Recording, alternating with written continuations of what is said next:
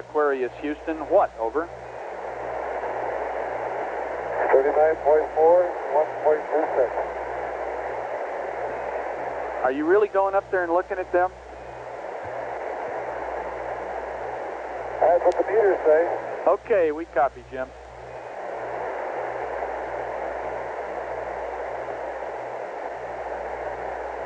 They're still looking good, bud. Touch.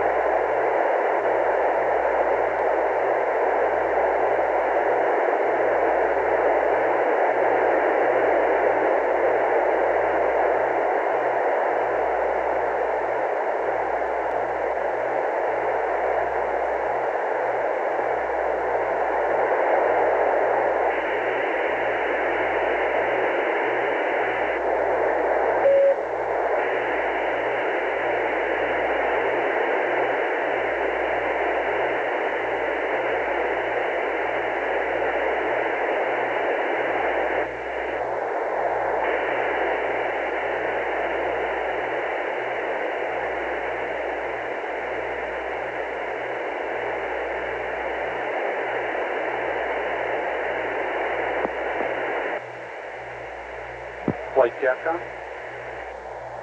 Go ahead, Joe. Okay, before I call Jim here for this, I'd like to verify with Telmu the switch configuration procedures for getting the power amp on. I think I remember, but I want to make sure. Okay, and stand by before you go. Tell me, give him some words on the power amp. Or Inco. Inco play. Go play. We're going to use a couple amps here for the power amp to get a good story up to the lamb on this procedure. Okay? Okay. That is the procedure, the overall sketch of the timeline for tomorrow. Okay. Give Joe what he needs to get the power amp on. Secondly, I would like all positions in the room to settle down a little bit, be quiet, and especially down there, and listen to what's transmitted. Joe is going to try to convey the plan for tomorrow, so pay attention to it and listen to it to see if it could just possibly be misinterpreted in any way by the crew.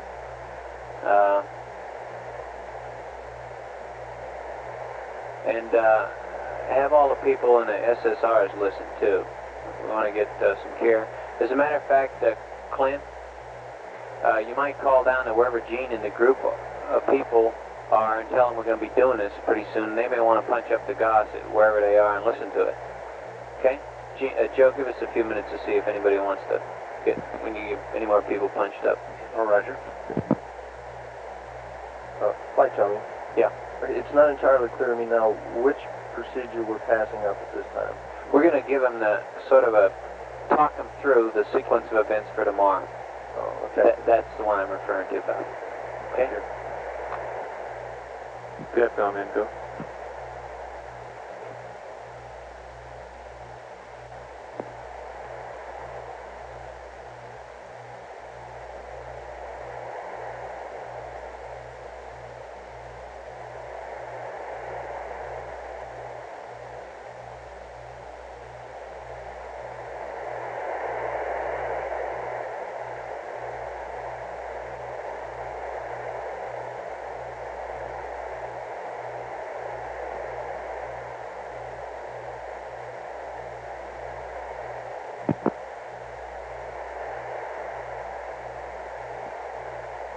Hello. Okay, EI is 142.40 something, is that correct? Retro flight. EI flight is Go ahead. just like you read it. What's EI's EI time? 142.40.39. Okay, you can probably knock off the seconds, okay? But you gotta hit these things to the nearest minute for them. Splash is 14 minutes later. Say again? Splash is 14 minutes later. Okay. Joe, one other thing I mentioned to Jerry is that before they go to sleep tonight, we ought to get their feeling on when they'd like to be up. We don't really know what all they got to do to clean up the cockpit. And when you lay this out for them, Roger they ought to that. have some time to think about it. And then one of the things you want to be sure to get before they bed down is when they'd like to be up, if they're not leaving somebody on watch. Okay, of Which course, they probably will, they don't think of they don't have a clear idea of their stowage problem either, and that's an item they've asked about. Yeah, how is that stowage coming over there, FAO? It'd be nice to have something for them to get started on that. Let's not bunch that up with the rest of the stuff. Isn't Right. that easier? Roger, Flight. I think they just about got the list finished. We'll have it in a little bit. All right. Yeah, that would help, I think, to get started on that before the sleep period. Roger, fine. And we got plenty of other stuff to talk about. That's good. All right.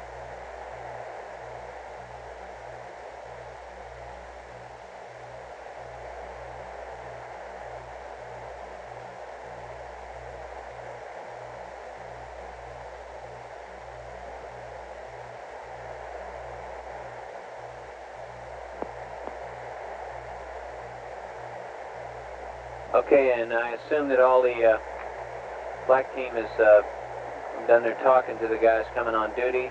Jerry's coming on here shortly too, and probably after this discussion with the crew, I don't know what his intentions are.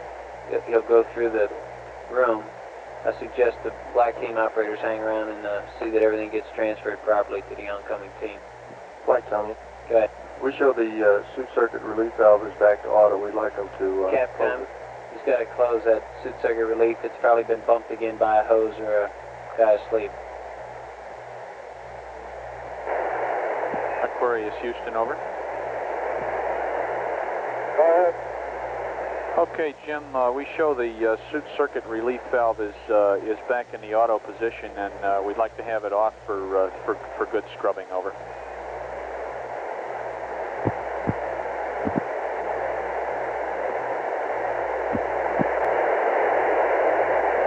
Closed, Bud.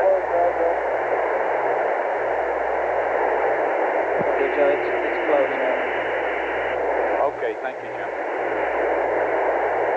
At the corner of our closed of the covers, gets into the birthday.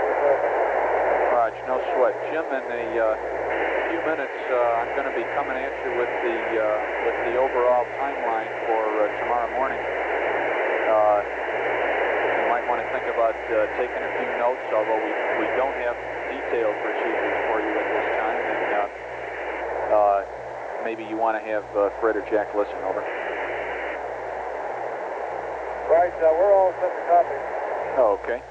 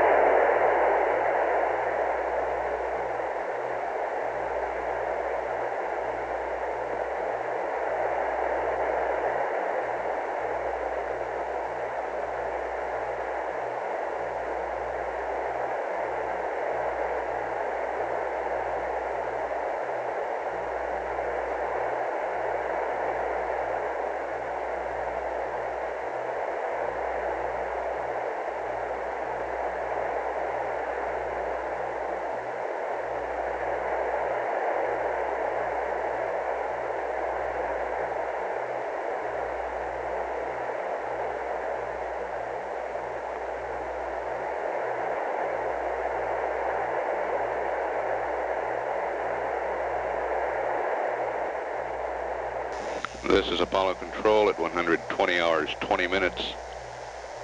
Apollo 13 is 108,867 nautical miles from Earth. Velocity 5,585 feet per second. We're drawing an average of 18 to 19 amps Flight Capcom, you ready from to go the ahead and have descent configure stage the, batteries now as power we amp? Yeah, let's get the continue power to amp charge up, the battery A and we in the triggered command raise module. switch and, okay. Yes. Okay, so we'll get that automatically. Okay, yeah, let's get the power Lunar amp. module cabin okay. temperature 51. Aquarius Houston, over. Go ahead. For our benefit, while we do this briefing, Jim, we'd like to have the comm better, and we can sure spare the power. So we'd like you on panel 16 to close the power amplifier circuit breaker, and on panel 12, we'd like you to move the voice function switch to voice, over.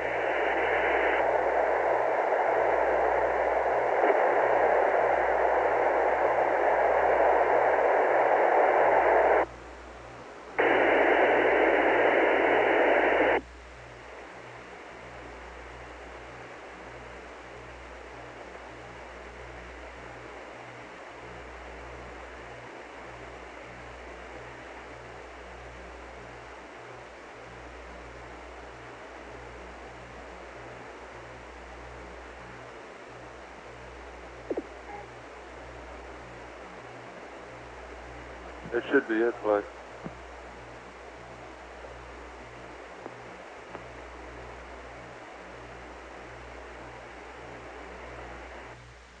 And Flight Capcom, I'll just wait for your go. Okay, go ahead. We're ready. Oh, you ready for us to talk? Right. Okay, Aquarius Houston, how do you read?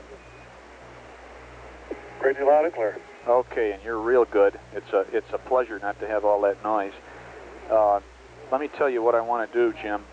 As I said, we're not going to give you detailed procedures now. What we expect to have for you shortly are procedures which we'll try and get up to you in the following form. First, we'll have a timeline, sort of a flight plan thing, which will have the times of all the major events and any configurations, switch settings, and so forth, which are peculiar to our configuration and which therefore you won't find in the checklist. This, for instance, will be true of the way we power up the command module. And second, of course, we'll have any red lines to the checklist so that you can enter the checklist where possible to perform functions. And the timeline will simply refer you to the checklist when that's appropriate. Okay? Okay, sounds good. You're going to give me an overall timeline now, I think, is that right? That's affirmed. I'm going to first of all just quickly run through the times of the major events, and then we'll go back and fill in some of the details. Okay, entry interface is at 142 hours and 40 minutes. 6.5 hours, roughly, prior to that, or at about 1:36:10, we'll start this whole thing going by applying IMU heater power, by checking the CMRCS temperatures and preheating the CMRCS if required, and we suspect we'll probably want to do that. We'll have detailed procedures up for it later. At about 6 hours prior to EI, or about 1:36:40, we will commence powering up the LEM, powering up the AGS using the modified LEM DIPS RCS 30-minute checklist, which you have used for the previous mid-course.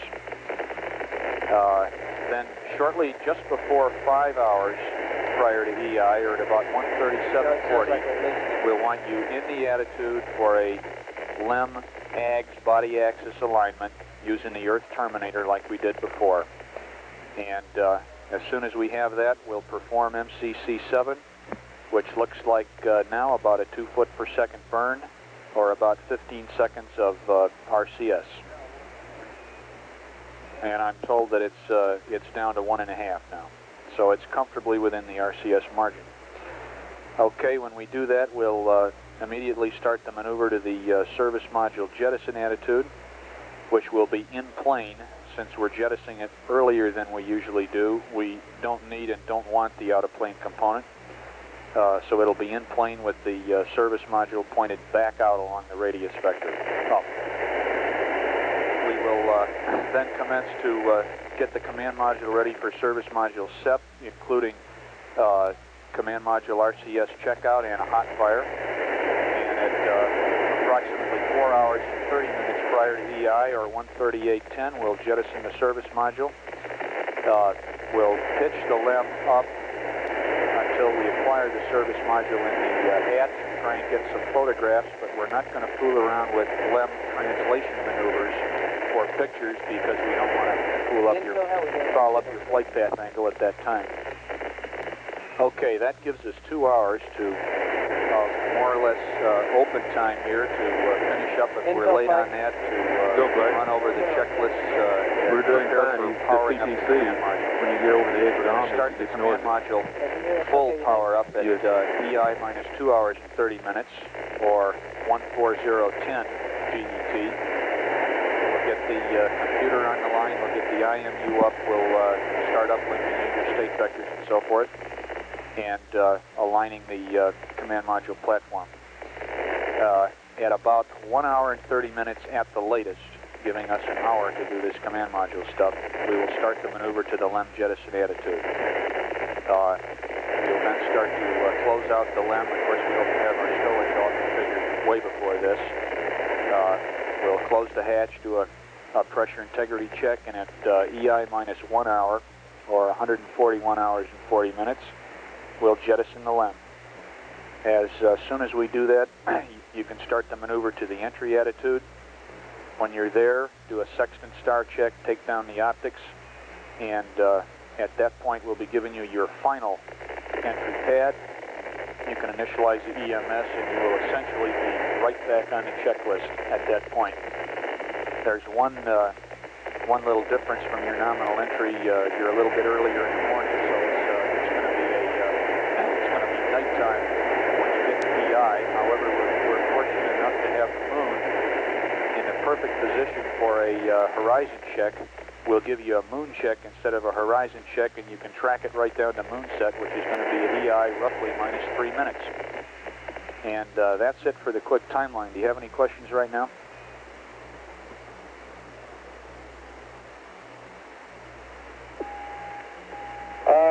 Don't believe so, Joe, right now. We'll have to look over the timeline and think about it for a little bit. Okay, real fine. We're ready to talk in some more detail about the alignment procedures, the CM power-up procedures, and so forth, but why don't we give you a few minutes to digest what you've already heard.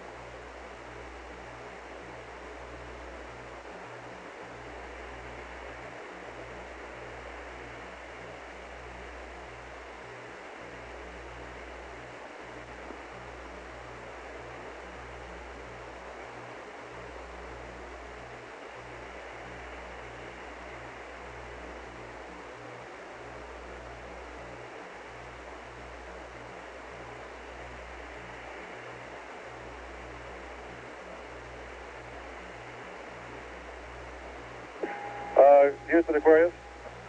Go ahead, Aquarius. 2 questions so far on heating up the CMRCS.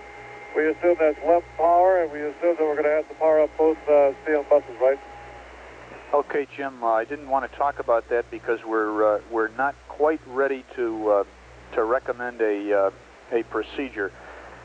We can't power up the CMRCS per the normal checklist on the LEM power because we haven't got quite enough amps. It may be that we'll want you to heat, to do the preheat 1 ring at a time, and we're looking at that. Another possibility is that we may want to take down LEM power at that time, do the preheat, and then go back to LEM power until we have to take it down finally. Over. Okay, understand. Second question, when we finished MCC 7, that maneuver to SM jet attitude will be angles given to us by you using the AGS aligned ball, right? Right. That's affirmative. Once we get that AGS aligned and get a time hack on it, the good people down here will be able to give us AGS 8-ball attitudes for the service module separation attitude and for the command module alignment attitude, which we are going to pass you up a moon-sun P52 type alignment. We'll have AGS 8-ball attitudes for those, and we'll be able to uplink to the command module once we get the computer up a preferred refs mat, which will be identical to the LEM attitude at the time of the burn, and we'll go into details on that later. Okay. Just stand by one, I'll continue. Will do.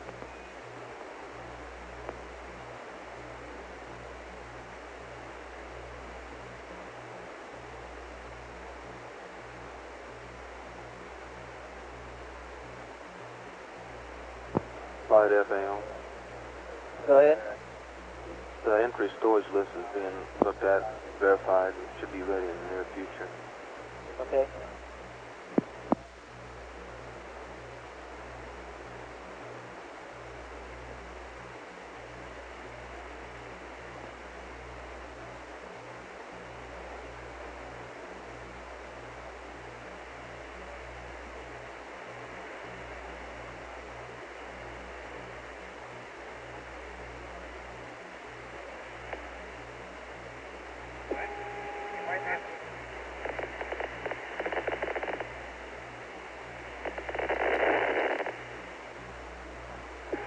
Houston, Aquarius. Go ahead, Jim. We would like to have somebody look into what the control characteristics are of the LEM command module and whether we could use the attitude controller only to maneuver the combination to photograph the service module at 4+30. Okay, good thinking. Go ahead. Okay, yeah, they can use the ACA and we call. are, That's the recommended procedure. There's been a lot of consideration of what kind of maneuvers to let you do to photograph the LEM. I mean, the service module. We consider it quite low priority. The feeling is that it'll be real nice to get pictures of the service module, but they're not required for our troubleshooting program. As far as the attitude control authority and so forth, we'll get you more detailed word on that later. We are working it. It appears that using the ACA instead of the TTCA after service module jet will give you excellent attitude control authority, and that's what we recommend. Okay, and also can I use an add-hold configuration to keep the attitude, so during the left jet attitude? That's affirm. We are probably going to recommend a tight dead band Flight AGS attitude hold for that. Go ahead. That's not the data that we have. Now, Okay. That's the best way to go. What's the difference? We're saying it'd be pulse mode all the way. He's talking about for jettison now. That's right. That means you're not going to have any control. He was talking about for service module SIP, wasn't he? Negative. He's talking about LEM jet. Okay, for LEM-jet, it would be a AGS attitude hold mode. That's what he said. Houston, Aquarius. And wide Go ahead. deadband, 5-degree deadband. Okay, the start check at the entry attitude, is it a sextant start check or a coas start check? It'll probably be a sextant start check, Jim. It really depends on how good that platform is that we get, and we expect it to be plenty good enough for a sextant start check. While we're on that subject, Jim, I want to mention one thing to Jack. As I said, this CSM alignment procedure we're going to recommend is a moon sun, and there are sun filters stowed. They're stowed in compartment R1. However, they're for the telescope only, of course, and not the sextant. One is for the long eye relief piece, the other for the normal eyepiece. And if he has any questions about that, we'll be glad to talk about it. Okay.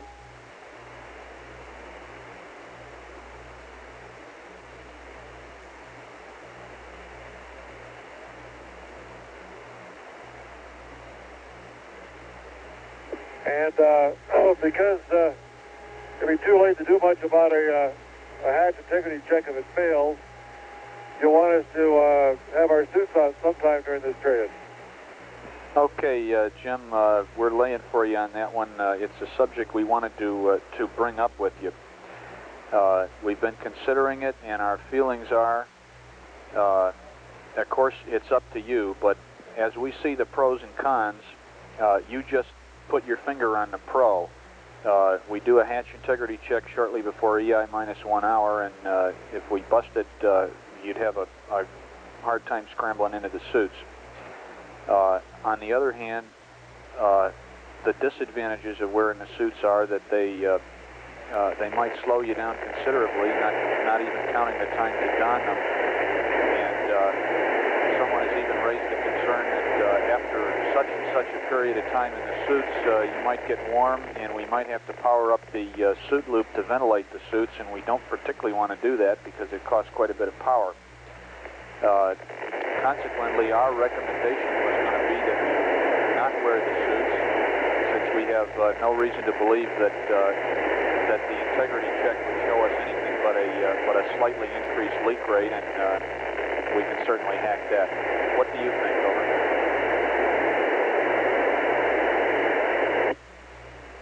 Well, I have confidence in the hatch as long as it goes in and it locks in smoothly. I see no reason why we need the suits. And one thing we're going to do during our spare time is to is to practice putting that hatch on, make sure we get it on and locked. Okay, real good. And with that precaution, I think we can concur on that decision.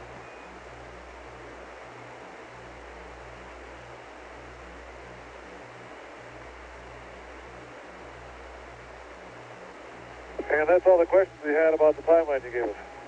Okay, let me take a check here and see if there's anything anybody else wants to input to you right now. I think that's about it, Joe. That's real good. You might want to talk to him a little bit about the service module jet and the LEM jet, but the service module, I think all you need to say is a push-pull type of thing for service module, and we're going to leave the tunnel pressurized on the LEM. Are we still in the hatch open mode on the Okay, LEM? stand by, Joe. Okay, we're not going to leave the tunnel pressurized? I'll wait on that. I'll talk about SM Jet for a minute with him. Okay. Aquarius Houston. Go ahead. Raj, one detail that I thought you ought to know about the service module jet is that we're going to recommend a push-pull maneuver. That is, in the attitude I described, we'll want you to go half a foot per second plus X on the LEM, then jettison the service module, then go half a foot per second minus X, which will be less time because you're suddenly a heck of a lot lighter. Over.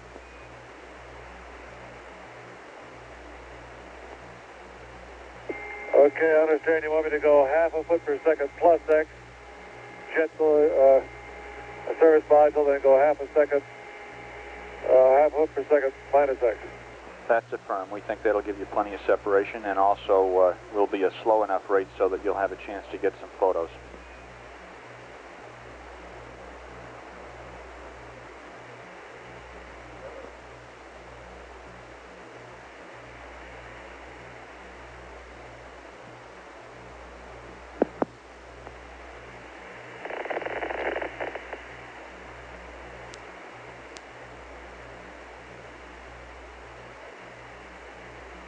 Okay, Capcom flight. Go flight.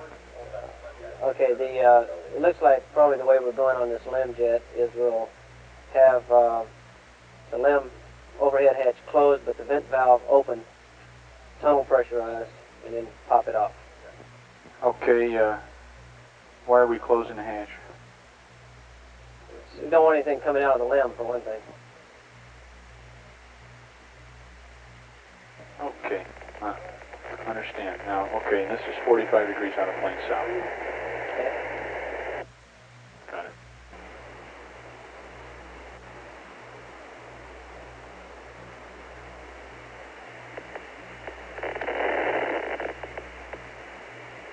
Aquarius Houston. Go ahead. Okay, one more thing we want to update you on with a little detail. As we told you, the SM step attitude was in plane. The LEM jet attitude will be more similar to a normal service module step attitude. That is, it'll be LEM up out the radius vector and 45 degrees right out of plane toward the south. We are going to recommend that prior to jet, the configuration be with the LEM overhead hatch closed, with the vent valve open, and we'll jet with the tunnel pressurized. Over.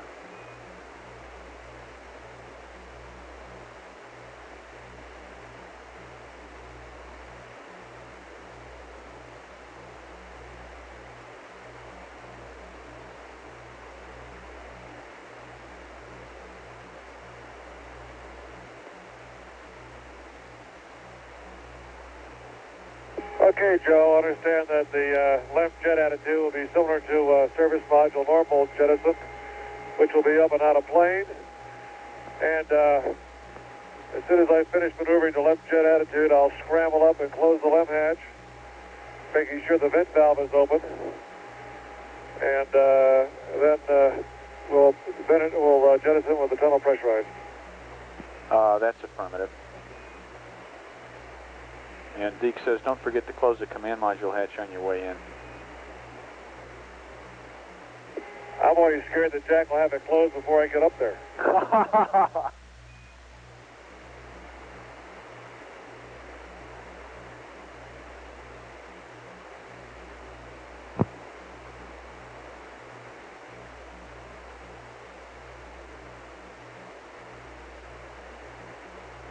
Okay, Joe, sounds good. Okay, Jim, I think that's about all we've got for you right now. Whenever you feel like you don't have any more questions at the moment, we'd like you to reconfigure for down voice backup. And we'd like you to do that to move the voice function switch to down voice backup as usual. But instead of pulling the circuit breaker, we'd like you to throw the power amp switch to off this time. Over.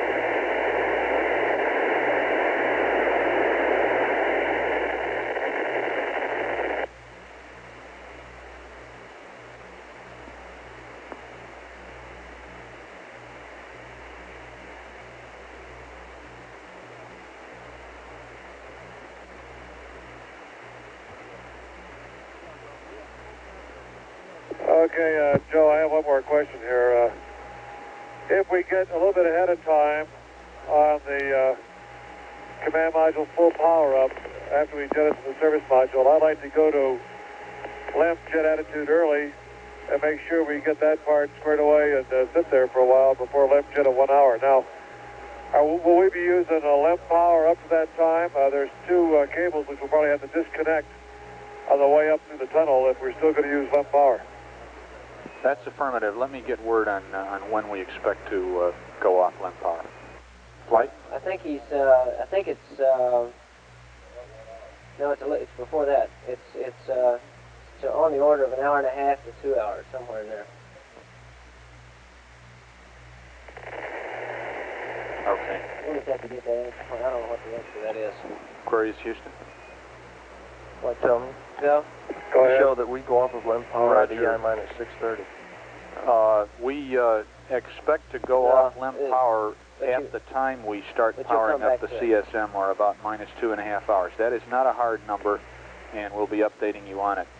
As far as going to the LEM jet attitude, that's completely permissible. As soon as you have a powered up command module on a satisfactory platform, you can go there immediately. We're giving you a maximum of 1 hour just for grins. Over. Okay, fine, and that will be a LEM maneuver, I assume, because we lost the service module, so there's no strain there. Affirm.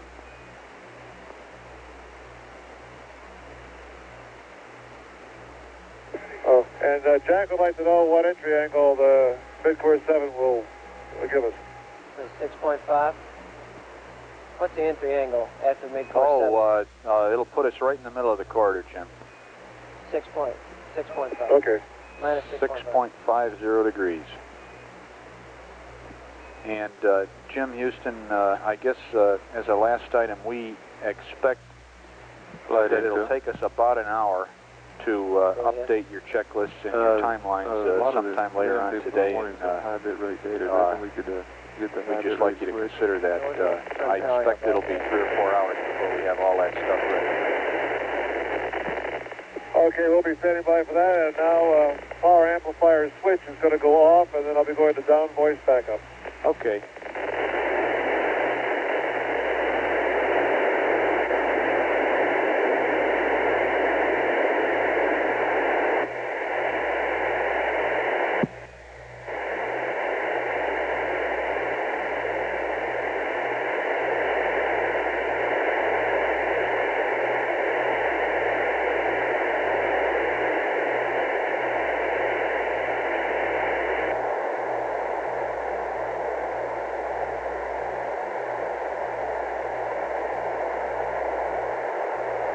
This is Apollo Control at 120 hours 47 minutes. Flight Director Glenn Lenny of the Black team is on his way to the MSC auditorium for a change of shift news conference. Glenn Lenny is on his way to the MSC auditorium for a news conference.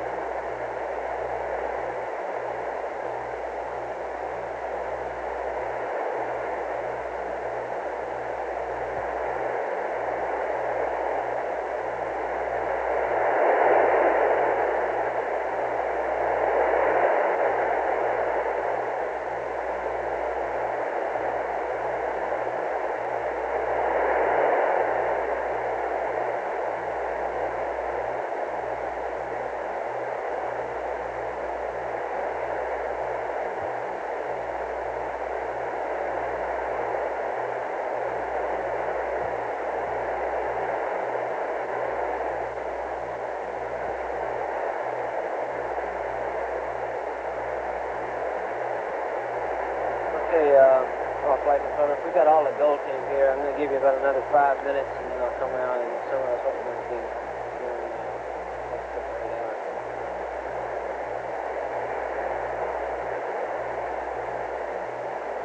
Tell me, Flight. Go, Flight. Incidentally, that number for the final limb coming off the limb power is around 2.5 hours. Roger, I just found that out from the back room. The last procedure we've seen was 6.5. I think that's the first time they start applying heater power through you guys is around 6.5 to the high-end unit in the command line. Okay, we're trying to start communications like from back there out here. Okay. Flight procedures are running a checkpoint. Okay.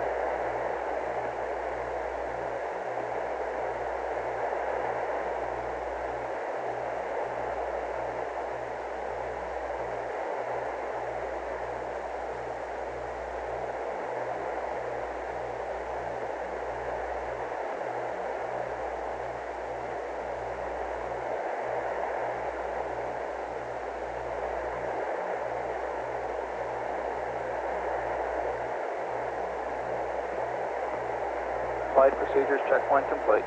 Roger.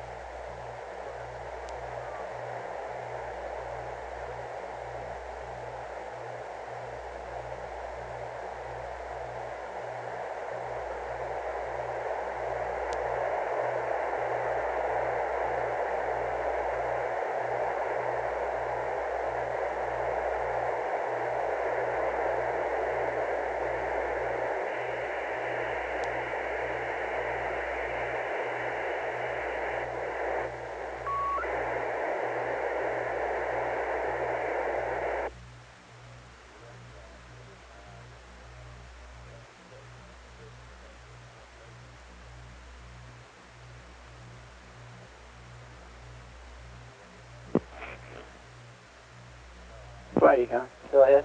We'd like to get a voltage amp readout from that charger. We're overdue. Okay. Capcom flight. Go, flight. We need a readout of the battery voltage and battery charger current. That's firming. We're due for a periodic one here. That's in the command module. Okay, bat voltage and, Bat A voltage. That's firming. Bat A voltage and battery current. Battery charger current. Yes, battery charger current. okay.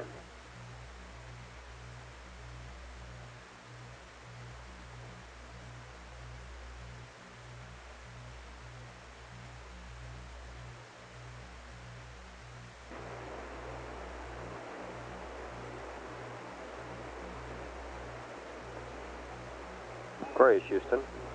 Stand back, Capcom, at that.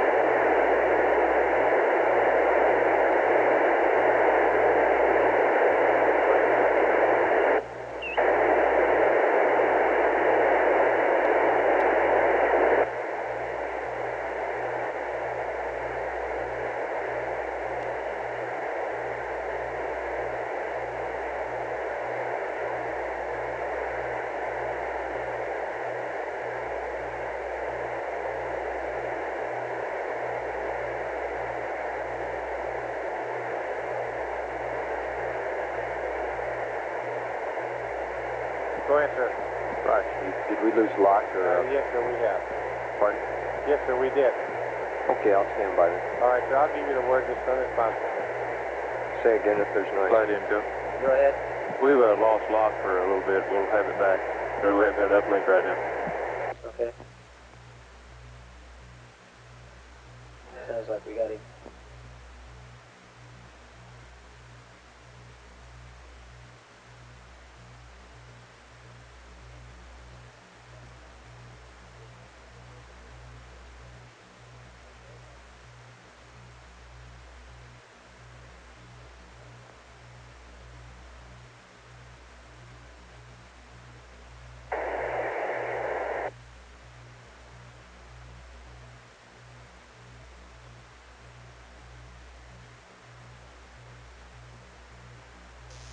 This is Apollo Control. The change of shift news conference will begin momentarily. Okay, Capcom, go ahead now.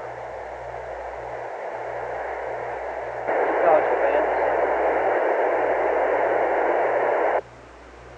Aquarius, Houston, go ahead. We haven't got him back yet. We had him for a minute. We're gone then. The Capcom now is astronaut Vance Okay, we got him Brand. now, Flight. Yeah, let's try him now, man.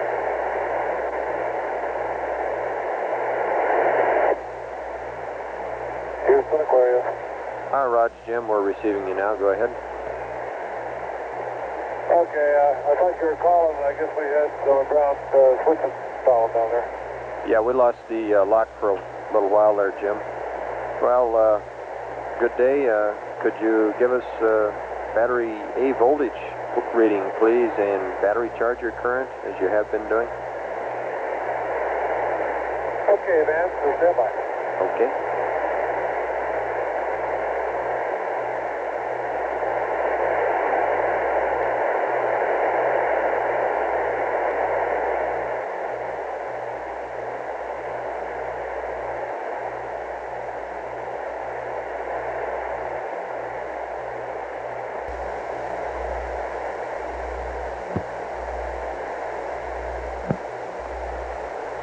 Comm control, suggest command.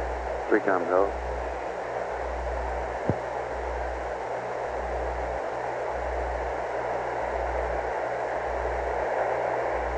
Comm control, suggest command. 3 comm control. Yeah, I'll try it. I haven't worked that naturally yet. Oh, you hadn't? Okay. Lynn always gives out a good briefing. Is that ECOM? Network. That's good. Call the network. Yeah, or I'd like to put up that ships briefing. Okay, Get us again if you don't mind. Okay, did we ever get GCC? Has he ever finished taking that non-mission traffic? Not yet. with me? Network GCC, Luke. Go ahead. Roger, we just got through. Just finished. Right, and no interference at all. Very good. Thank you. Go ahead, Jim. Retro and Fido. stop there. Give me an amber light. That's what Okay, both 39.5 and 1.25. Roger, copy Okay, 39.5 and 1.25. Thank you. I think we got everything pretty well figured out. Retro, what have you did that econ for us? I guess the only thing we really got to talk about now is coming up, and let's square around the measurements. We were up to about 1 millimeter, 1.5 millimeters of mercury, at which time we decided that we would put another canister on the end of the one we had already had rigged up, so that we now have two canisters in series, taped together, so that there's no leakage between them, feeding into the hose through which the air is being drawn into the suit loop. So we are continuing to get good scrubbing or cleansing of the carbon dioxide in the vehicle, and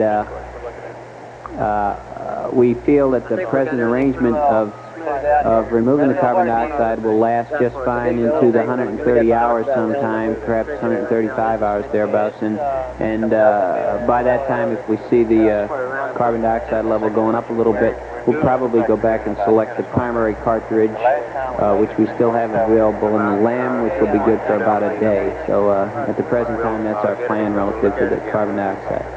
At about 113.5 hours, Jack and Fred, Jack Swigert and Fred Hayes went on duty, and Jim Lovell went below to take a nap as best he could.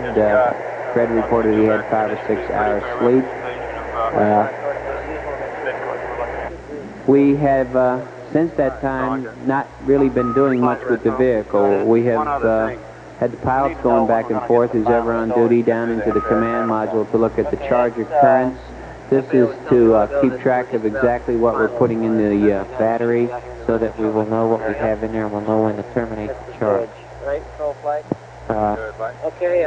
We also want them to go down there and look at that gauge regularly, because we don't have any telemetry on the vehicle, and we didn't want anything going on down there that we didn't know about. I discussed the battery malfunction. We had another one visible to the crew for a while at 115.5 hours, I think, about, and we discussed it again, the fact that we had concluded that it was a sensor, and as I said before, we're continuing to use that battery just fine. We radioed up some information on the trajectory. As I said earlier, we're comfortably within the corridor at a flight path angle of about negative 6.25, a mid-course of approximately 2 feet per second. A few hours before entry will put us right back in the middle of the corridor. However, it may not even be required. At last measurement, the mid-course was down to 1.5 feet a second, and for all we know, by tomorrow, the mid-course will be closer to 0, although it may also still remain at the present level. The one report relative to crew comfort is that it's getting fairly difficult to sleep in the command module, in that it is getting fairly cool in there. Jim Lovell reported that he's been using the lunar boots to keep his feet warm, and yesterday we were involved in a discussion as to one of the pilots, I've forgotten which one it was, sleeping in the tunnel, up with his head probably pointing into the lunar module, or perhaps his head pointing away from it. There's not much we can do about that problem right now, so they're going to have to sleep the best they can, either in the LAM or in the tunnel, and stay dressed as warmly as they can on board. That was the shift items. Let me give you an idea of the consumables, and I know you're always interested in those. We discussed the water.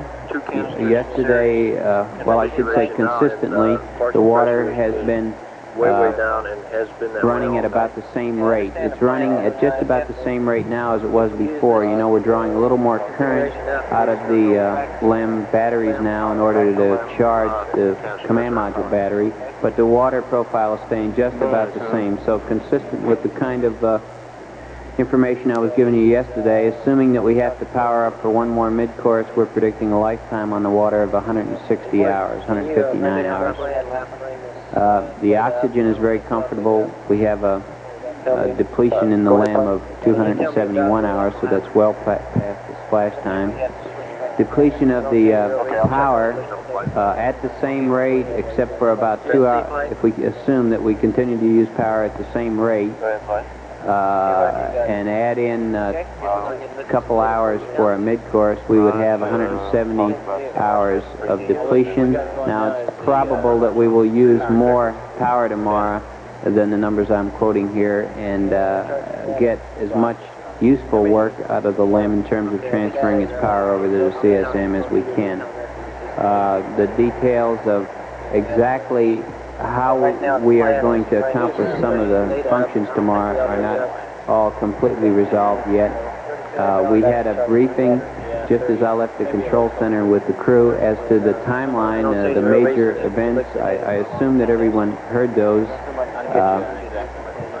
As to the sequence of events we would be going through in preparation for any actual entry. Some of the details within those events are still being worked out. We've had crews in simulators all day. There'll be another meeting this afternoon on exactly what the checklist ought to be. And as the Capcom Joe Kerwin was saying, we will spend some time later on this afternoon, this evening, reading up a lot of the checklist that the pilots will need for tomorrow. We're basically going to be modifying the checklist that they have on board, and a number of the parts of this activity tomorrow have already been exercised. Maybe a little closer to 30. Somewhere around that number, 31 and 32.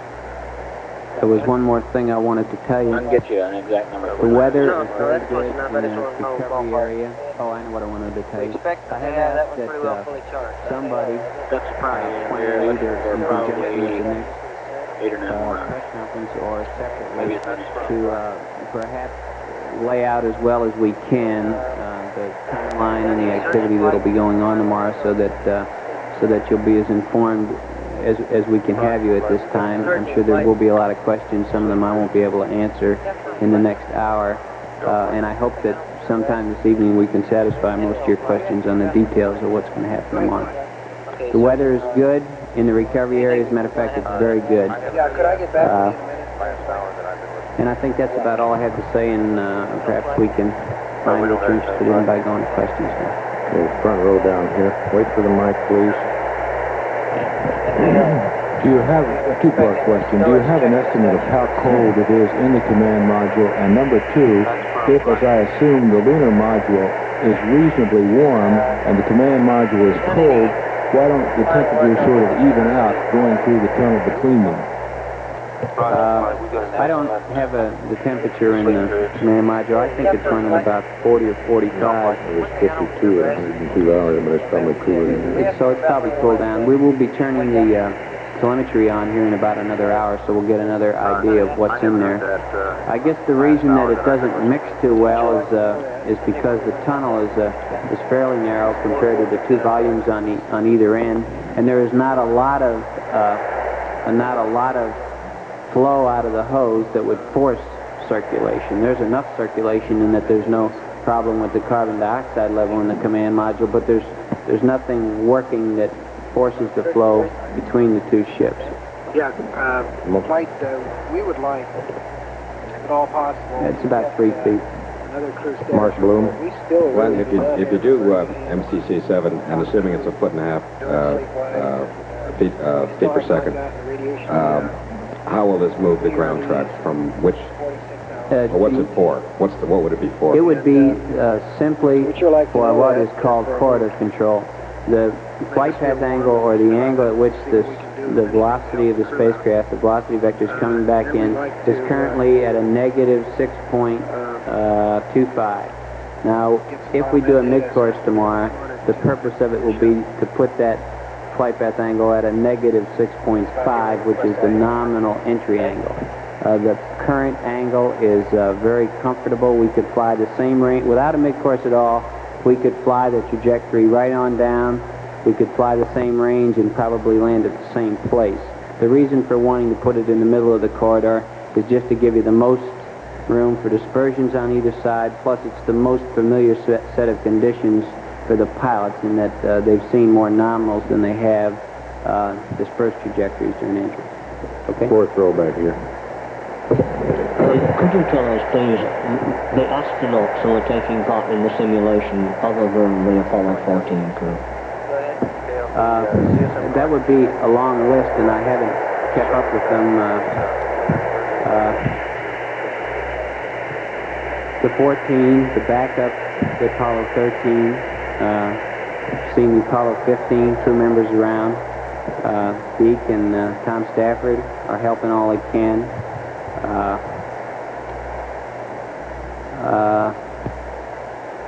And there are probably a dozen more, but I can't recall who they are right now.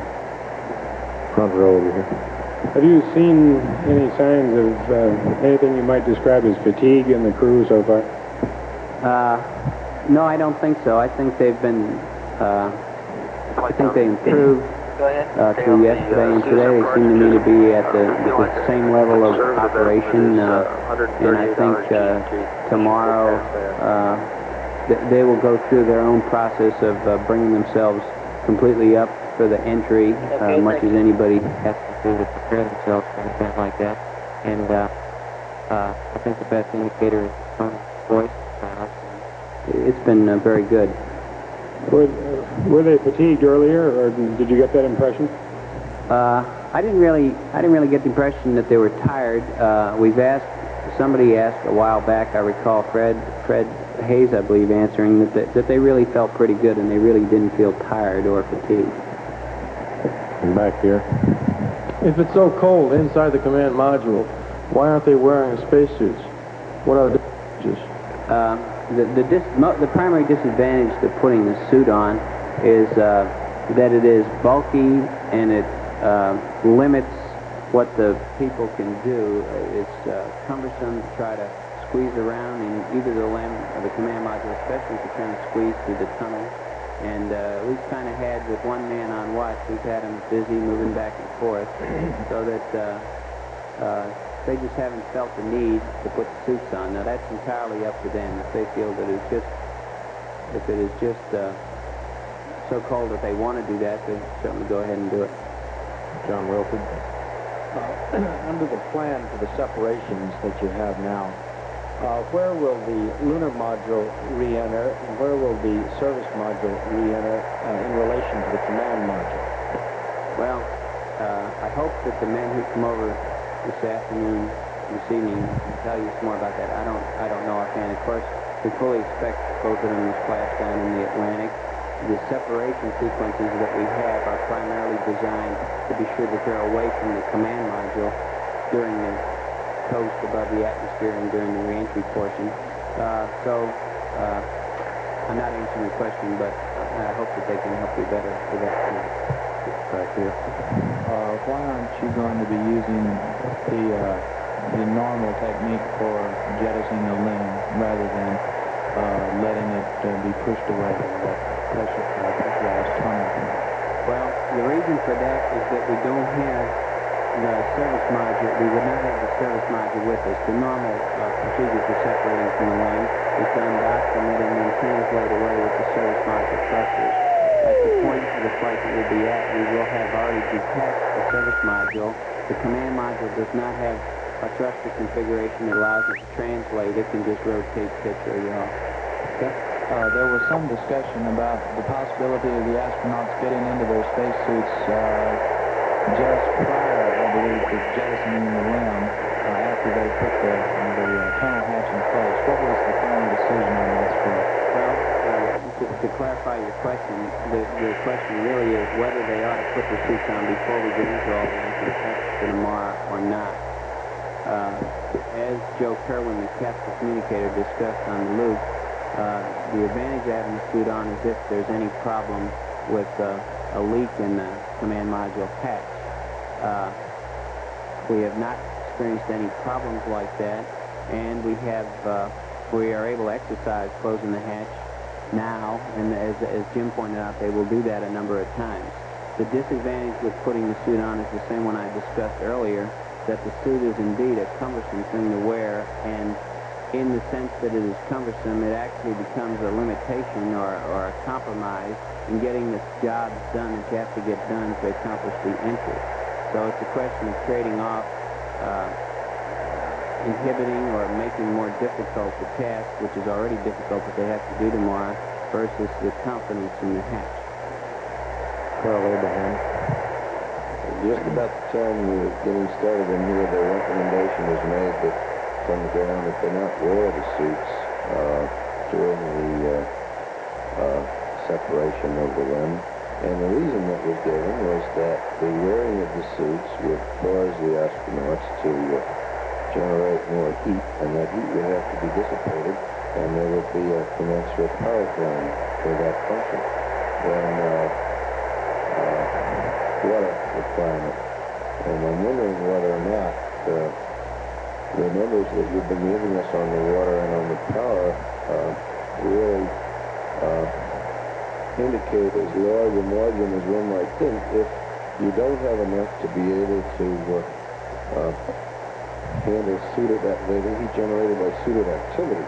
That metabolic heat, it can't be all that much calories, and yet you don't want to expend those consumables for that function and pick up the protection of the suits. Now, I'd like you to review that again.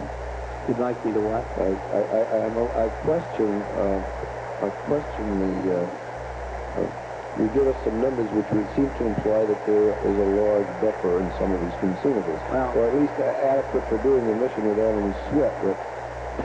But it seems that now the decision on the suit doesn't reflect that, and that whatever little amount would be needed to dissipate the body heat, they're not willing to expend it for a period of several hours that they might otherwise do so.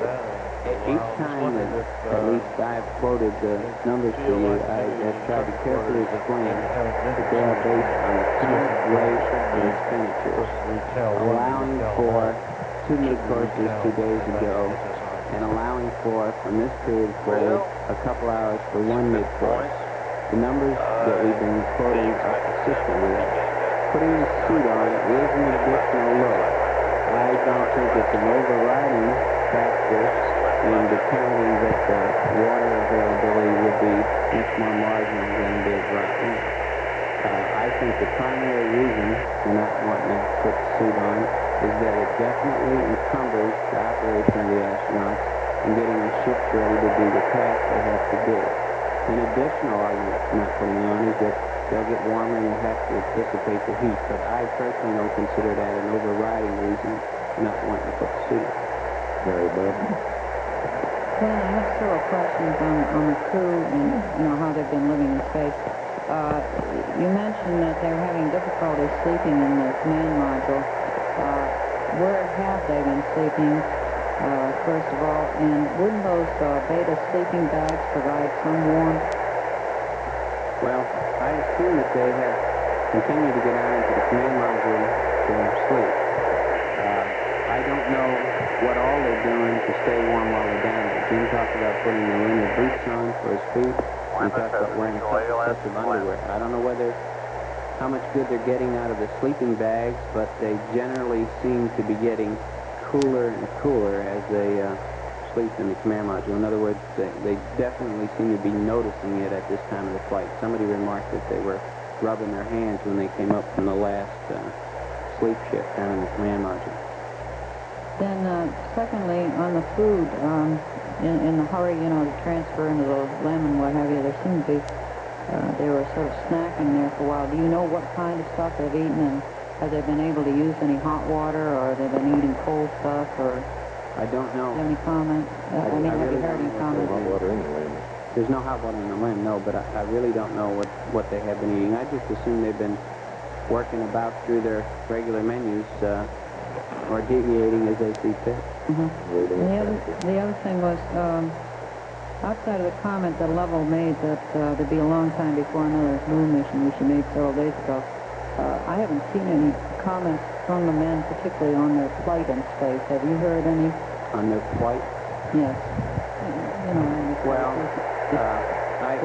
no, I haven't heard any hand-wringing or anything like that. I think their primary interest, as ours is to keep the ship working like it is now and get thought out what they have to do tomorrow. I wouldn't expect to hear that kind of thing from them. Realizing you'll be able to fill in more details later, could you still give us the outline of this pre-entry sequence and a rough estimate of what time each step will happen and perhaps what altitudes? No, I'm not going to give it altitudes, but I'll give you the same times that Joe Kerwin read up to him a little while ago on air to ground. They're to start the IMU heater in the RCS preheat checks in the command module at 136.10. They're to start powering up the LEM ag and getting in the line at about 136.40. They're to do mid-course 7 about 137.40. Service module jettison, am I going too fast? 136.10 for some IMU and command module RCS, 136.40 for powering up the LEM ags, 137.40 for the mid-course, which, by the way, would be done with the LEM RCS at the present size, which we don't expect to change. At 138.10, service module jettison. Go ahead, display. Raj, on his chart recorder, 41.40, ground station would be offline. The LEM jettison. They would have a simulator the time on, period so in all between the service module and the LEM jettison, of course, is all devoted to the system's operations within the command module, getting it ready for entry, including lining the platform. And then at 142.40 is the 400,000 foot point, and then there's a landing about 14 minutes later at 142.54, and that's all to the nearest minute. I would hope. Service module jet, 138.10.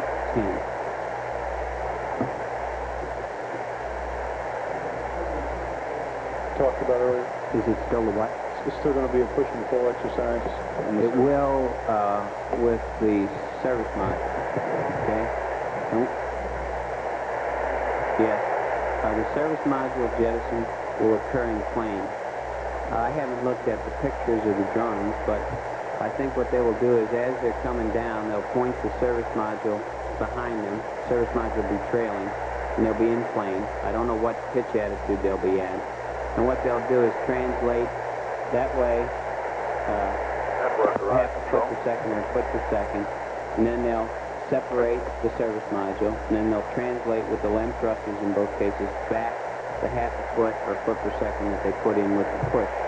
This, in effect, starts the service module on a path 1 foot per second different, and of course over 4.5 hours it becomes a considerable distance in miles that the two vehicles would be separated by. Yeah, you push with the thrusters, okay, with 1 foot per second. You get rid of it, then you thrust back 1 foot per second. You get back on the same trajectory you were on. You put the other part of the vehicle on a different trajectory by that much. Okay, you asked about the other procedure. We're going to separate the LEM much as we did on Apollo 10. The tunnel will be pressurized. Again, we don't have any translation thrusters in the command module, which is what the pilots will be in at this time, not the command service module. And by leaving the tunnel pressurized, you in effect have the same principle going for you when you release the balloon, and it'll move on away from the command module. And that'll be done, probably 45 degrees out of plane, so that it'll go off to the side as we get close to entry. The LEM and the command module will be considerably lighter, I believe, have less weight after they release the service module. Now, will that half a foot per second affect the trajectory in any way? The pull part of the point of talking about doing it in feet per second is that yes, the weights will be different, and when you push, you got to push the whole stack, and then when you pull back, you won't have to burn as long in order to get the foot per second back, because you're a lot lighter with the service module jettison. So putting foot per second in and taking it out essentially puts you back on the same trajectory.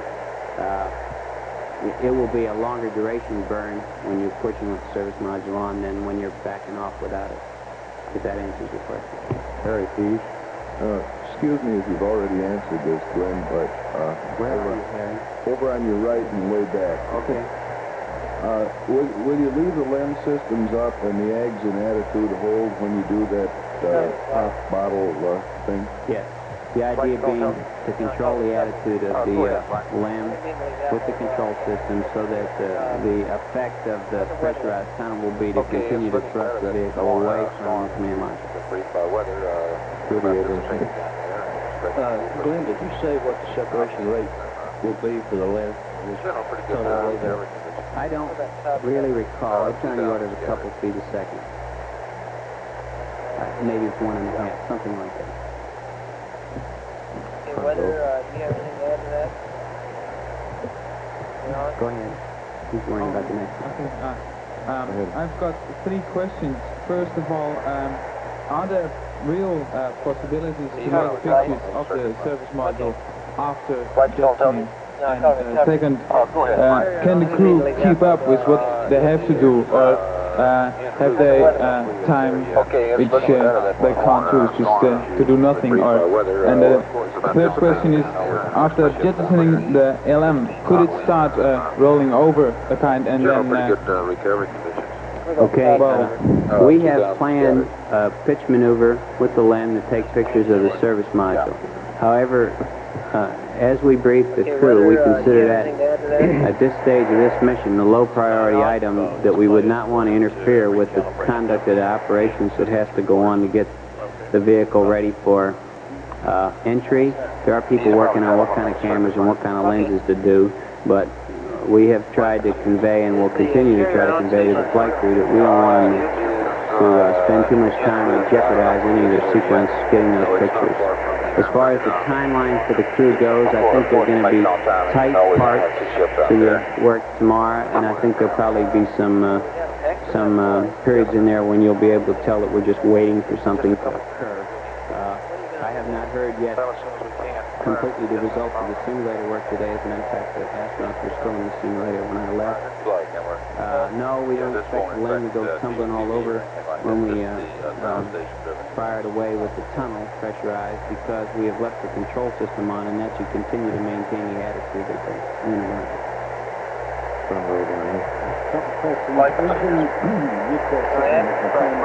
Calibrating some scripts on recorders, vehicle systems SSR. As always, we can delay that probably 2 years post-announcement time. As long as we can, while we're getting as much tracking as we can, in order to be sure that we have to do. And sort of in the past, as I recall, Just a couple of minutes. we always think we have to make more of a MIG course at this time in the flight than we really end up having to make, and it may well be small enough tomorrow. Yeah, this won't affect TV or anything like that. Just the ground station. No, I'm sorry. I said the Pacific. If I did it, I was wrong. In what shape might they be when they got that? The service module? And the LEM, after the entry. Well, we're never going to use them again, and I expect they'll be broken up, especially the LEM. I expect it to break up. Glenn, you've often said in the past few days that your goal is to maintain the stability of the stack. But what in the back of your mind is a major, real practical problem that concerns you in achieving that goal? Well, I don't pick on any one thing. We've been careful about the power. We've been trying to be careful about the water. We have been comfortable on the oxygen. We've tried to maintain a passive thermal control, as difficult as that has been, I think, for the pilots to perform. We've tried to maintain that to assure that, to the best of our ability to study these kind of problems, that the vehicles are still safe. We did not want to find ourselves with hot spots on the vehicle or cold spots on the vehicle. So all in all, it's just been a continuing process of watching all these variables and watching the performance of the systems and being sure that they're continuing to do the job. And I guess in summary, just being plain careful about what's going on and what we are supposed to do, and also being careful on the subject of the preparations for tomorrow. There's been an awful lot of hard work going on in getting the procedures, and we've been quite a fan of that, and maybe it's difficult to appreciate, but check with the flying these vehicles, sure as complicated as they are, as complicated as they are, correct the fact that lenses they're on a trajectory, with all the constraints that imposes, it's just we just took an update big that job of reflects integrating what you a want lot to of do first, how you tracking and want all to do this it. rain that we just How you want got. to tie it from the lens to the CSM. A little We've more just got to be shallow, very, just very about deliberate about all these things, and I just have not had any one thing People don't on seem my to think mind probably good within a concerning me. couple I think all of us feel that They really don't the feel entire confident situation sticking needed to trends be either way. watched at all times, Redmond's going to be running that a because little if you bit get to concentrating on any one thing, you usually end up missing what you ought to see. I'm green now, Brian. Third row I'll back have here. the... I was wondering if you have any kind of control over the LEM once you allow the air pressure in the tunnel to cast it off, so to speak. If you should want to activate some kind of a thrust mechanism within the LEM after it's separated, is there anything you can do, or is there anything the crew can do, or once that tunnel casts it off, that's the last you can tinker with the LEM? Once we close the hatch, we will not be tinkering with the LEM anymore. Now there is an active... Something went wrong. I'm getting to that. Sorry. There is an active control system, an automatic control system working in the lunar module when we jettison it to hold attitude. It is possible, if we wanted to, and we have no reason to do this, that we could send numbers to its computer, just as we do in flight, sending us state vectors and updates to the platform. But there's absolutely no point in doing that. In no way could we fire an engine or turn something on or off by that process. So, in effect, the answer to your question is no, we're not going to do anything to it, nor really could we do anything to it. Back here. Are you satisfied as a result of today's checks that you now know the full extent of the damage caused by the original explosion? If so, what is that? And in particular, is it true that the pyrotechnic devices leads go down into the service module, and is there any doubt in your mind that they may have been damaged and may have given trouble when separation comes? Well, we haven't done anything particular today to satisfy ourselves on that any more than we have all along. We have had the telemetry on the command module. We have verified the integrity of all of the equipment other than the cryogenics and the fuel cells that we can on telemetry. We have looked at the batteries which supply pyrotechnic voltage to fire the circuits. There are circuits down to the service module, but the only one that we're concerned about tomorrow is the one right up by the command module, which cuts what are called the tension ties, these being straps of stainless steel that hold the command module and service module together 3 places. We have to cut these tomorrow with pyrotechnics, but that is in an area that's enclosed and above the area where the cryogenic problem occurred. There's really not anything you can tell from telemetry about that area other than that the temperatures in that area seem to be normal. All right, Bob. Before re-entry, will the men actually get in the command module and start getting ready? And how does this period of time of X number of hours compare to the X number of hours that they would normally use in, the same checklist? Well, I know they're different, but I mean, in getting ready for re-entry. And usually the men always have a storage problem, too, getting everything put away and that kind of thing. And I was just wondering how they would compare. In reverse order, the stowage problem, strangely enough, is a little bit easier because we haven't had time to take much out before it's been stowed. And what we're going to do is really not worry about any stowage at all, much in the way of moving things around. Our main concern is what it is in the LEM that we would want to bring back to the command module to bring home. And there really aren't very many items in that class. Now, as to the time, the hatch will be closed at about an hour and a half to go between the command module and the LEM. At which time the 3 men will be in the command module. Up until that time, I think there'll be some traffic back and forth, but primarily the CMP will spend the last 6 or so hours in the command module actively doing something, that is, in a sense, getting the ship ready to fly, although he won't be doing something every minute. In that sense, the amount of time that we have somebody in the command module will be about the kind of time that we usually prepare for this kind of entry. However, most of the time, we'll only have one man in there rather than three.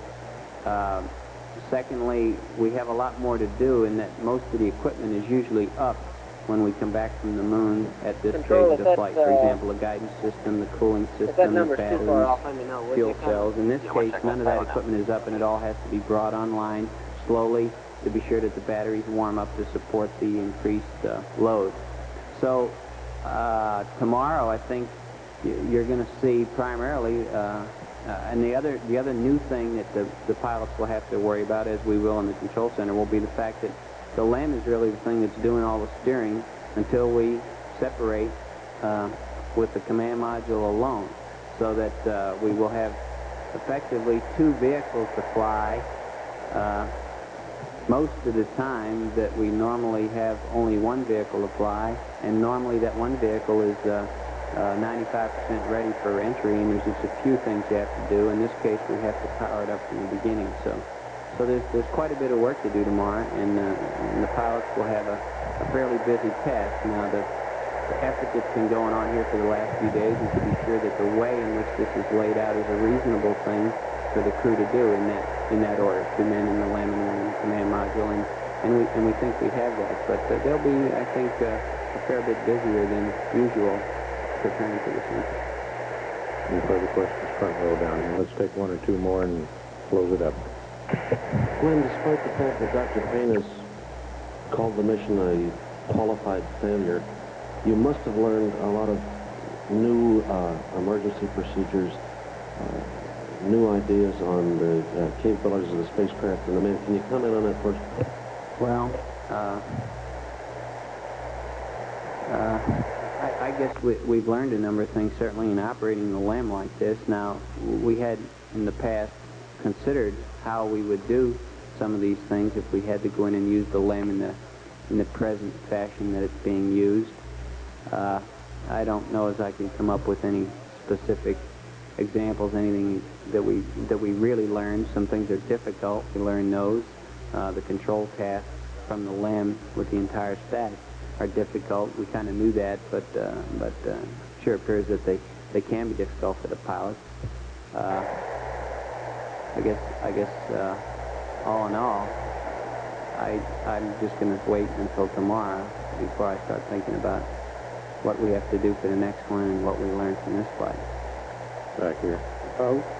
Realizing that they were awfully busy when the trouble first broke out, is going through tomorrow's new checklist from scratch going to be the most hectic hour or two that the astronauts have experienced so far in the flight? How would you compare it to the Monday night activity? Well, we will have an advantage on what we had to do Monday night in the sense that we've had several days to think about it and some time to run a lot of this work in the simulators. We'll have a well-briefed crew on exactly what we want to accomplish tomorrow, you know, on almost a minute-by-minute basis, but it really isn't that detailed. Monday night problem was different in that in the first place, one wasn't sure what the problem was for a while, and that always makes it quite a bit more difficult to handle. Plus, you just didn't have all your procedures written out for the particular problem you were dealing with. One, you weren't sure what the extent of the problem was, and two, procedures might or might not have worked. So they had a more difficult time, I think, the other night, and we have a lot going for us in the preparation for tomorrow. I've talked some about the procedures here. I think my purpose has been to explain, one, why you've heard so much air-to-ground traffic on the subject and will today, because it's different and it takes a fair amount of thought and planning. And two, just to acquaint you with the problem that the pilots will have in getting the vehicle ready for entry tomorrow. I don't mean to overdo that in the sense that we've given them an impossible task. I think we've tried to make the task a reasonable one with the power that we have available and with the system's help that we can get from the landing model. Procedure that he got. Any further He charged questions? it up just in reverse. I understand Neil Armstrong will make some sort of briefing in here, presentation at about 3 o'clock. Glenn, if you want to run to the back door, I'll try to hold them off. Flight, copy my question. Thank you very much.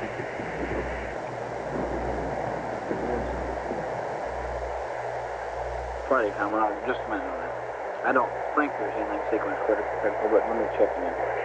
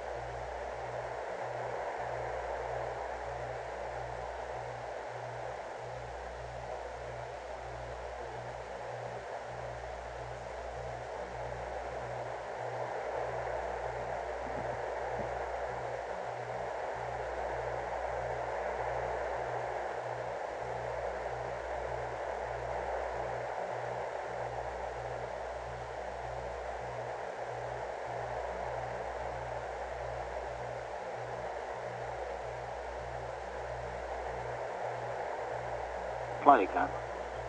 Go ahead. They should be done in the order that we have put them down. And we'll read them out.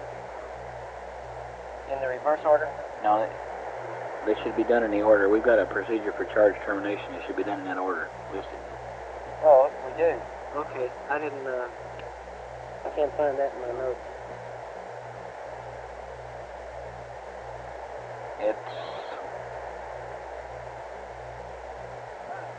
I believe we read it up earlier.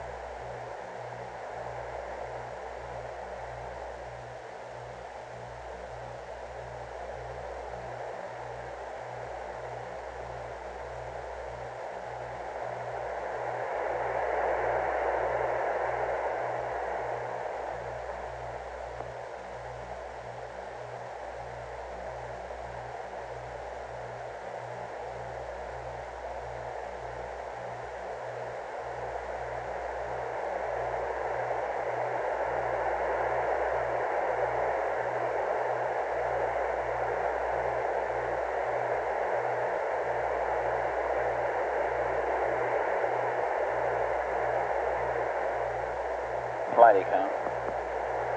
Okay. As far as I know, we read that up last night. Okay, I see another procedure with AFE's got. It's got the terminate procedure out in the right-hand margin. Is that the one you're talking about? No. I've got one that doesn't have a terminate procedure in the right-hand margin. That's right. Now we got 4 steps on the 3rd page of that procedure.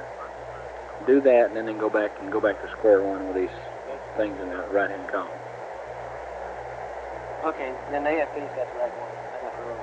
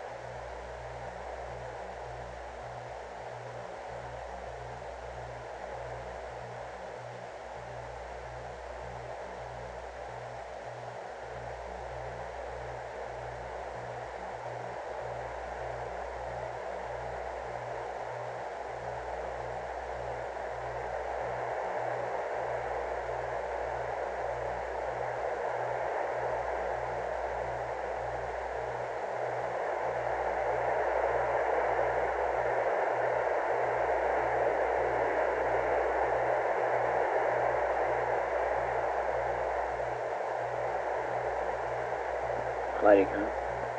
Go ahead. Now we'd like to get a bus A volts and a battery charger current readout. Okay, Capcom, another readout of bat A and charger current. Okay, Flight. And you want that entry storage set up, huh? As soon as they're ready to copy that, yeah. FAO flight, have you, FAO flight.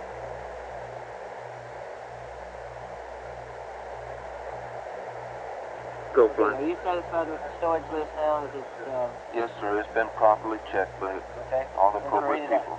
Yes, sir. Okay, and as far as time of application, we're leaving that open. That'll come in the timeline later. Yes, and he, This is well, he can Apollo start Control. doing, I just let him do his own. The Neil Armstrong News Start doing Conference parts of it when he wants to. will begin momentarily in the Plenty of MSC time. auditorium. Go ahead. You asked earlier about the status of this battery. We've got about almost 34 amp hours back in it, looks like, and probably we can cut down the time estimate to around 5 or 6 hours in case they happen to ask. Okay.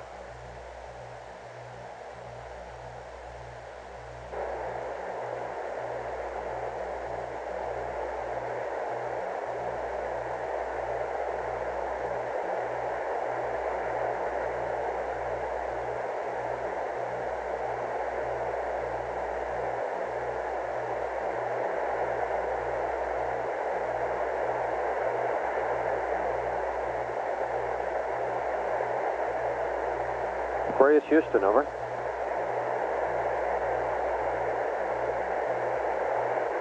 Aquarius here, go ahead, Houston. Say, Jim, could you give us another reading on the battery A voltage and bat charger current and the CSM, please? That amp's coming up. Okay. And sometime when you have some time to copy, I have an entry stowage list to give you, which specifies which equipment will be moved between vehicles before splashdown. Okay, I'll be able to copy that. Okay.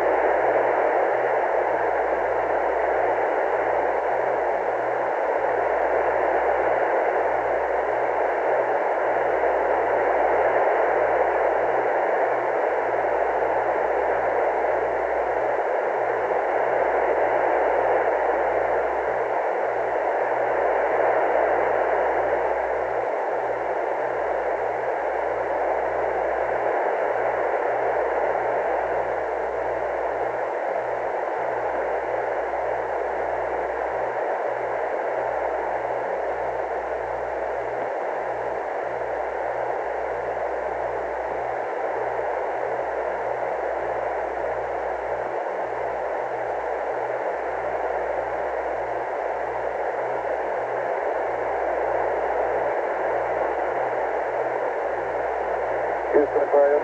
Go ahead, Aquarius. Boom, 39.4 and 1.25. 39.4, and say again, amps. 1.25. Roger, copy, thank you.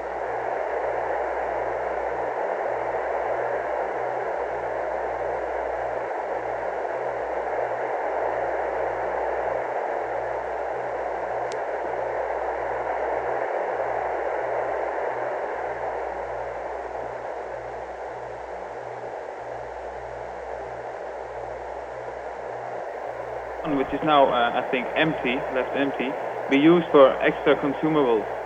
And my other question is, would you know of any press conference coming very soon with the crew now? I think I can answer all those questions, but I may be able to help with the press conference when you're through. Probably ought to point out that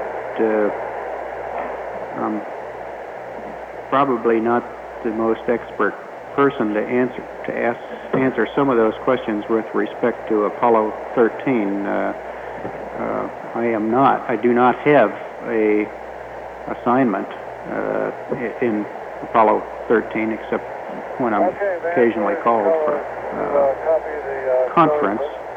Consequently, I'm perhaps not as up to date on a number of the I'll give it to details you in 2 parts. that are occurring at Apollo 13 as those of you are who are following it minute by minute.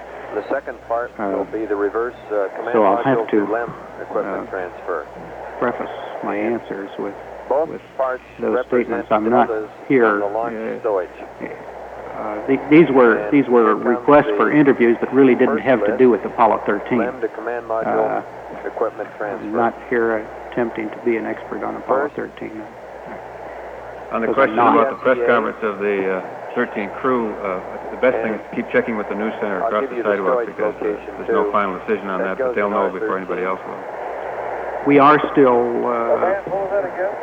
have the simulators on standby for problems that may be arising in flight, and they have been in the process, of course, of it's recommended you stow it in R13. Reviewing the procedures prior to entry in the simulators. Beyond that, I'm not aware of any additional simulations that are going on at the present time. You can, in fact, use the LM to pull the command module out of lunar orbit, yes. However, you can't find a likely situation in which that is a realistic occurrence. You can conjure one, but it's unlikely. Once you get into lunar orbit, usually there's a very short time period then before you separate the LEM and it starts its descent. So something would have to happen in that very short time period that would require you to recognize it before you burn the propellant that was in the lunar module. However, yes, the answer is you could do such a thing should the circumstances warrant. In R13. The use of Section 1 in the future. Section 1 now is in the service module is empty, I think. Is that right? O2 hose, 3 caps. Or Bay 1? Bay 1. Yes. The O2 hoses. Could you use it for extra consumables? Because now it's for the extended lunar exploration. It's meant for that, but would it be used for anything else? I 270 millimeter can't answer the question except cameras. that, for example, in Skylab kinds of service modules, the arrangement of the systems in those bays is considerably different than it is in our current lunar service modules. However, they can be retrofitted and changed before. There is some flexibility in choosing Bay 1, Bay 4 configuration. Black and white TV camera. All right, Bob. Neil, if you had been commander on this mission instead of your tremendously successful one, how would you have felt in space faced with this kind of emergency? In decontamination bags. Well, I'm particularly glad that I didn't have to face that problem. I think I can, however, accurately guess how those crew members felt. Of course, in Gemini 8, we had a sort of a similar circumstance where we were unable to complete all the things that we had hoped to complete. And while you're flying, LEM fecal bags used. You really concentrate on the job to be done. But I know when they get back on the ground and think about it, they'll be considerably disappointed that they weren't able to use all that practice they've had in the few months and have that wonderful opportunity to walk on the moon surface on this flight. Or should there be, in your opinion, any opportunity given to them for another trip, should they so desire it? That's outside my province to answer. I know, I suspect that at least some of them will hope they get another shot at it.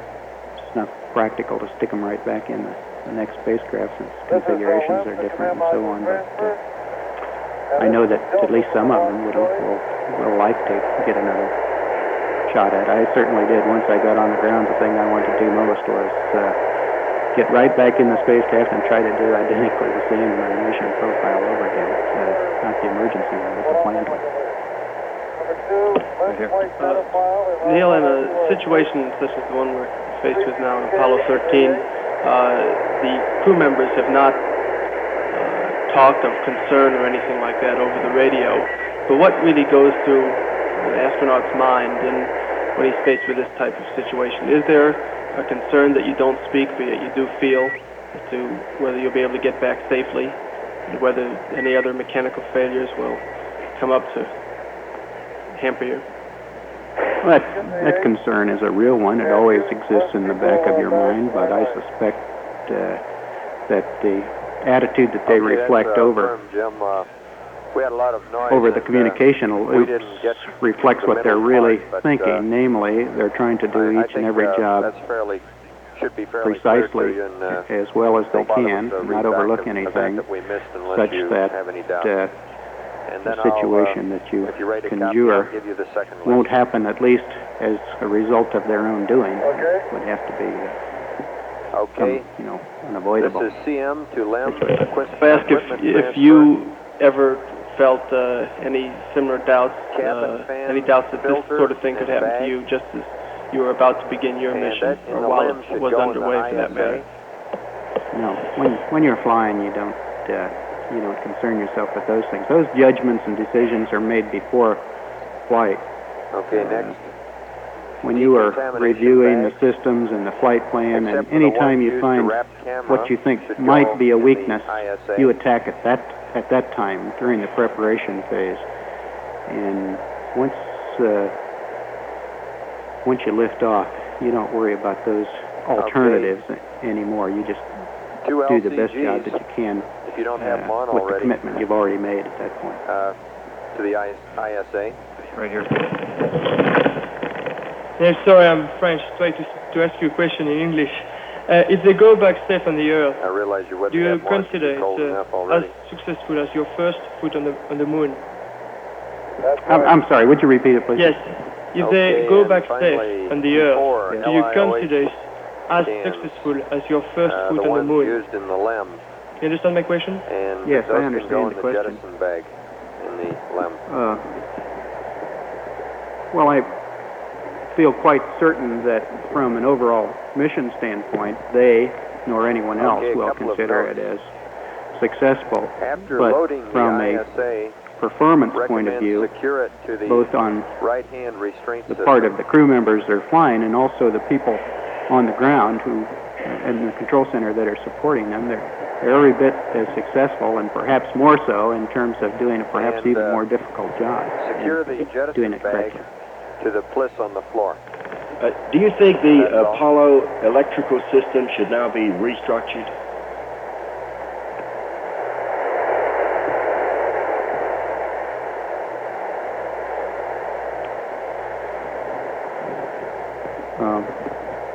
No, I don't think it should, although it should temper the remarks by saying if the analysis of the data in the coming weeks shows that there is a identifiable failure that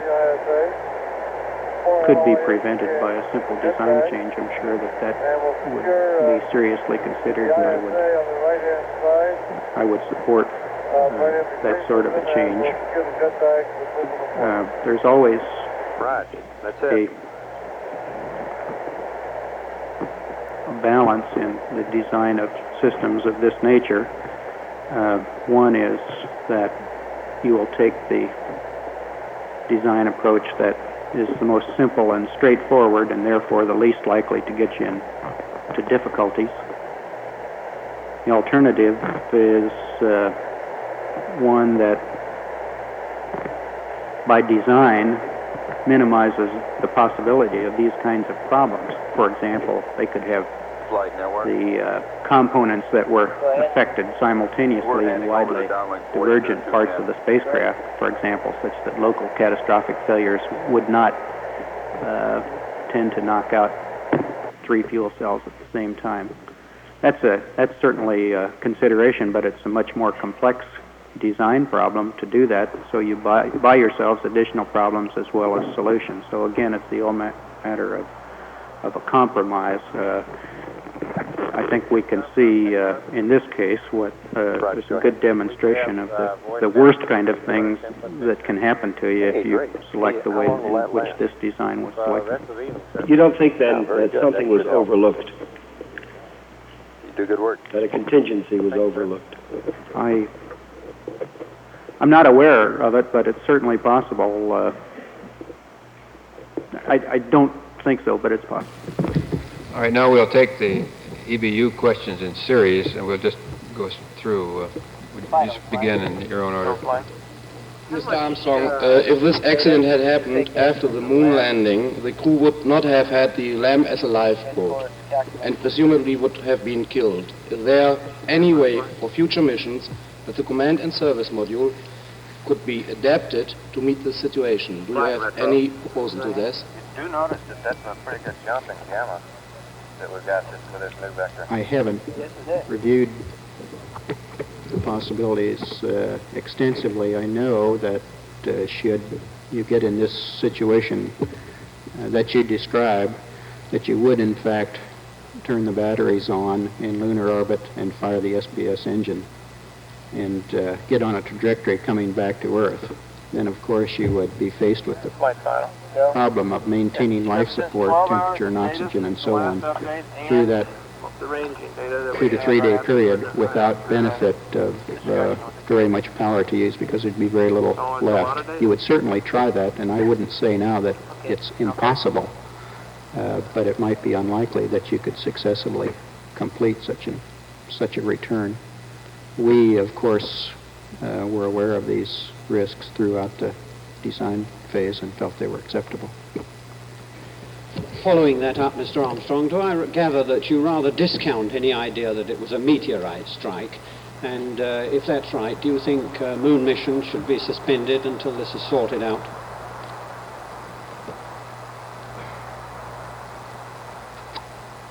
I think that there's some possibility that it was a meteorite strike. I think it's rather less likely than an internally generated failure of some type, but I wouldn't completely discount either one at this point. I haven't had the advantage of seeing what the analysts are now proposing. Perhaps you have more information than I do in that area. I think that meteorite strikes should not affect the overall program planning, should that be the case. The chances are still pretty low. We still have quite a few meteorites hitting the surface of the Earth every day, and hardly ever hear of anybody getting hit by one. The follow-up to that was whether you thought the moon mission should be suspended while it's sorted out. I'd have to reserve judgment on that until I had heard the best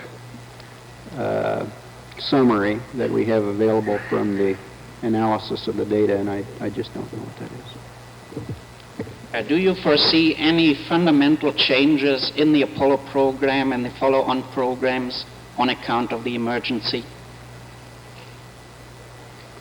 I don't at this time, although I'm quite certain there'll be a very careful review and a lot of suggestions from both competent people and those less so about what the future course of the program should be.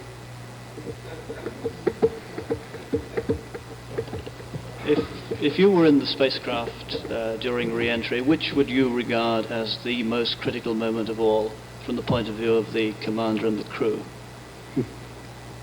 The parachutes. I think that's unquestionably the most serious time point in the entry from my point of view. And the reason is that unlike, let's say, you're sitting on the moon and the ascent engine doesn't fire, at least you have the benefit of time to consider, discuss it with the control center and consider possible alternatives for getting that engine started. But when the parachutes don't come out, you're rather short of alternatives and considerably short of time.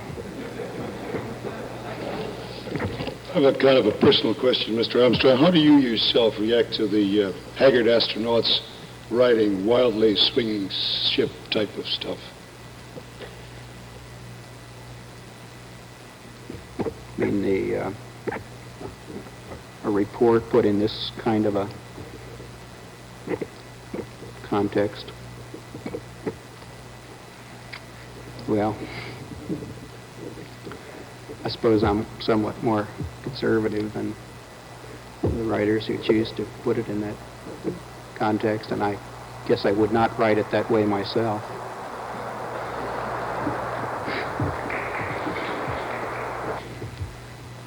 Armstrong, during your Gemini mission, you have to pass through a phase of imminent danger. How does a human being feel at this moment? Did you think about death? No, I didn't. There really was inadequate time for those sorts of considerations. I've heard people say when they got in a really tough spot, they've had their life story flash in front of their minds, and I didn't experience that in my own case. It was much more like a pilot getting into an inadvertent spin in the airplane and recognizing that he absolutely must solve his problem and correct the spin before hitting the surface of the ground, and all his attention is directed toward that end. And that was rather the way we felt. Was there any piece of advice or experience you could contribute to Apollo 13 after the incident of last Monday? Stand by fighting in 5th Senator. I don't see any reason to, that there would be anything that I could contribute that would improve their performance any beyond what they've been doing. So apparently they're in pretty good hands by themselves. Sir, how do you interpret the remark of Commander Lovell that this is going to be the last Apollo mission for a long time? I heard that someone on the crew made such a comment. I suspect that they felt that this kind of a difficulty would have to be rectified before the next flight, and it might take them a long time to figure it out since there didn't seem to be very much information to go on. You spent a long time in the lunar module. Now there seems to be all three of them there for a long time. How uncomfortable are they, would you say, and how does that affect their work? The lunar module is actually quite voluminous since there is standing room for at least 2 people and probably 3 in the crew station area. In addition, there's quite a good-sized volume on top of the ascent engine cover, which opens up immediately into the tunnel into the command module. So it's really very little problem to have 3 or more in the lunar module simultaneously. Of course, you could not do it comfortably without the zero gravity or weightless state. That, of course, makes the whole thing really quite possible, and I suspect that they had 3 people in there together quite a lot of the time, comfortably. Mr. Armstrong, everything seems to be under control right now, but would you say that the hazardous moments in this flight are over?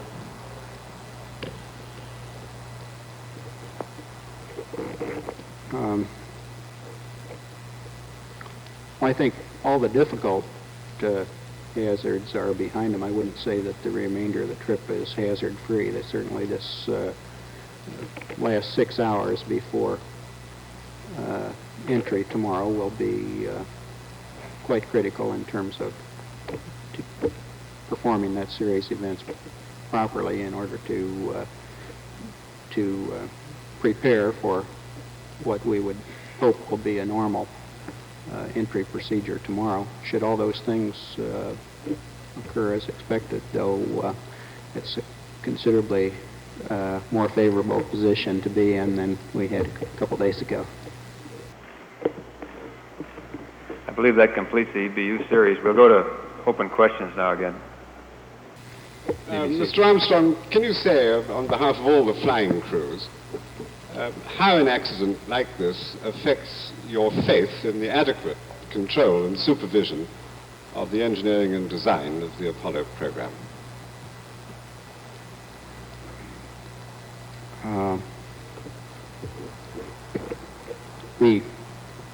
I think I probably reflect the feelings of most of the crew members, I guess we're ready for at least most of those of us who have been flying for a long time, in that we inherently expect a certain amount of these things to occur, and it's no great surprise. Perhaps I think we're more surprised when things run perfectly well, as they did on Apollo 11. As a matter of fact, I'm still somewhat amazed that everything worked so well during that flight. We spend a great deal of our time in preparing for these kinds of situations, and usually when they do happen, they're a little bit different than anything we ever prepared for, though. I don't fault the design engineers or the test teams in this case for this particular incident. I'm sure that it was just one of those million-to-one shots that you just can't properly prepare for, or don't adequately know how to prepare for in this case. Okay. Mr. Armstrong, have you spoken at any great length with the immediate families of the two married astronauts? And if so, how would you characterize their taking this whole incident? I think it'd be a good thing to try. Let's see. Well, I did spend a good bit of time with Mrs. Hayes during the critical phases of the flight, and she took it very well, and she was she always believed that guys would do a good job, but she was very interested also in what the details of the problems were and tried to understand them. Did a good job. Mr. Armstrong, what were your own feelings during the most crucial times of the emergency?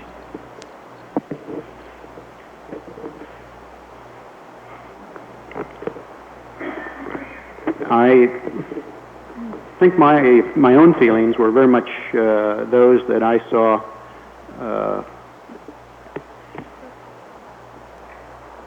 among the people in the control center also, not so much wringing hands and trying to figure out what happened, but rather trying to decide what the best course of action was with the situation we had at the time, and looking ahead rather than looking backward. Yes. Yes, the Apollo 13 mission had been successful. They had landed on the moon and come back. Was it going to pose or provide that vital an answer concerning the long drawn-out ritual of quarantine, since it's not going to be used this time, or are we going to have to wait until Apollo 14? It looks like we're getting it.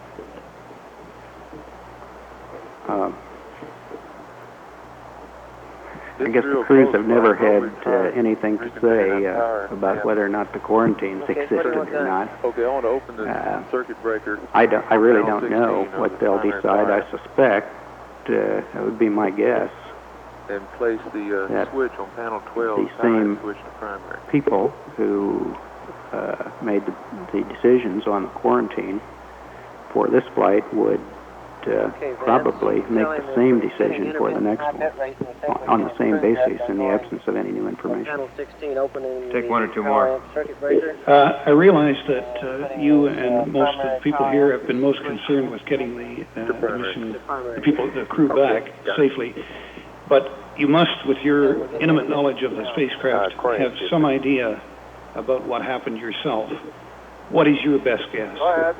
Okay, Jim, we're getting it intermittently. We think we might get it steady, improve circuit margins. If you would, in addition, on panel 16, I think that the highest probability would be an internally generated structural failure due to step in a minute. Probably due to an overpressurization, but Now that's the reason for the overpressurization. Okay, and that's in a some panel local 12 area. power amps to primary.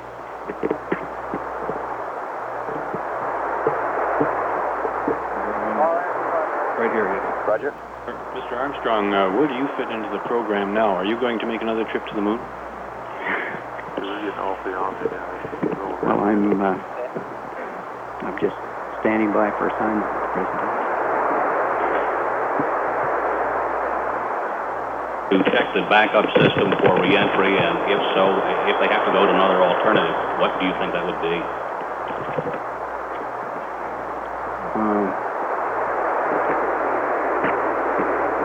Under the current plan, the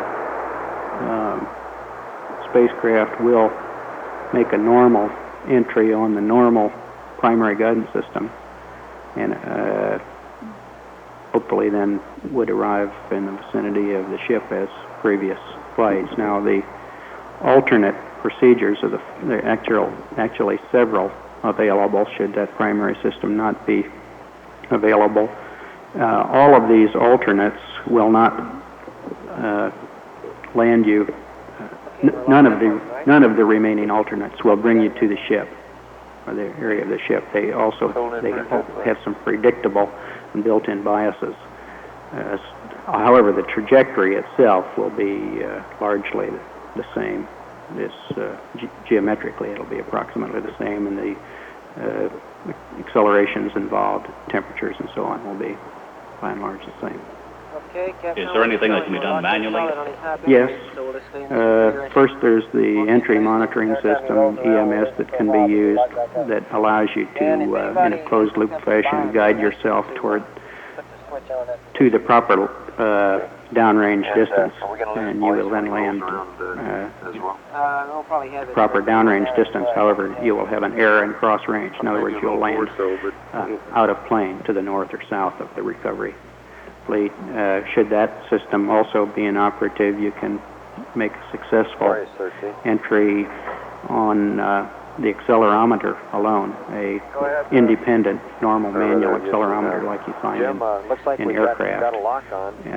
That's satisfactory and will get you to within several hundred miles of where you lose expect data to be. and probably voice too. Thank you very much. During a portion of each roll, so you might expect that.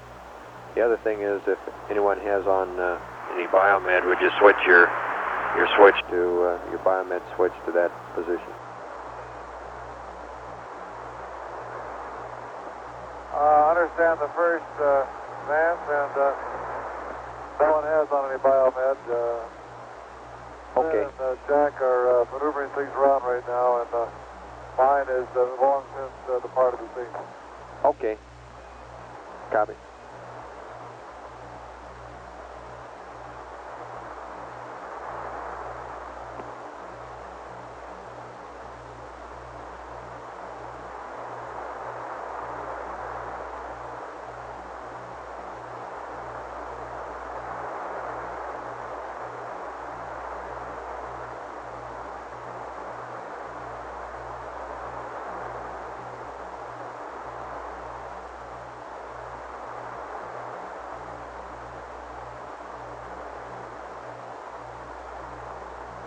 Vance, you might be interested the way we got this thing arranged.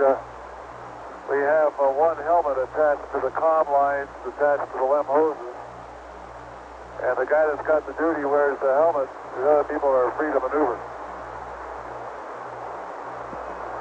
All right. That's understandable. One guy's on the leash, huh?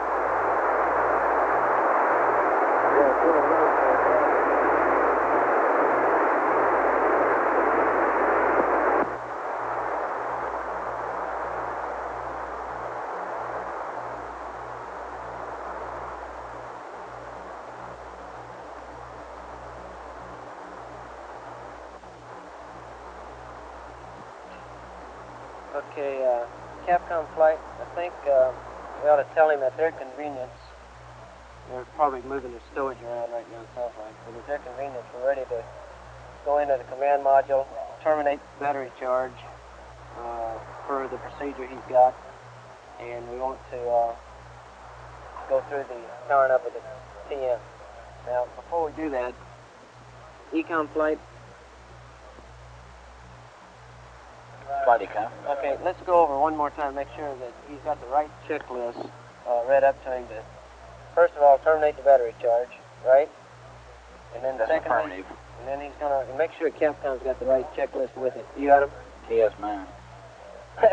Okay, and then we'll, he's also got the procedure to bring up the, he's got the Delta. The Delta to the old procedure to bring up the yeah. command module telemetry. Yes.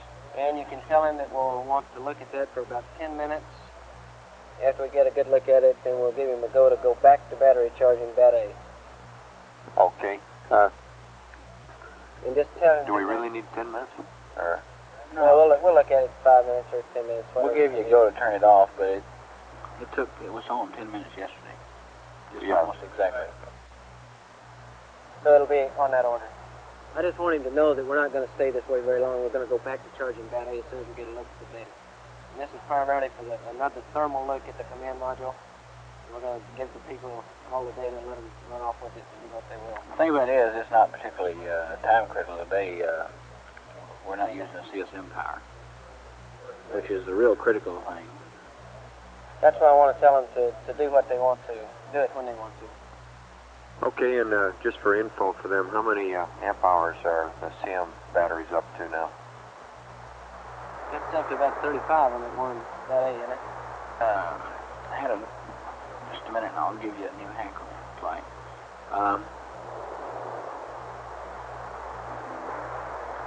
We are probably up to around 35, that's right, and take about between, well, we're predicting if we didn't have an interruption, 126 hours it'd be terminated, which is about 3.5 hours now. With the interruption, it'd be about 4 hours probably, or a little less than 4 hours.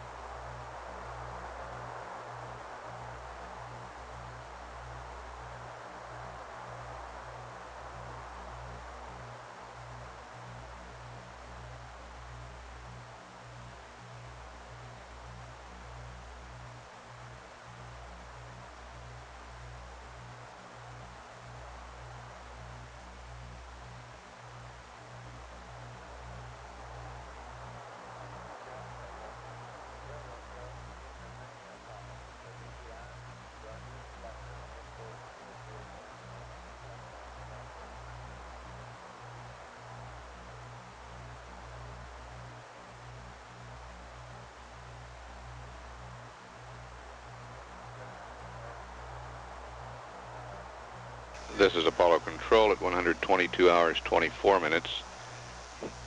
We plan to take another telemetered look at the command module before too long. Read out the thermal parameters. Apollo 13 is 102,019 nautical miles from Earth, velocity 5,819 feet per second.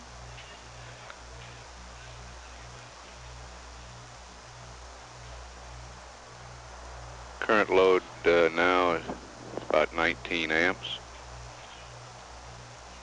Cabin pressure is 4.98 pounds per square inch. Temperature 52 degrees. Aquarius, Houston.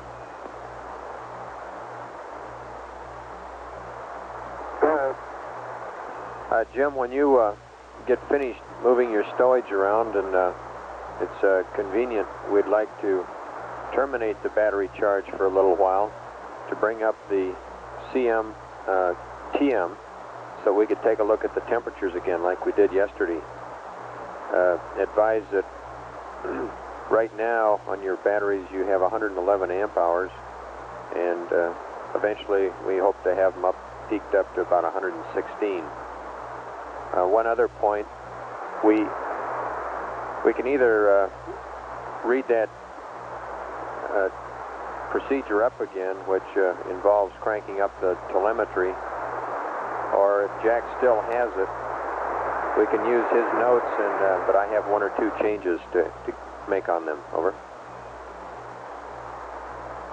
Okay, I understand that you'll want us to terminate battery charge for a while and crank up the CM PM to bleed out temperatures.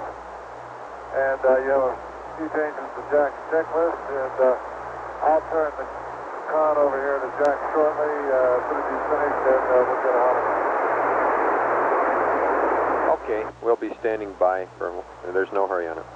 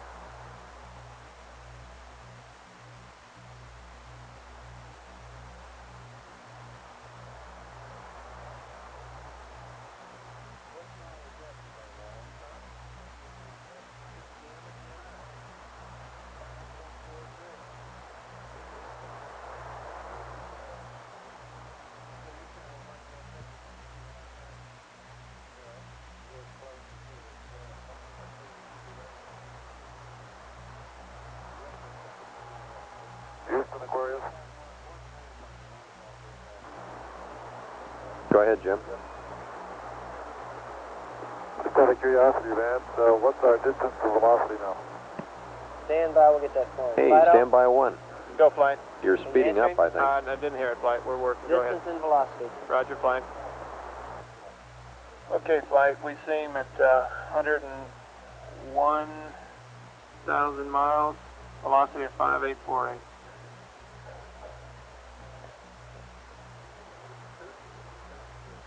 Okay, 101,000, 58. Jim, we have you 101,000 miles out, and your velocity is 5848. Starting to speed up. Okay, thank you. Turn up. Flight econ. Yeah? It's about time for another readout, but why don't we wait and get a readout when he terminates it along with time? Okay, Then give us a hack on the time, the GET. okay, we're going to talk to Jack yet before he starts that real briefing. Okay.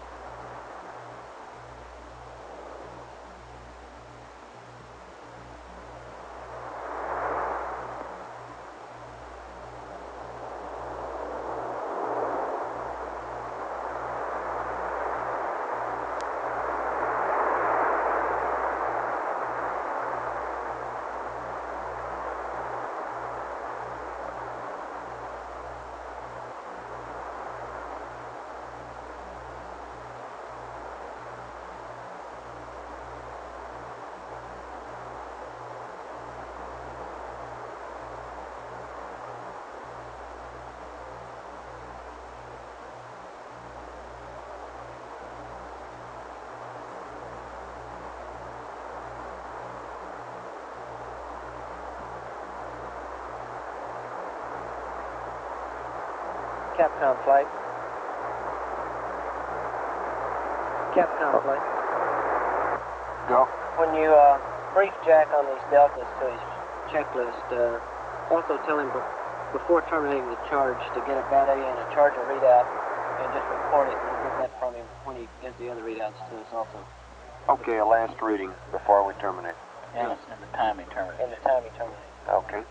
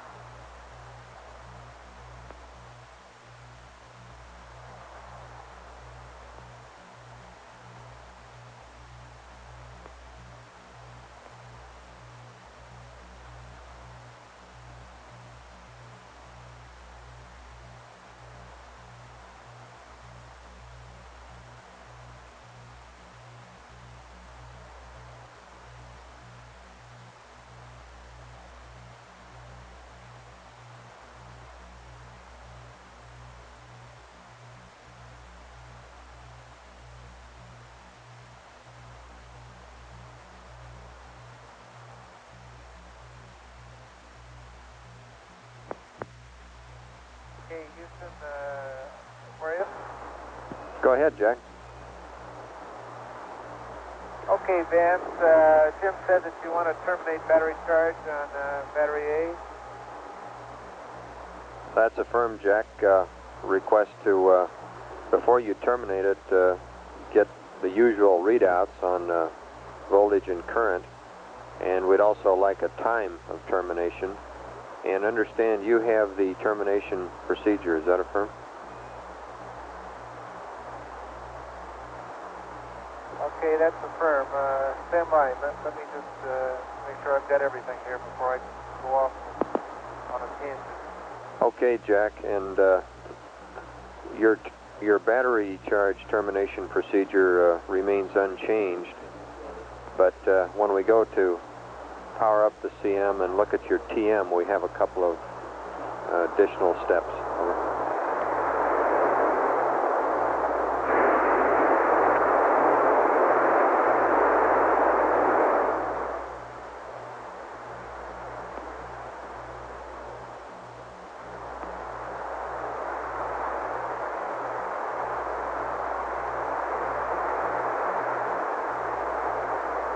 Okay, Vince, I do have the procedure for stopping the battery charge. And do you want me to copy this procedure now, or do you want me to come back and give you the volt amps and time, and after I complete this termination?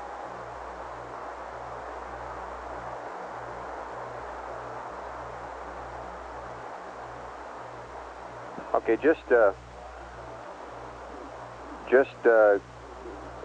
give us the volts and amps just before you start the termination of the procedure. And understand you say you have the charge, the procedure for taking the charge off. Is that affirmed? That's affirmed. Okay. And just give us a hack on the time. Do you want to review it at all? Unless he wants to. Negative, unless you want me to. I'll tell you what, I could run through it very quickly just to verify that we're getting started off on the correct path there. Yeah, okay, the first 4 or 5 things that I have is panel bat charge off on panel 3, AC inverter 2 off, panel 5, main bus high, bat AC on, panel 250, CD bat A, power entry post landing open, panel 275, inverter power 2, main B open, and then just to go ahead and reverse the position of the switches and circuit breakers that I started out with, and these don't have to be in reverse order. Is that Charlie? Raj, that's Charlie. Have at it. Yeah, I think you ought to go ahead and tell him that we we'll get a volts and amps right now. Okay. I think you ought to tell him too in advance sometimes that we are going to go back and reestablish the battery charge after we get a look at the data, make sure he understands that.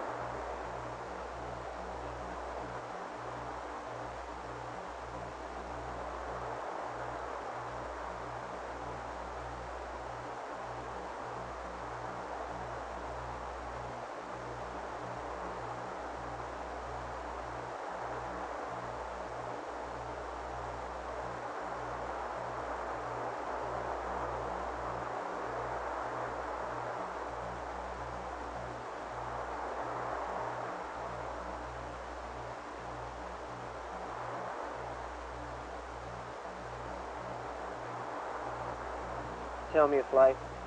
Go ahead, Fly. How do you like this data configuration?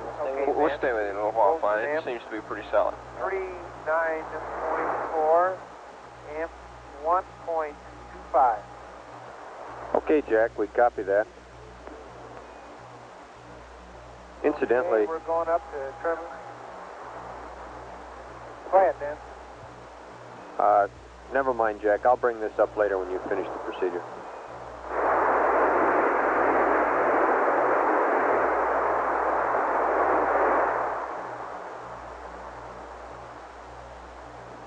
Okay, going off the air, I'll put Fredo on. I'm going to stop the battery charge.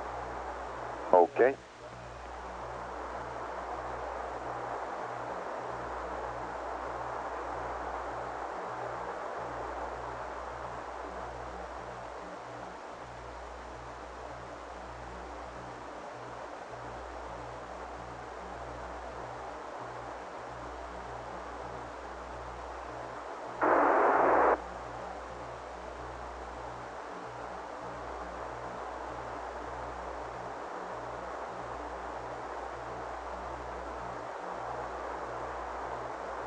How do you read, man? Hey, loud and clear, Fred. Understand you've been doing some spring house cleaning, moving stowage around up there. Well, you wouldn't believe this limb right now. It's nothing but bags from floor to ceiling. Hey, that brings up a question. We were wondering where you guys plan to stow the probe and drogue. It occurred to us that one possibility was to stow it in the limb down about where the LMP normally stands, underneath the ISA, or perhaps you have a better idea. Over. Yeah, I do, man. Stow in the limb, but I thought maybe we ought to stow it where the CDR stands. How's that? Okay, I can tell that you're just getting that one over because Jim just got off the loop. Okay, sleeping.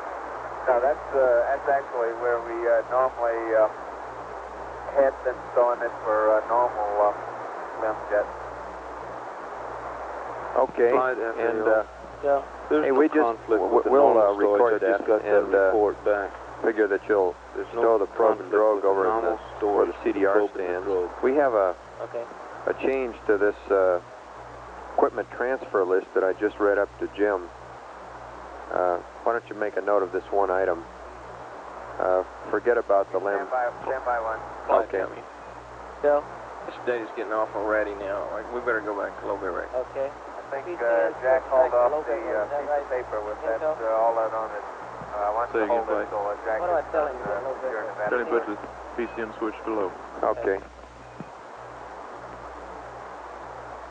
Capcom, let's go back PCM bit rate, or PCM To low.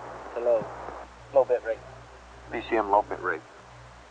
Clean up the comm a little bit. And Fred, request PCM on low bit rate now.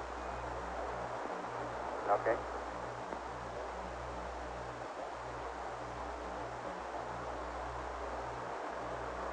Yeah, there was one piece of flight data that we needed that we didn't bring along this time. What was that? It's a big book with a lot of just plain old blank pages in it.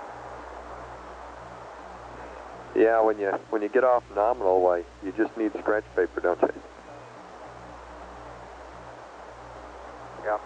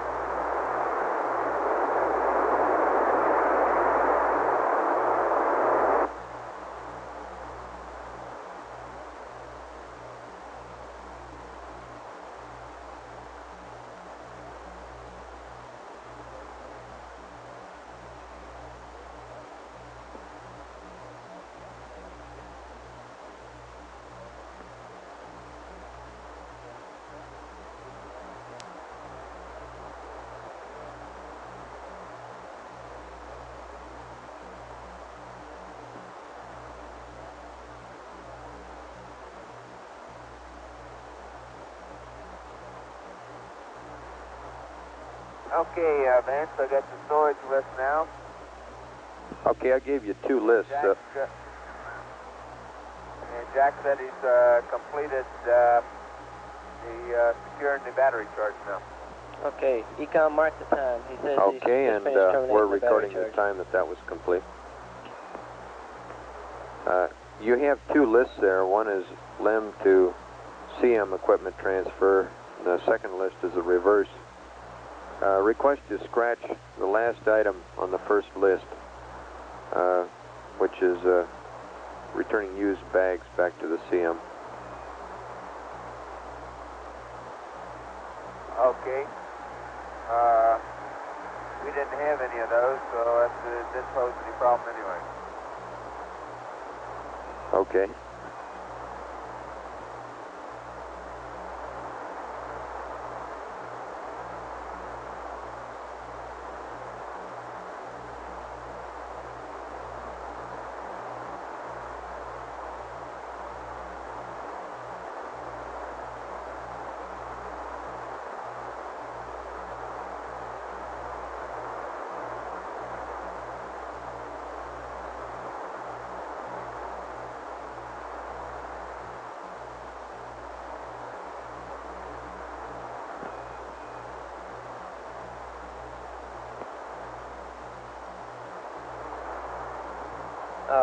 Capcom flight?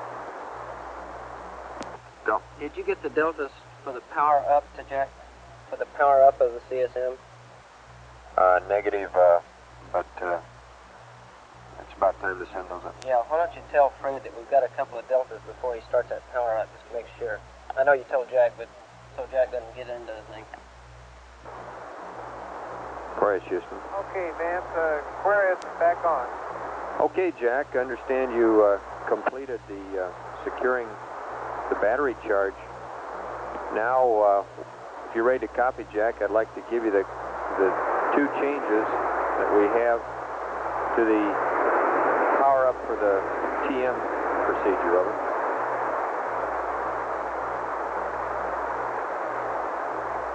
Okay, stand by one. Okay.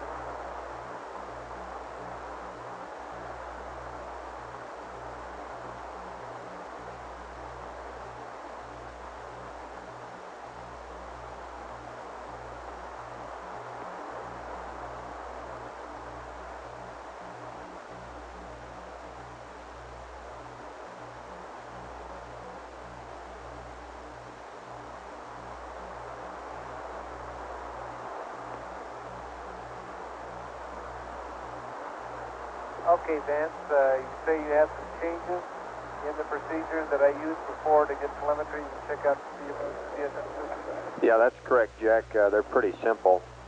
About halfway through the procedure, we have a step on panel 3, which is power amp high.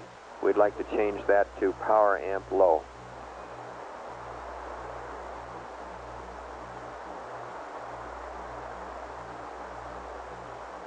Okay, copy, power amp low.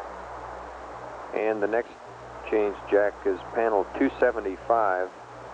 Scratch the step CB main B, bat B closed. Bat bus B closed.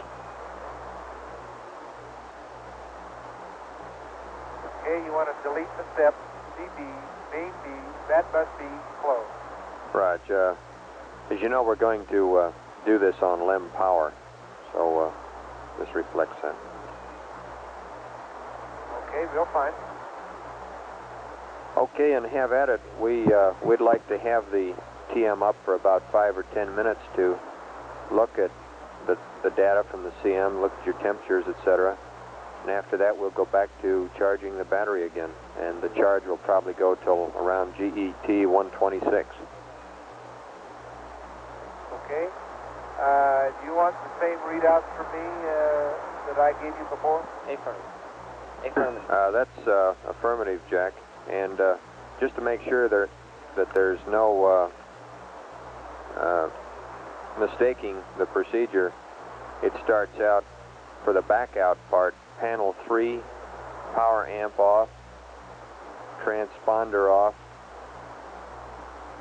AC inverter 2 off, then goes to panel 250, etc.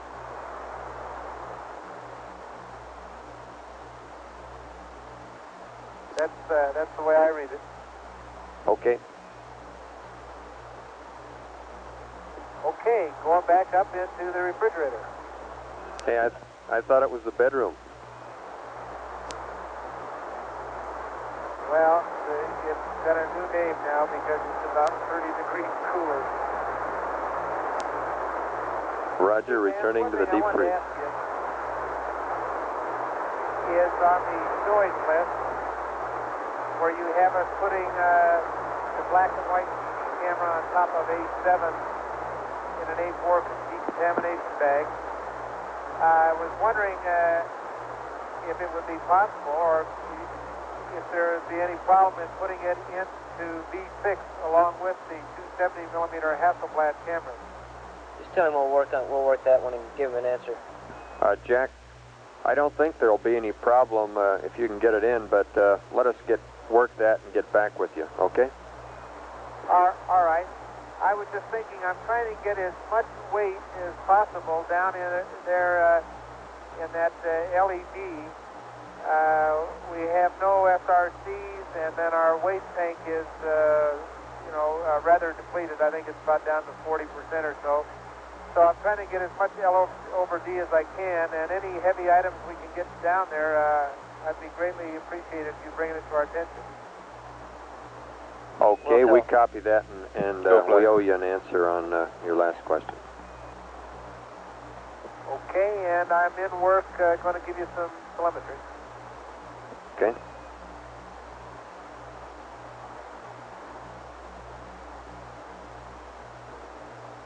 FAO, meet retro on my loop. Okay, we got FAO working on the stowage.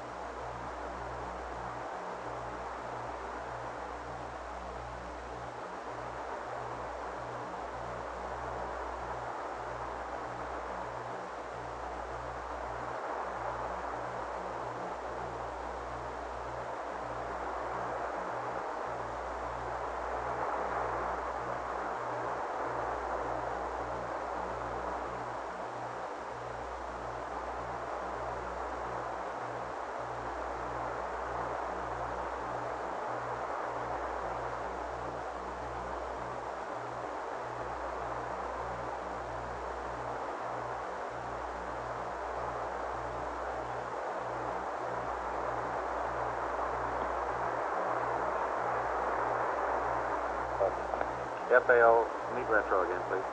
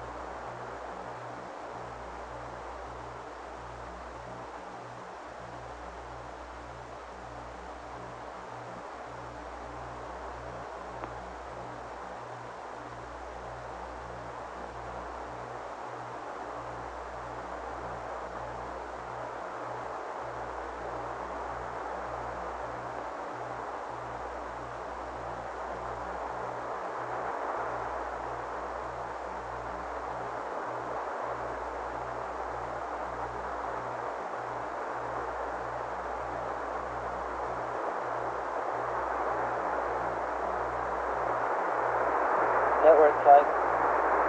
Go ahead, flight. Oh, a good mark.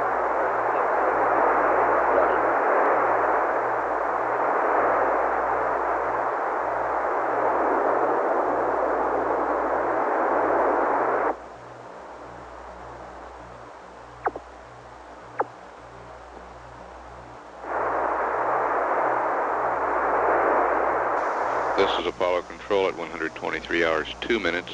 Apollo 13 is less than 100,000 miles from Earth now. 99,868 nautical miles. Velocity 5,897 feet per second.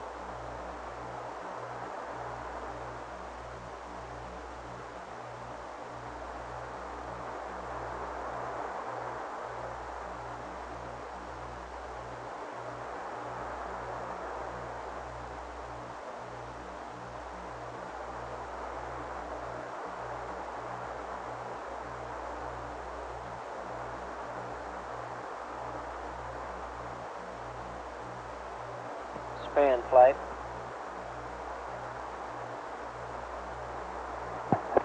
Go ahead, flight. Is Glenn Lundy back there? Negative, he isn't right now. Okay, thank you. All right.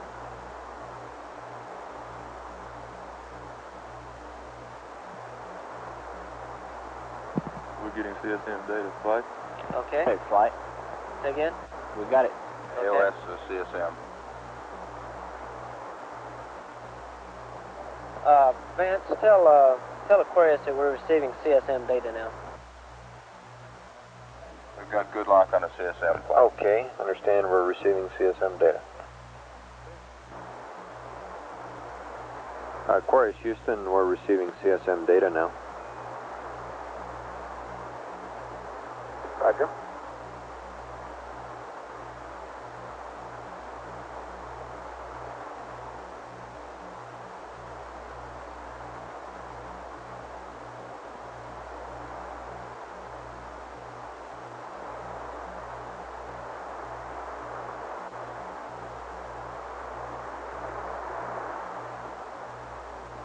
Flight, tell me.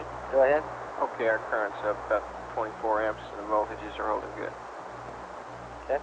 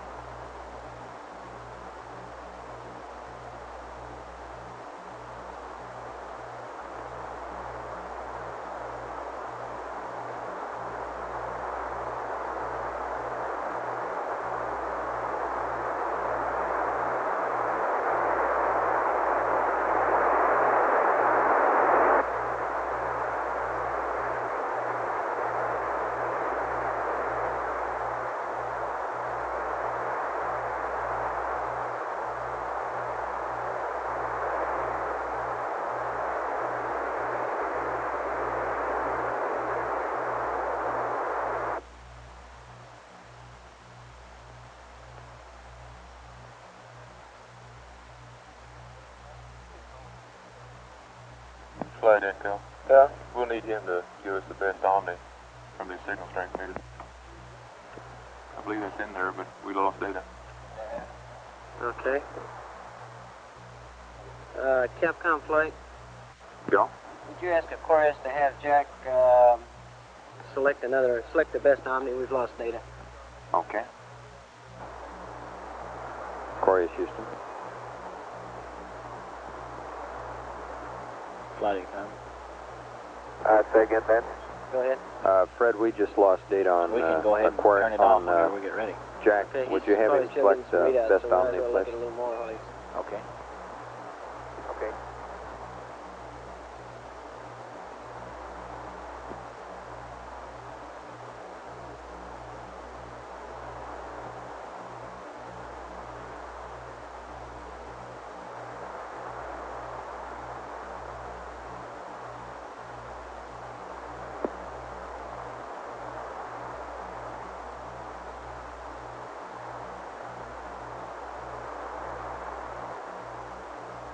This is Apollo Control at 123 hours, 9 minutes.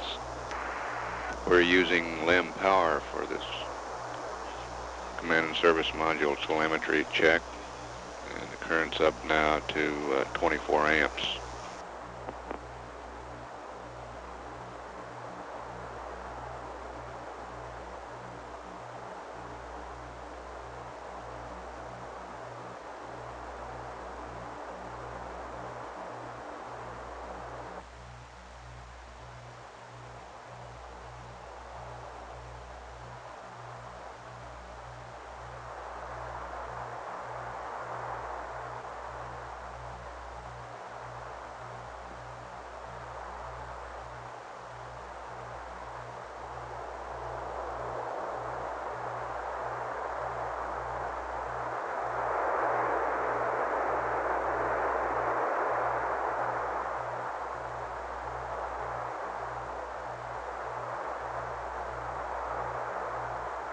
Okay, okay, Vince, you can tell Aquarius that to tell Jack that we're ready to power down when he is and reinitiate the battery charge and tell us when he does it. Right? Right.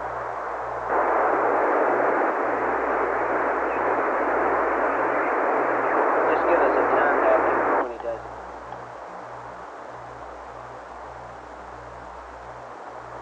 Aquarius, Houston. Go ahead. Fred, we have enough data. Recommend that Jack take off the TM and power back down again using his back out procedure. Just let us know when he does it. Okay. And after that, we'll start the battery charge, and we'll have to know when he starts that. Okay, he's starting to back out now. Just out of curiosity, what y'all get a readout on what the cabin temp was up there? We lost it. Yeah, we're getting 45 to 46 degrees. LOS CSM.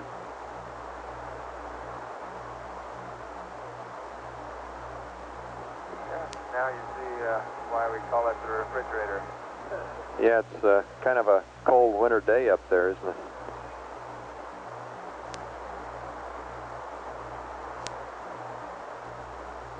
Is it snowing in the command module yet? Is it what, Ben? Is it snowing in there yet?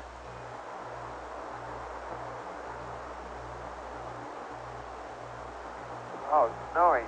No, no, not quite. The windows are in pretty bad shape, and I guess the service module will be trying to shoot out of the LEM windows because every window in the command module is just covered with water droplets, and it takes a lot of scrubbing to get those cleared off. Roger, understand. Deke says to tell you you'll have some time on the beach in Samoa to thaw out after this cold experience.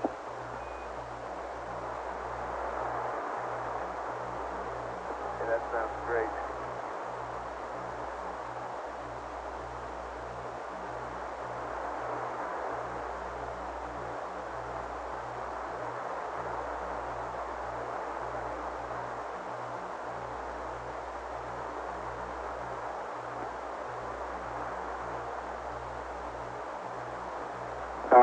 Vance, y'all thought about what cameras you wanted to use? Right now, we've got configured a Hasselblad with the 250, and I've got the lunar surface #1 Hasselblad, and I've got the lunar surface sequence camera also rigged and ready to go.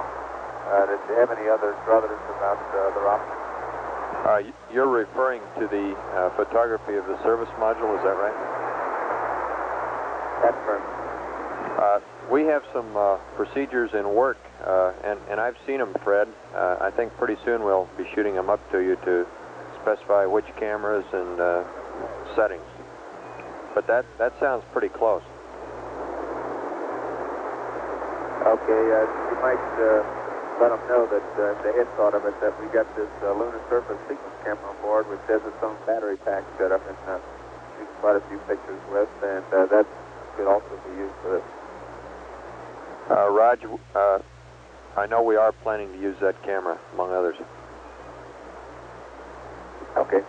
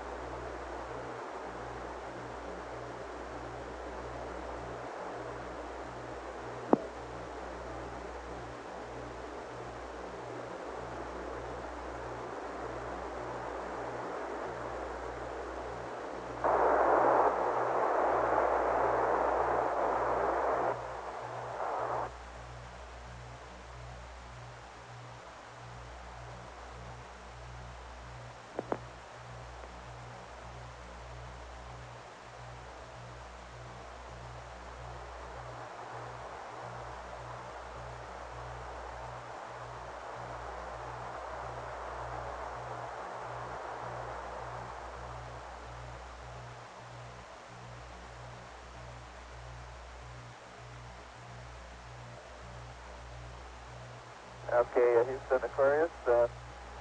Jack is backed out of power enough to PM, and now he's proceeding to restart battery charge on Bat A. Okay, real good, Fred. We copy.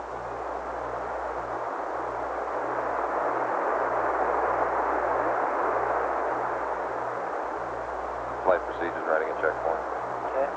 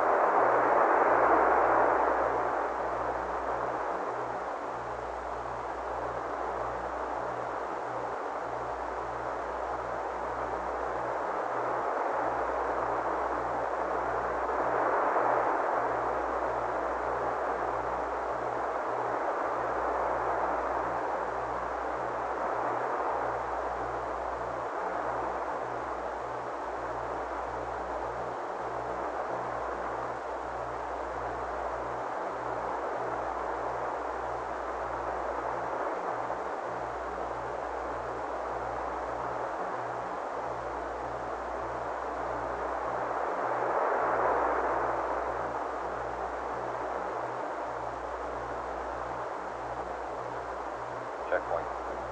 Raj.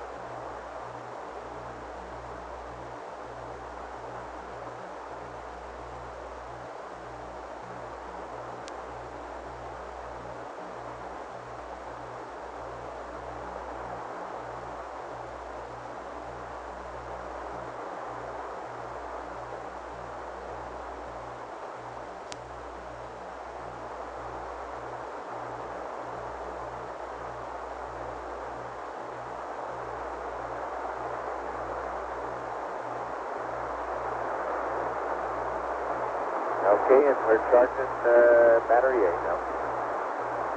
Roger, charging battery A, Fred.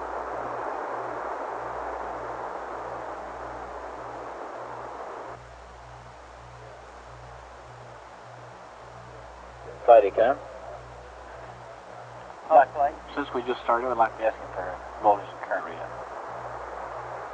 Okay, let's get that battery. Okay, voltage, charge of current. And Fred, request now first reading of voltage, Bat A voltage, and charge of current, over. Okay, Vance, I can give it to you. I read it right after I started it. Bat A voltage was 39.4, and the current had jumped up to 1.4. Okay, 39.4 and 1.4. Thanks, Jack. Okay, how about you ready for some other readouts that you wanted there? Ready to copy. Okay, Bat C, 37.0. Pyro A, 37.0. Pyro B, 37.0. SPS helium pressure, 3400. And nitrogen A and B, just for throwing it in for kicks, 2200 and 2400 respectively. And the injector temperatures, stand by. The sun went down.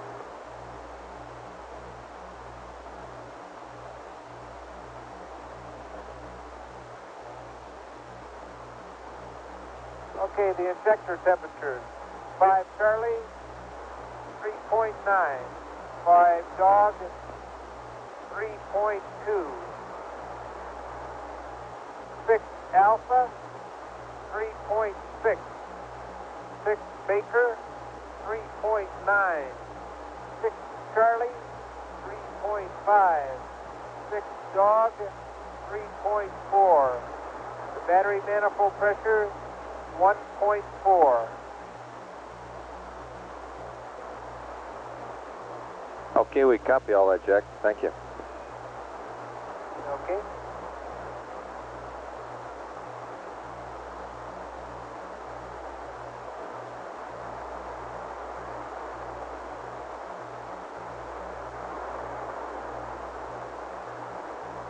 You say you figure you're going to be charging that A till about 126? That's approximately right. That's about right. Probably around about 20 or 30 minutes longer than that now, but Raj, about 1:26:30 is an estimate, Jack. Okay, and you figure it'll be fully charged then, huh? Right. Yeah, that's right. We'll have all the batteries up to about 116 amp hours.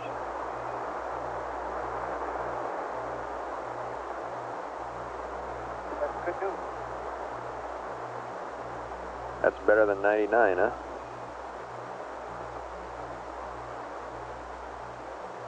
You're right.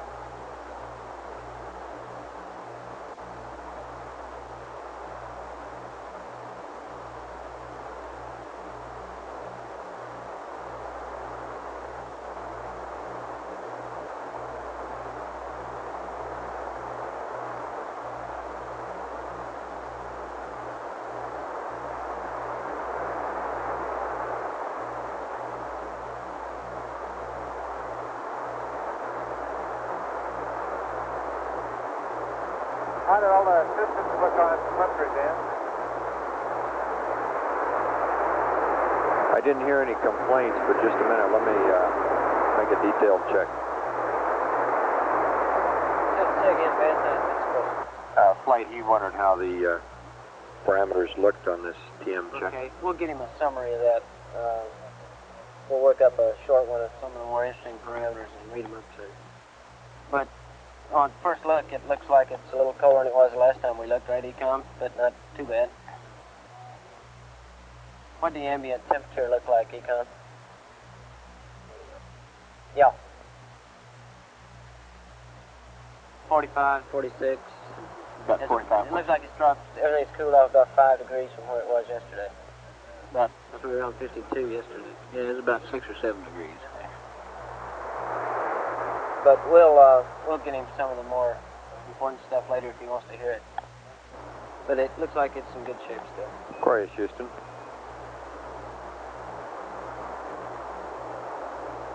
Go ahead. Jack, it's a general statement. It looks like temperatures have cooled off in the ballpark of 6 to 8 degrees cooler than what they were yesterday. Looks like everything is still within tolerance, but we're working up a detailed sheet of temperatures to send up to you for your interest.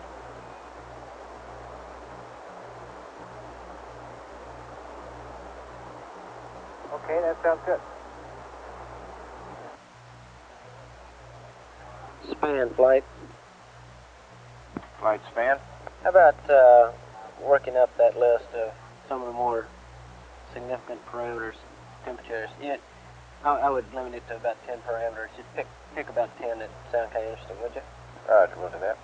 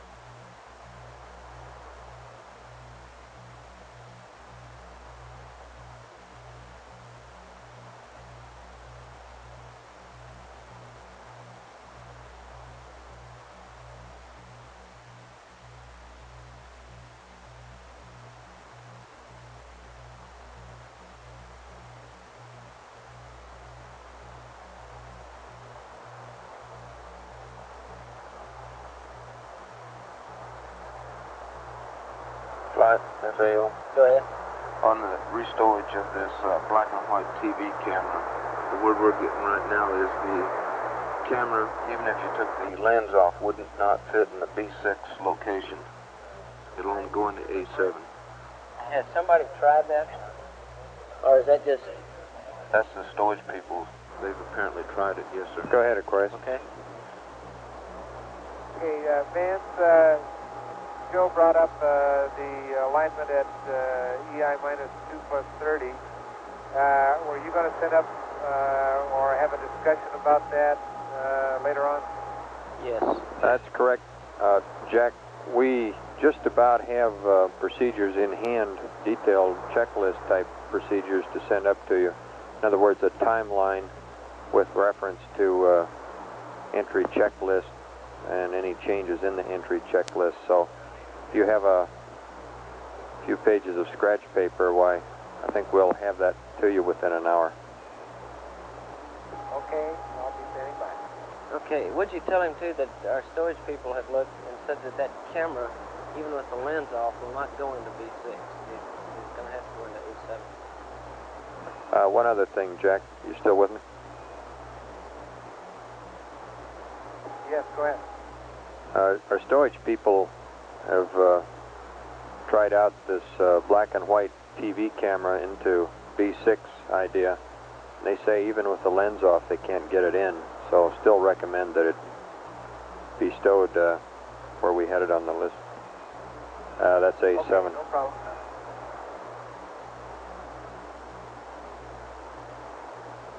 Retroflight. Retroflight. Go ahead, Flight. Did you copy that? We are going to put the black and white in A7 per the list. Okay, thank you.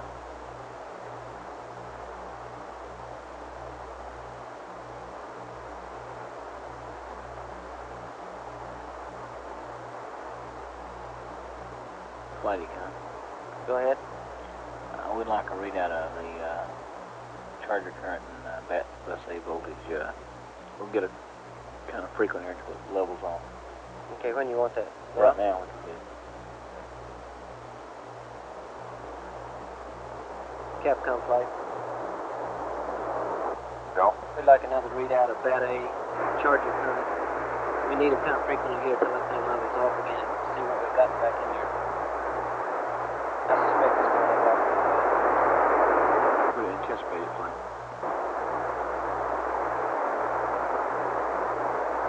Aquarius, Houston. Go ahead.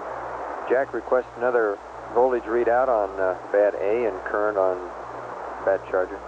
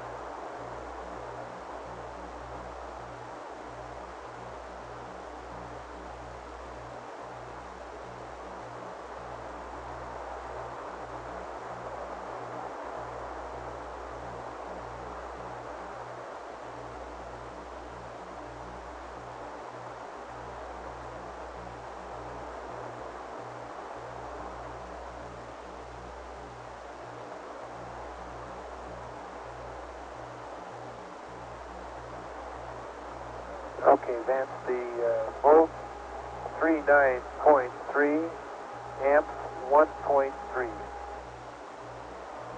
Roger, copy 39.3 and 1.3.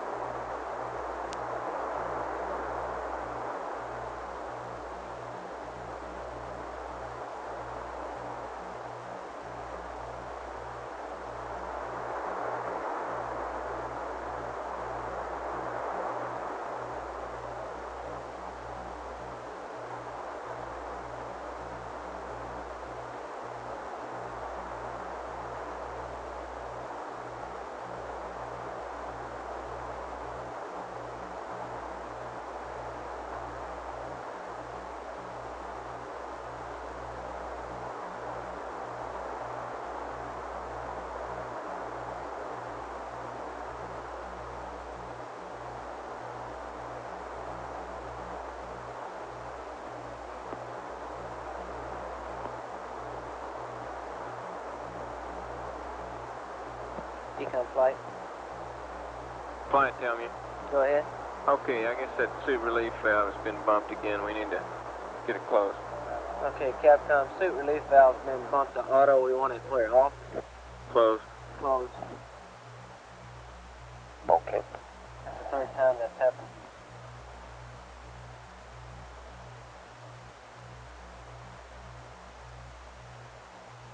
Flight account. Go ahead. Did you tell me how long ago? Yeah, stand by one.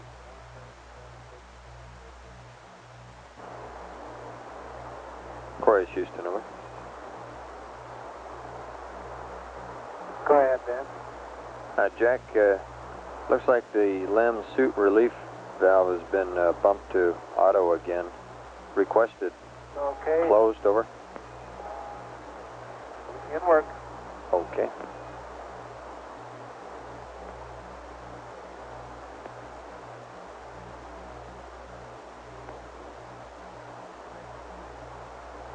Stand right there. Okay, That's closed now. Okay, they say it looks good.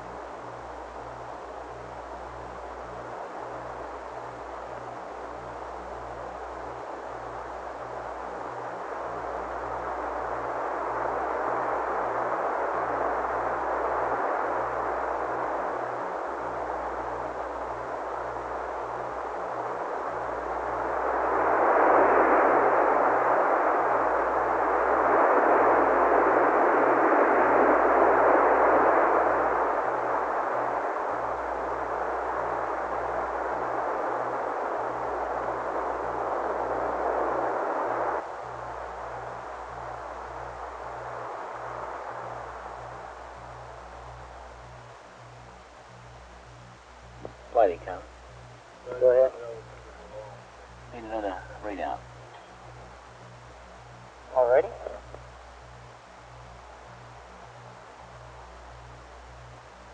Roger, Dodger. See, we only got one 9 minutes ago. Like the kind of Aquarius, Houston. better. Okay, we'll get one more, and that's surely enough for a while. Go ahead. Okay, Jack, we need another one of those voltage amps readouts, and maybe we'll get off here back for a little while. Oh, don't worry about it. I'd like to have you talk to us. Volts and amps coming up. Okay.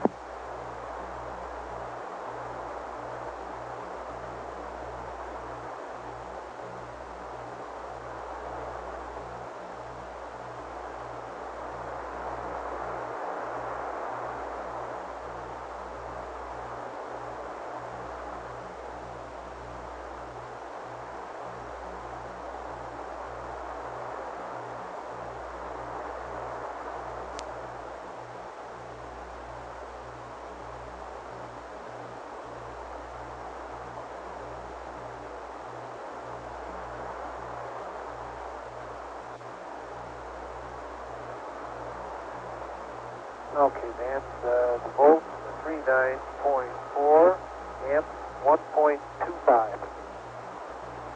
Okay. ECOM's got it duly recorded. Is John Aaron on?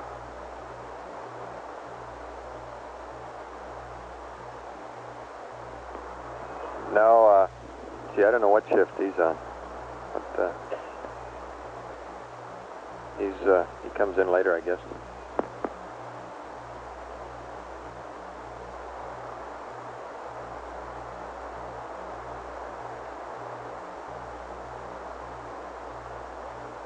Actually, all the shifts are morning shifts to us.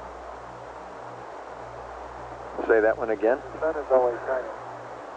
All the shifts are morning shifts to us because the sun is always shining. That was a short night.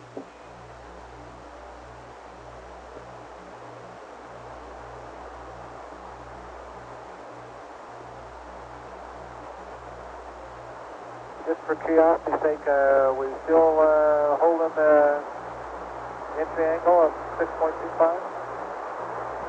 You can tell him it's somewhere near 6 degrees right now, but I don't want to pass him more. This mid-course direction is going on 2 to 3 feet. Okay, Jack, right now we're told it's closer to 6, but they'd like to track it some more. It looks like your next mid-course will be in the order of 2 to 3 foot per second. Okay.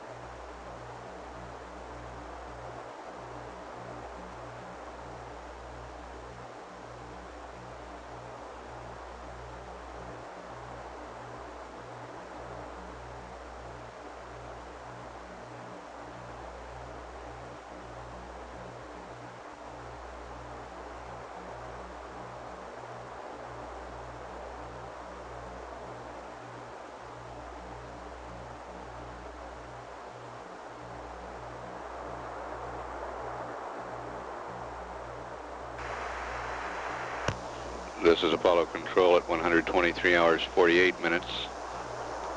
Apollo 13 is 97,232 nautical miles from Earth.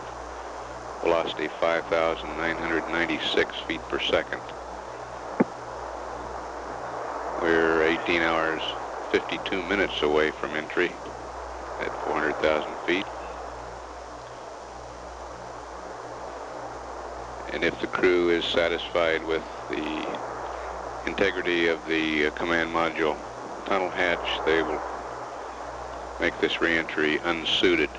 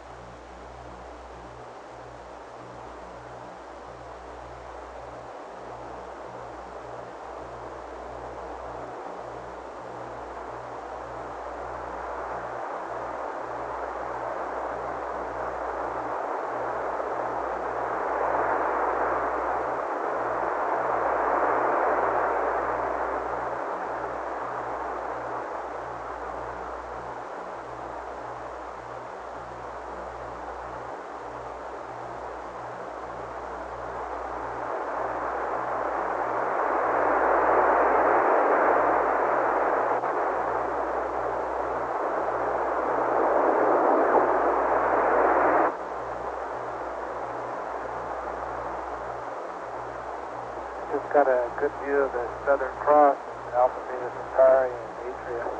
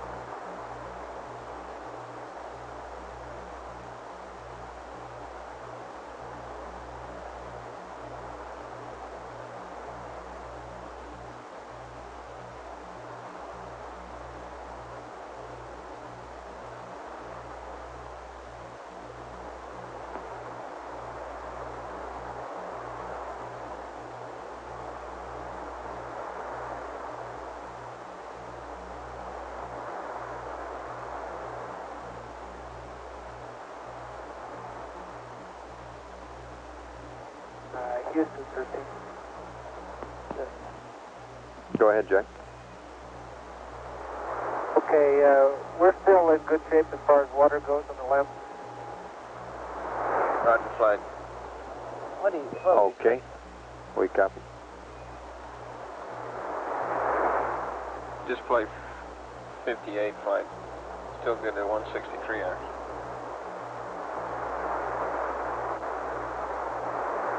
The reason I ask is I'm assuming that we are, and I have no idea each time I pressurize the surge tank to get water out of the command module how much I drop that surge tank. And if we're in good shape as far as water goes on the LEM, we'd like to fill a couple of drink bags to get some water for drinking purposes. How much? Okay, have you run out of CM drinking water yet, Jack? Oh no, we got plenty of drinking water. I think the what I don't have any idea what the surge tank pressure is.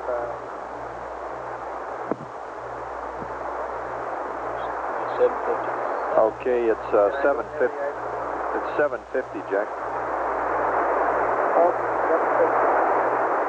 What's oxygen? What's you talking about?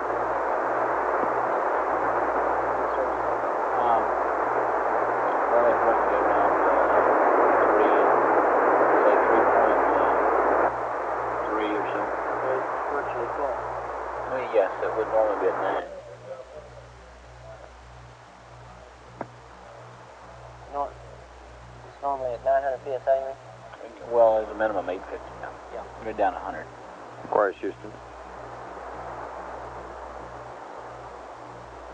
Go ahead, man. Okay, stand by one, Jack, and we'll give you an indication of how the water situation in the LEM is, which is your question, right? Okay, well, I guess what I was really asking is if you'd have any violent objections if we filled 2 drink bags from LEM water rather than repressurize the surge tank. Okay. Okay, stand by on that. Also, Jim's asleep up there, and Flight we network. didn't want to bother him either. Go ahead. We'll be handing Okay, over we the understand. uplink here in 1 minute. Okay, we're going to lose 30 lock seconds with to them. hand over. Just momentarily. And Jack, we'll be changing stations in 1 minute, so we may have a temporary dropout in comm. Okay. FAL flight. Go fly. How much water is in a couple of drink bags? We'll find out in a second.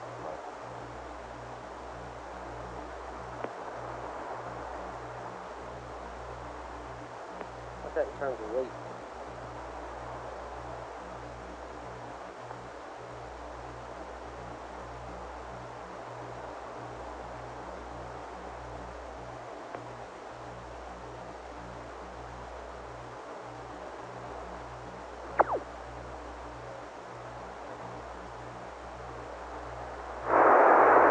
Okay, this pad you see on channel 58 there, that's assuming that we continue at the present rate, and I'm sure you're aware that there's a lot of talk of powering up early, and essentially reduces that pad. Makes it pretty tight with the power up they're talking about.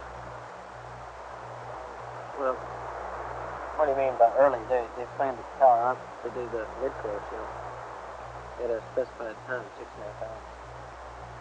Yeah. Or 6 hours. Okay, all I'm saying is this figure here wouldn't include that power up. Right. All right. So I was How just saying, about taking one drink bag, and that's about a pound or so. Okay, Because that's we don't fine. have to go up in the command module. and Go. get a drink.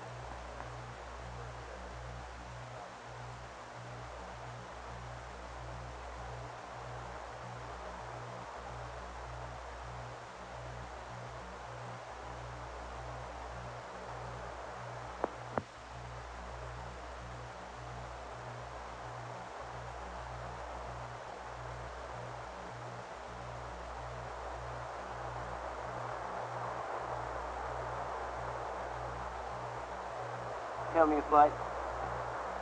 Go ahead, fine. Okay, we're in the noise zone to let them fill at least one drink bag up. Yeah, go with it.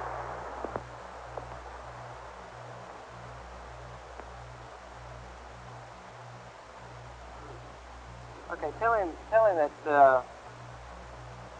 tell him to go ahead and get one drink bag out, and we'd like to hold on after that and continue to drink command water.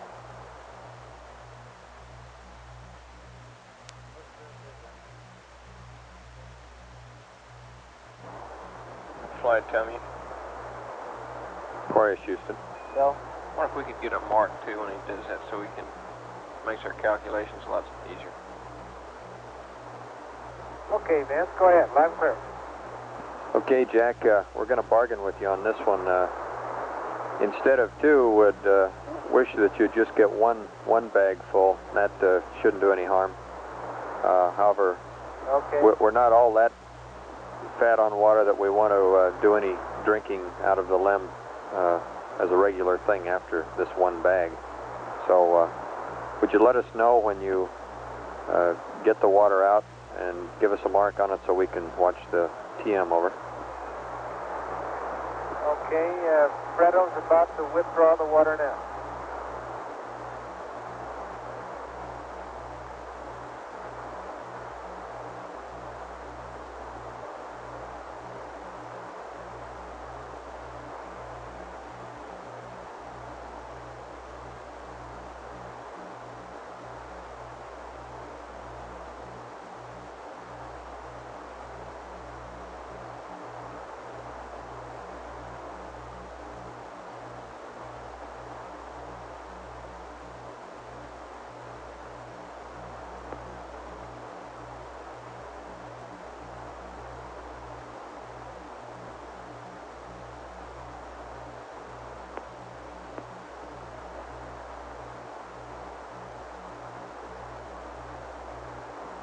Tell me a flight. Go flying? That was it, wasn't it? Right, it just went.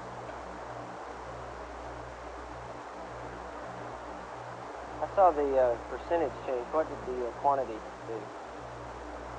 How much did it drop? It went down about a pound.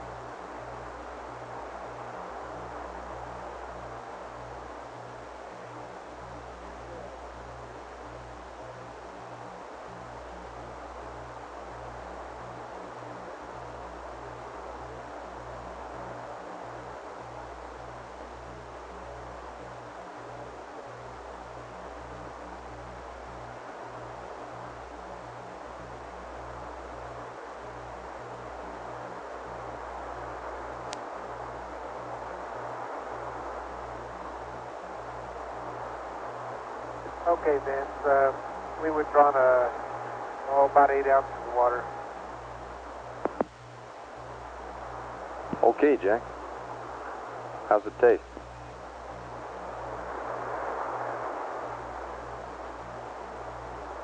It's good. It's not quite as gaseous as that in the command module.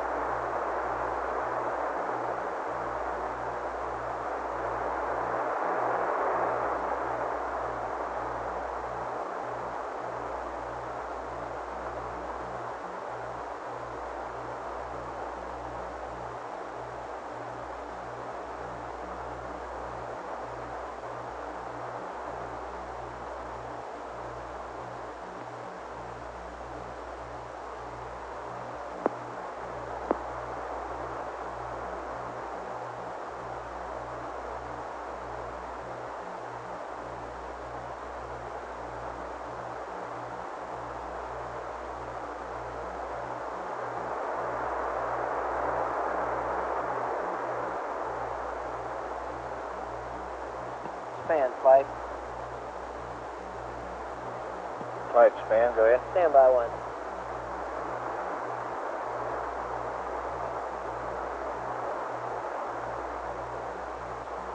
Disregard, Span.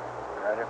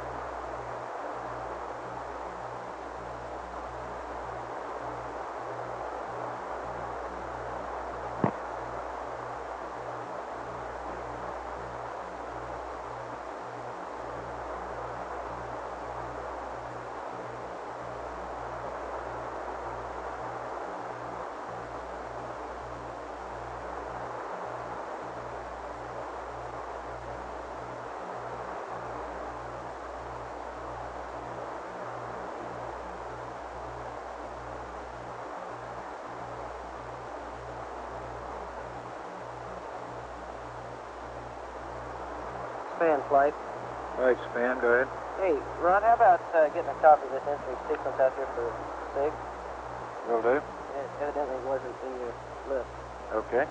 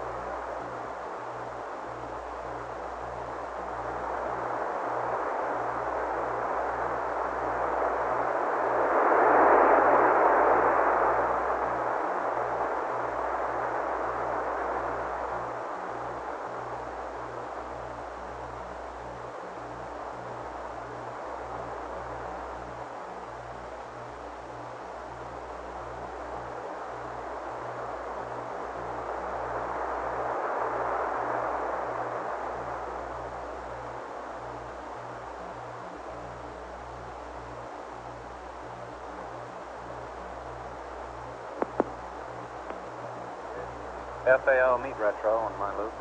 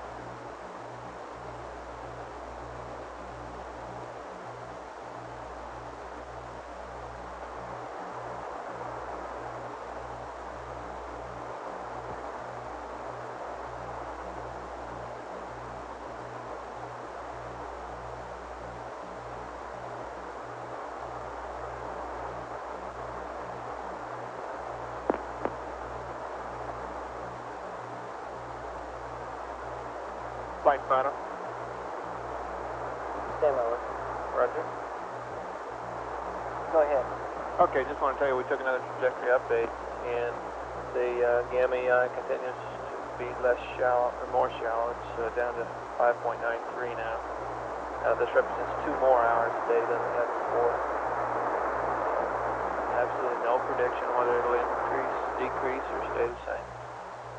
It does have quite a bit of rangy data though, so still should be pretty reasonable.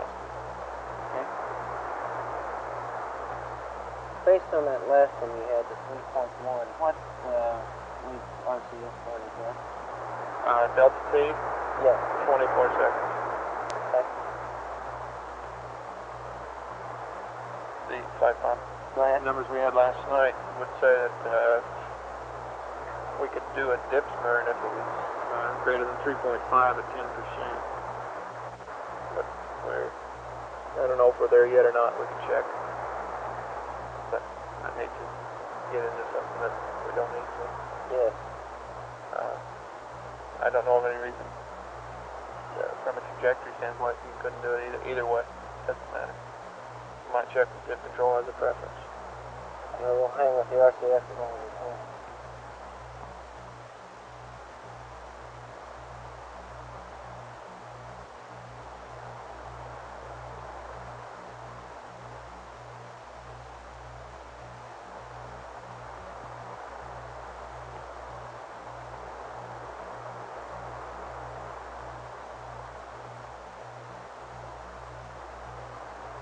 This is Apollo Control, 124 hours, 15 minutes. Apollo 13 now 95,638 nautical miles from Earth. Velocity 6,057 feet per second. The temperature in the LEM cabin now reading 51 degrees. Pressure 4.98 pounds per square inch. The carbon dioxide partial pressure 0.2 of a millimeter of mercury. Does your plot on channel 64 now for MCC7 indicate what size burn for MCC7? I think that's still updated on the 2.2, 2.1 foot per second flight. Why don't you go redo that around whatever the latest number is the Fido's looking at, 3.1 I think. Okay. Sliding count. Go ahead. Back another readout now. Okay, battery voltage, charger current, Capcom. Okay.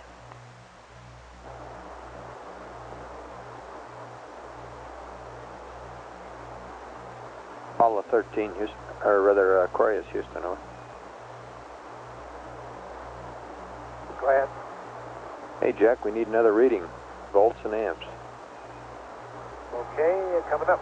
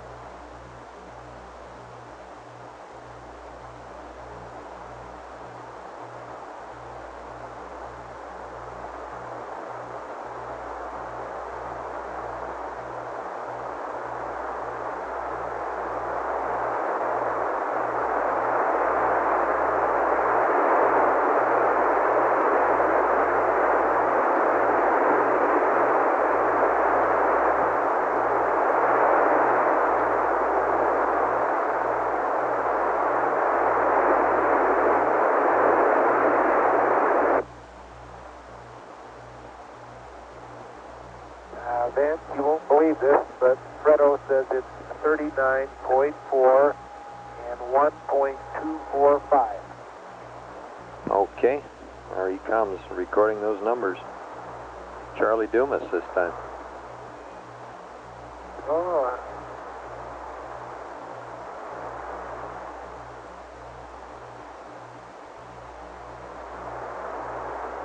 Not changing very fast, is it?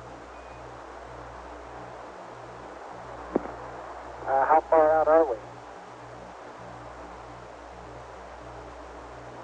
that right, Fido? Flight Fido, we're 95.3 95.3 and 6068. 6068 velocity. Okay, 95.3 and 6068 on velocity per Fido. Okay. Bill Stovall. Thank you.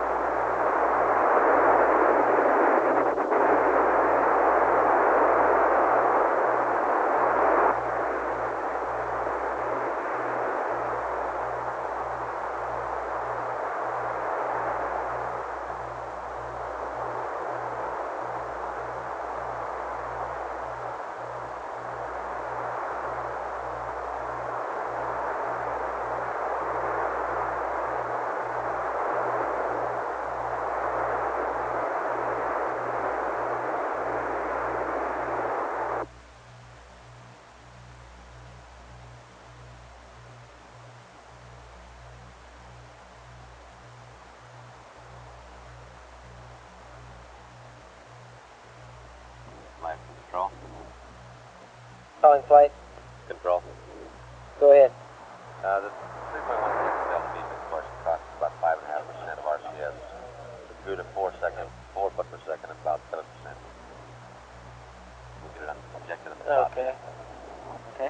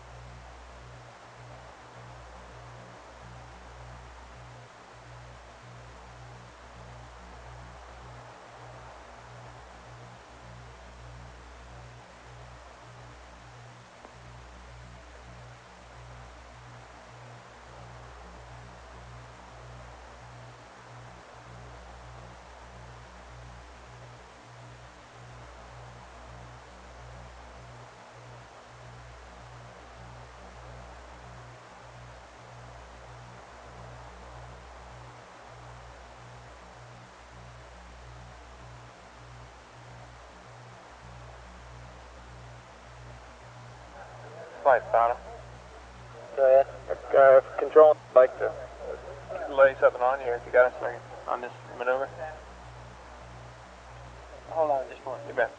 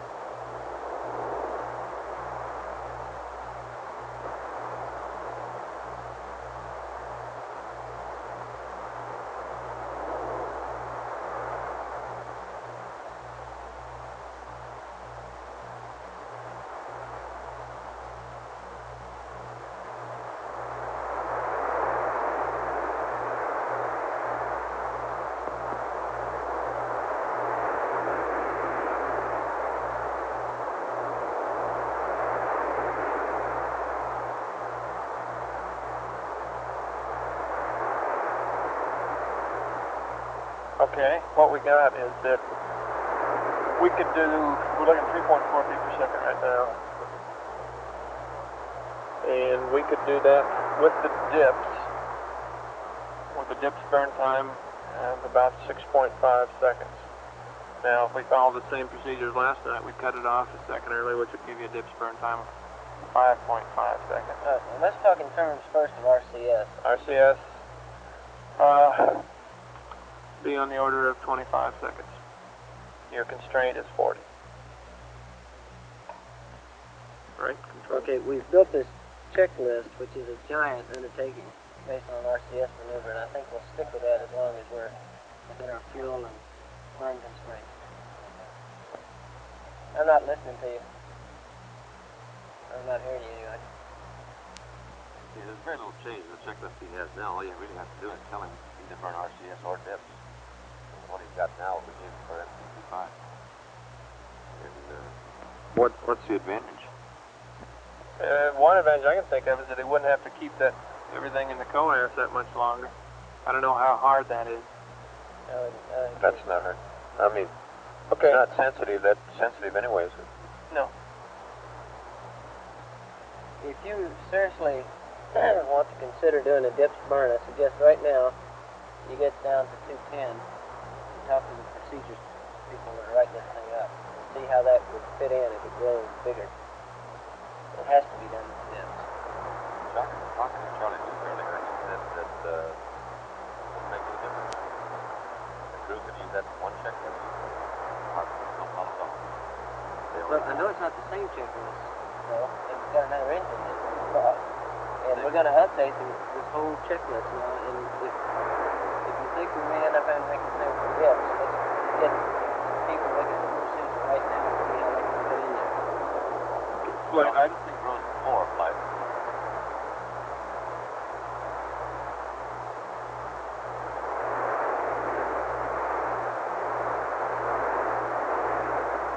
Okay, Clyde, but I'd suggest that we pursue it because this thing has grown and it's continuing to grow. That's exactly what I'm suggesting. Okay. Somebody go look at it. The checklist, I tell you, that I have in my hands now for tomorrow, two parts. One is the one he's already got, plus the addition to the after the that's the big one. They are going to give him a checklist starting at about 6 hours and 50 minutes. Goes from A to B, referencing things that he has on board where they're at.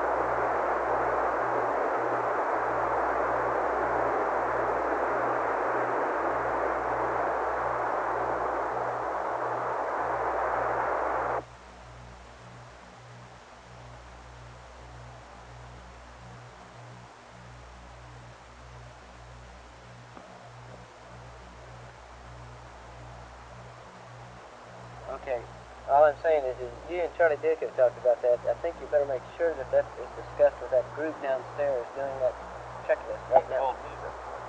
Yes, that's right. Now all I'm saying is go down there and tell them that that's what you're thinking about. Okay. And it may come up with some clever way that if we had to go to a different one late in the game, that we can tell them that when we're reading the checklist.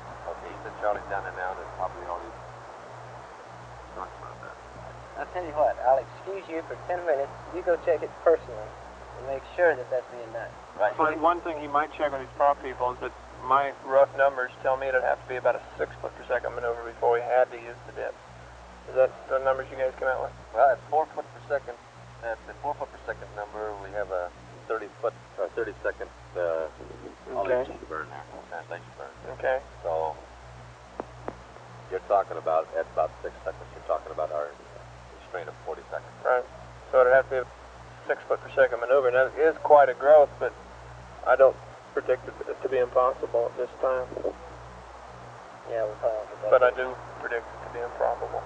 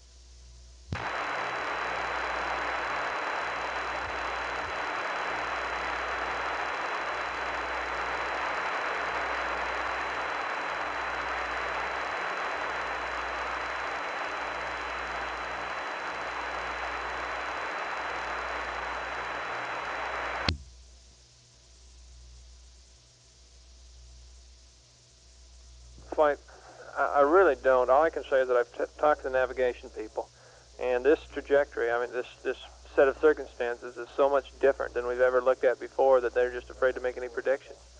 We've had we don't have really good data sometimes. Sometimes we only process in two-way, and then we get the three-way. Very little ranging. All this kind of thing just makes them sort of nervous about it, and that they really can't predict a trend, or they really don't know their uncertainty. They think their uncertainty is about 2/10. Either way, but that's their guess. And the only two things are the she, which we don't think was much, and that maneuver. Our estimate on that maneuver was 2 degrees in attitude, but that's only our estimate. I don't think we really know. Okay.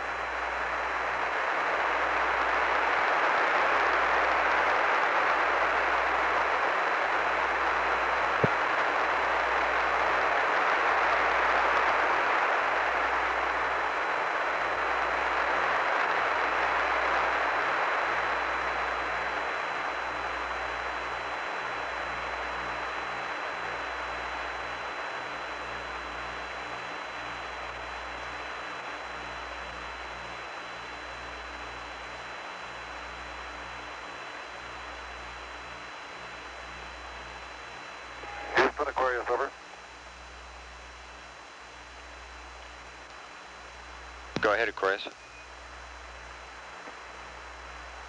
Are the flowers in bloom in Houston? No, not yet. Still must be winter. Suspicion confirmed. Yeah, I doubt if they'll be blooming even Saturday when you return. I concur. Hey, Jim, we have some photo information to pass up to you. Discussed this briefly with Fred earlier. It's instructions or suggestions for which photos or which cameras and lenses to use during your service module photography. Over.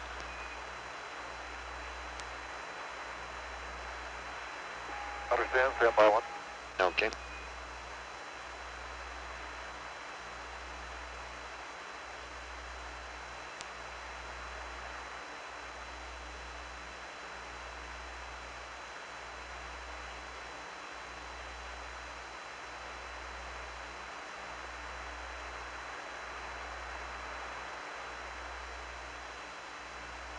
Go ahead. Okay. We have 3 cameras here. 2 of them to be used for picture taking from the LEM. 1 to be used from the number 5 window of the CSM. First I'll hit the LEM cameras. And this camera that I mentioned now has first priority. It's considered the one to give you the best results. That's the 70mm DC Roseau camera, Hasselblad that is, with the 80mm lens from box A13.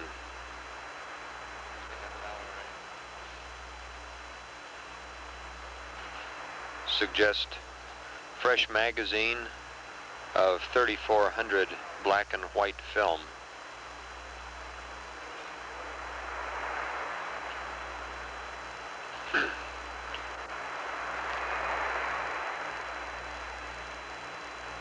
Okay. Okay, suggest either magazine R or magazine S from A13. Transfer all of this to the LEM.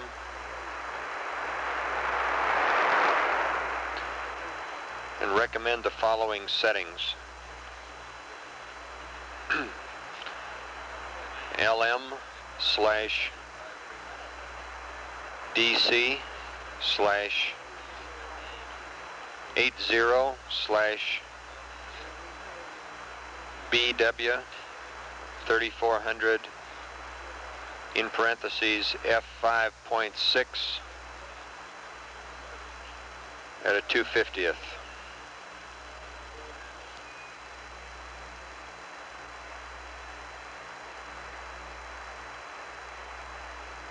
And that's all for that one. Okay, Vance, let me see if I have it here. For the LEM, want to use a 70mm DC Hasselblad 80mm lens with an A13 using 3400 black and white film, mag R or S. We'll transfer that camera to the LEM, and the settings will be LEM DC 80 BW 3400 f5.6 250. That's correct. Okay, next. The next camera. Stand by one, I've got noise here. Okay, the next LEM, or the next camera for the LEM will be the 16mm. And these photos are considered to be priority 3. Okay, 1, get the 16mm DAC and power pack from A8.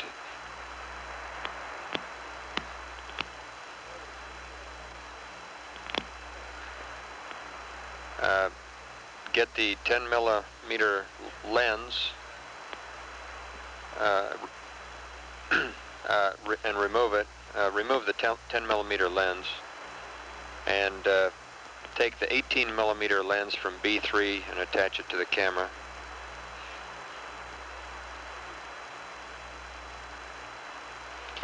And attach the power cable, transfer to the LEM, set frame rate at 12 frames per second. And the same data line that I gave you before reads this way this time. lem slash DAC slash 18 slash CEX comma battery, and in parentheses F8 and 1/250th. Okay, now looking at these two cameras in the LEM, it's recommended that you use the 16 millimeter for the first 2.5 minutes and then switch to the 70 millimeter. That's partly because the frames been they've been optimized for closer and longer range. Okay, read back, please. Okay, Vance, essentially what you want us to use as far as the movie camera in the LEM goes is our lunar sequence camera, which is exactly power back. We use the 18 millimeter lens, put it at 12 frames per second. Use CEX film with F8 at 1/250th of setting. Roger, F8 at 250th.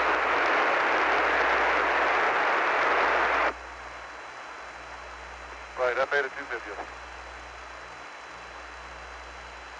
Okay, would you believe that we have a correction now to the last camera I gave you. Correct that 18 millimeter lens to 75 millimeter lens. Change the 18 millimeter to the 75 millimeter lens. Okay. Right. Okay, next for the command module pictures, it may be a little hard to see the service module from the command module, but if you can see it, it'll be through window 5, people down here think. Recommend for that the CM 70 millimeter. These photos have priority 2. So this is 70 millimeter EL with which has 80 millimeter attached, and this is all in B3. Take off the 80 millimeter lens and attach the 250 millimeter lens.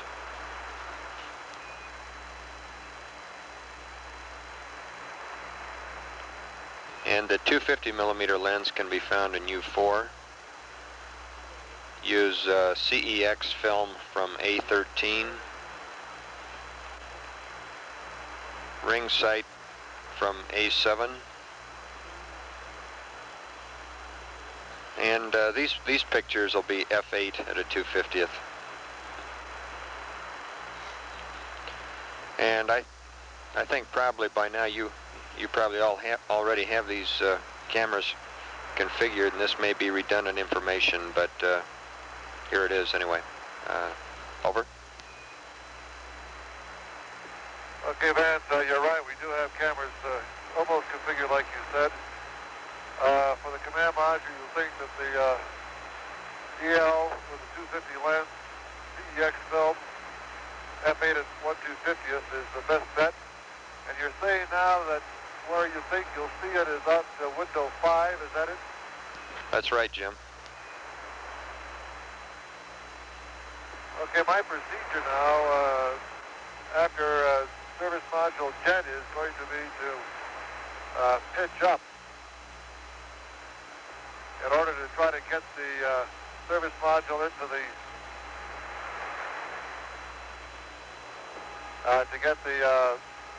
center window in view of the service module, which we were going to have somebody there to photograph.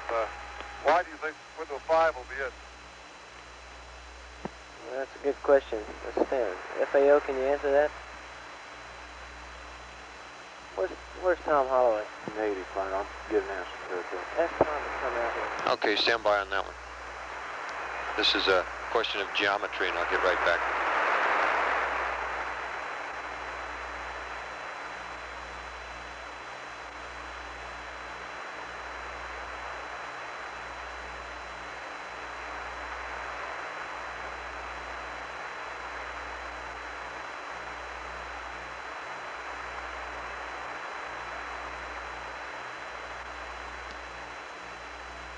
Actually, we need a model to see how this all works.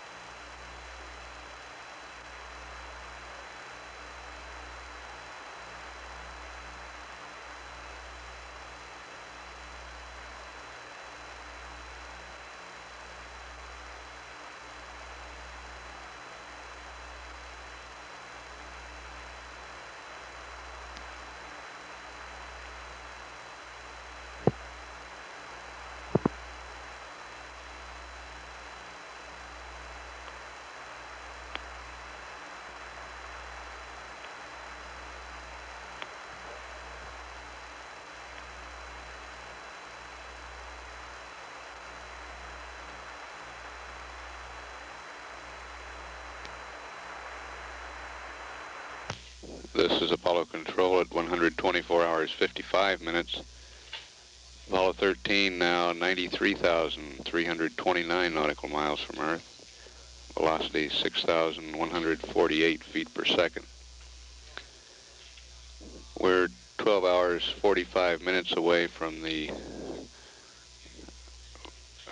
planned last mid-course correction. Tracking to date indicates that would be about a 3.4 feet per second delta V. If it stays around that number, it will probably be done with the reaction control system. It would be a 25-second duration burn with the reaction control system.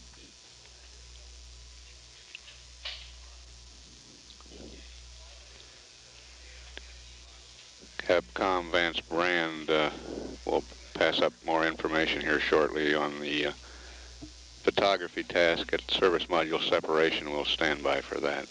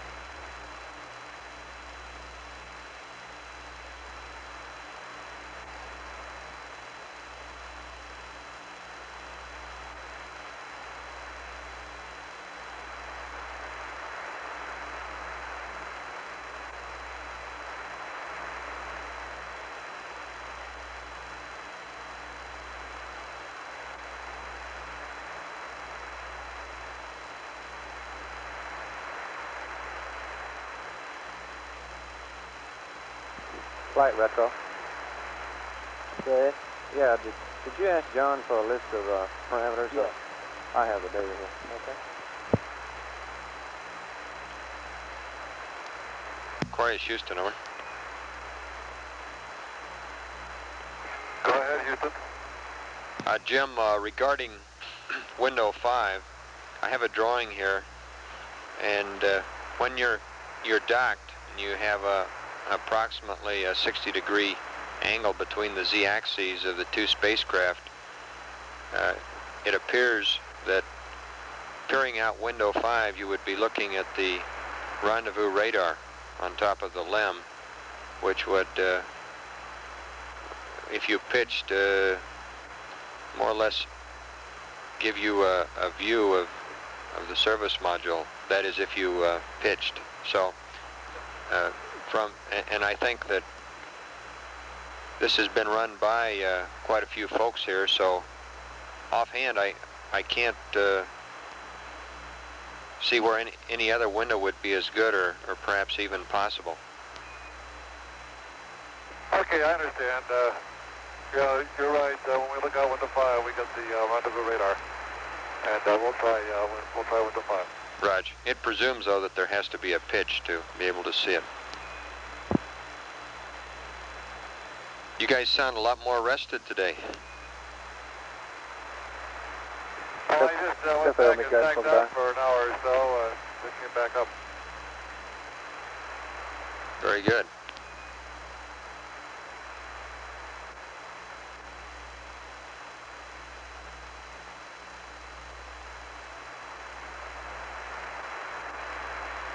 FAO McGuinness, Booker Dye.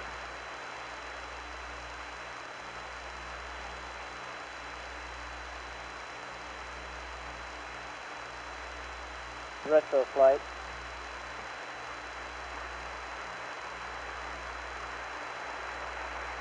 retro flight.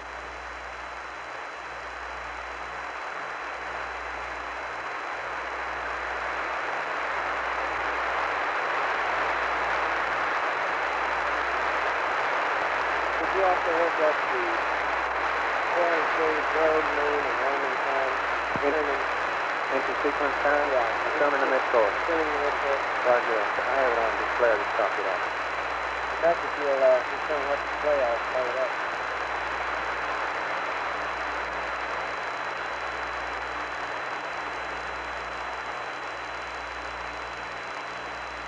And Jim, Houston, we really are going to get those checklists up to you. Okay.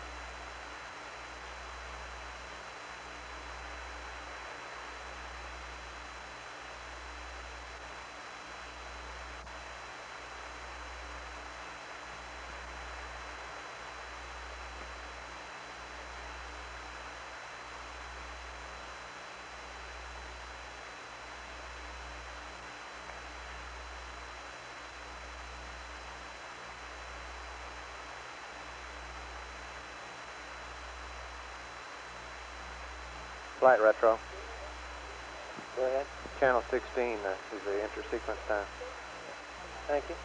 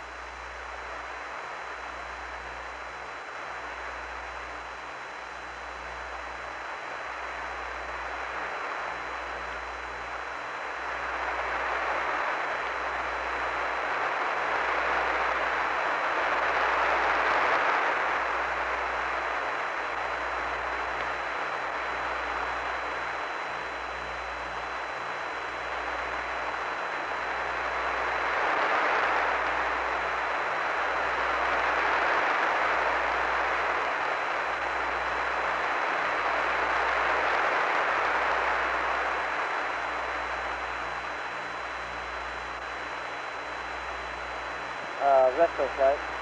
Go ahead, Brian. What is the corner and speed center on this thing?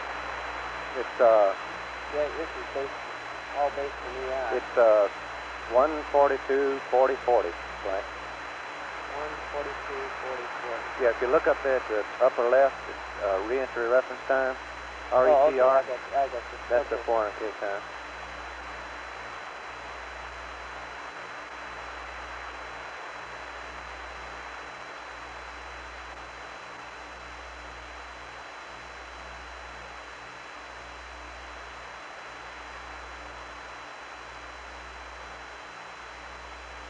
Flight FAO.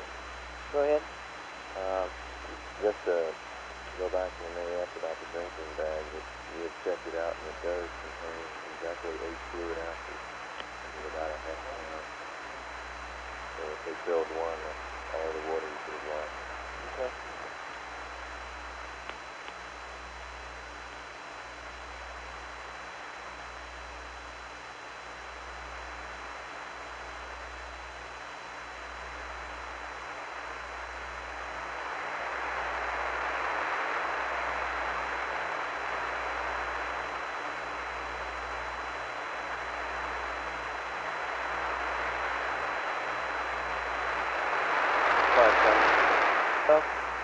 step off a couple minutes here. I got the guys in the back room reporting to control. They're watching the data.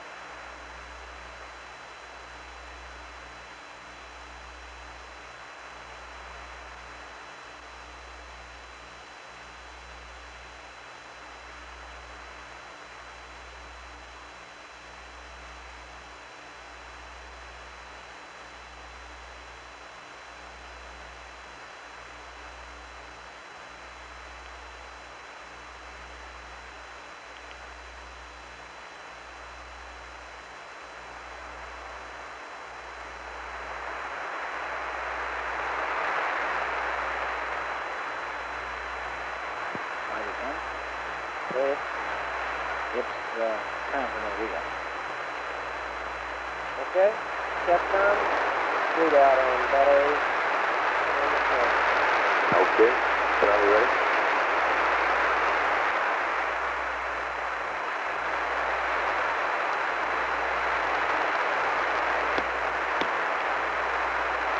Aquarius Houston, over.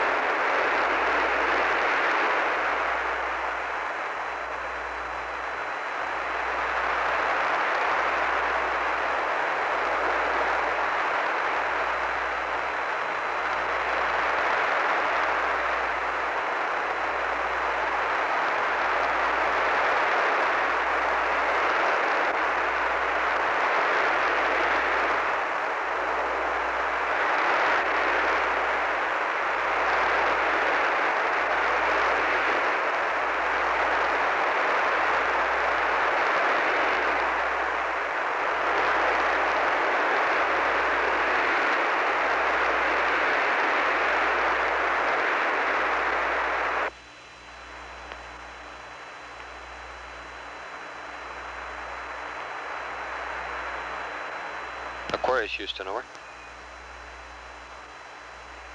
Go ahead, Houston. Jim, it's time for readings on the battery charging again. Request the battery voltage and the charger amps, over. Okay, stand by, man.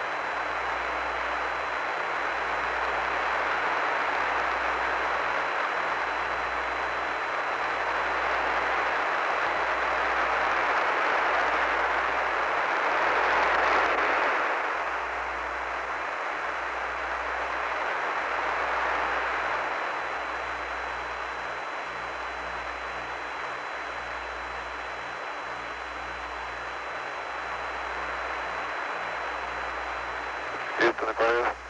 Go ahead, Jim.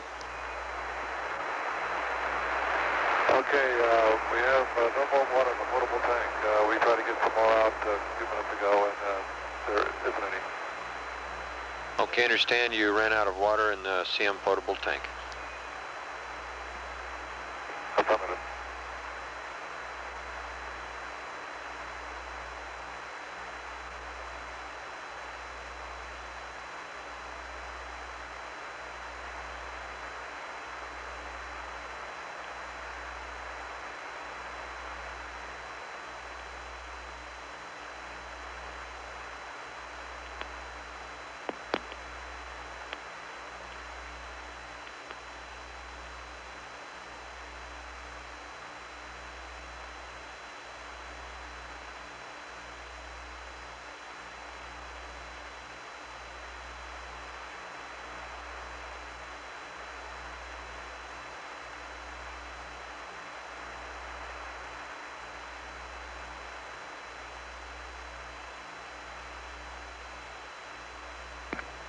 flight retro.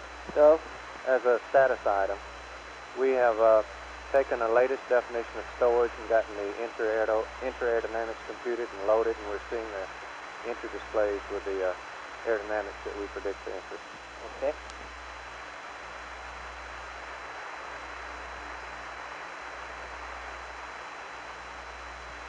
Okay, tell me your flight.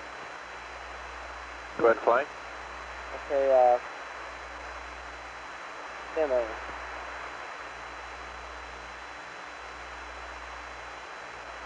Okay, what should we tell him about drinking water now? What kind of pad are we looking at, etc. in the limb? At the present time? Okay, on channel 58 here, we've got some new numbers, including the power up there asking at 136.15. We just ran those out. That includes the power up at 136, which brings the pings up, which shows that we deplete at 155.42. Okay. Okay, so that's about on the order of 13-hour pad. Right. And what does that mean in terms of, what does that mean in terms of water? Well, let's see, depends on the rate at 6 pounds per hour. You're running out. I guess what I'm saying is how much additional water is there other than in terms of hours? How much water do we have at check? At Lynn Jet, with this present profile?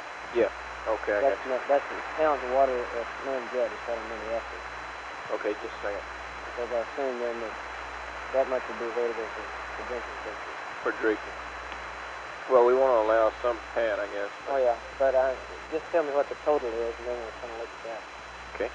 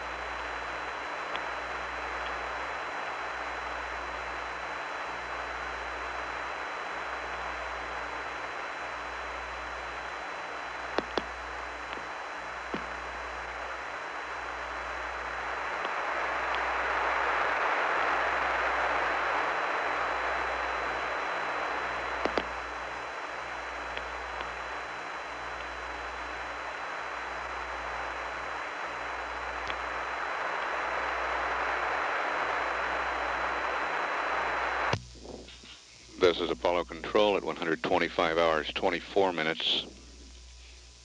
We have an update now on the lunar module consumables lifetime. These figures include powering up the LAM at 136 hours, 15 minutes elapsed time. Including that power up, we have enough water for 30.7 more hours.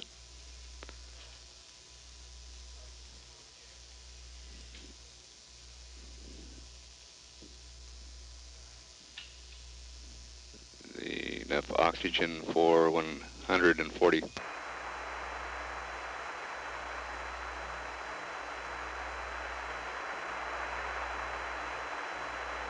Flight, tell me. Go. Okay, so I guess run at about 78 pounds. 78 pounds? Stand by, that doesn't sound right. That's kind of high. Yeah, let me see. Enough oxygen for 146 hours.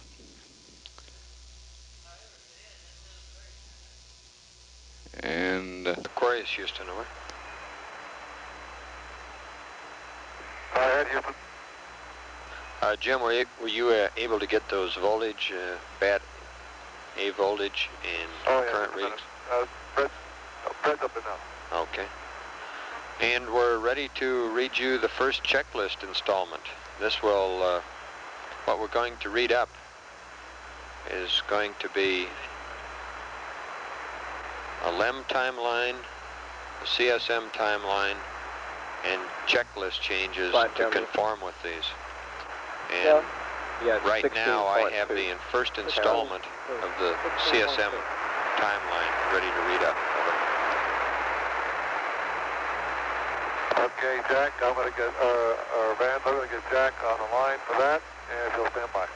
Okay, and he'll need a lot of paper. FAO flight. Have you got copies of this update? Okay. Where did it come from? Where did this one come from now? Bolt to 39.5 and 1.24, stand by. Okay, we got it. Hold on a minute, read out a minute. We need to get these guys so that they can follow the thing to make sure they understand it.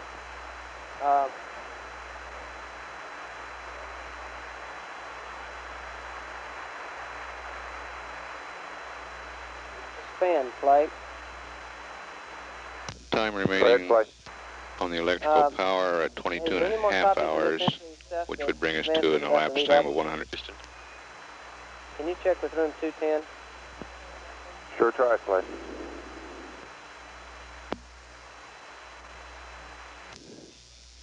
Would bring us to an elapsed time on the electrical power of 147 hours, 30 minutes. The water remaining would bring us to an elapsed time of 155 hours, 42 minutes. On and ready to copy. Okay, Jack. Weight 1, we want to get one into the hands of Flight and ECOM, and it'll take about a minute or two. Sorry to wake you up for this, but take about a minute and then we'll read it up to you.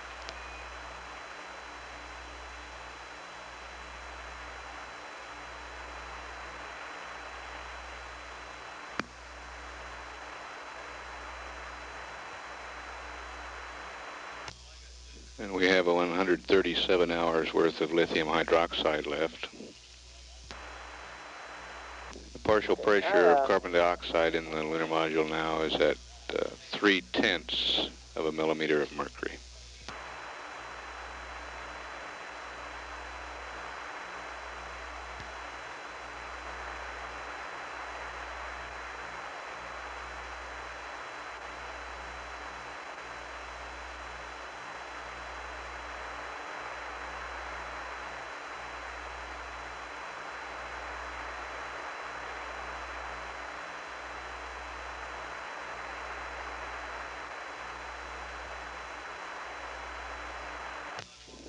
The 146 hours of oxygen left in the lunar module would bring us to an elapsed time of 271 hours. We're 17 hours and 11 minutes away from entry into the Earth's atmosphere.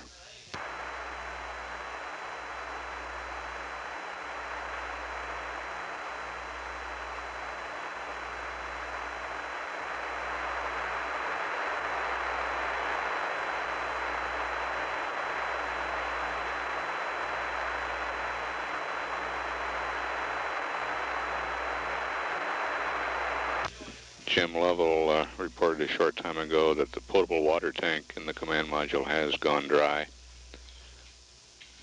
There is enough of a pad in lunar module water, though, that the crew will not have to go thirsty. Okay, man, go ahead. Hey, Jack, do you have any of that CM water, bagged water left? Over. Negative.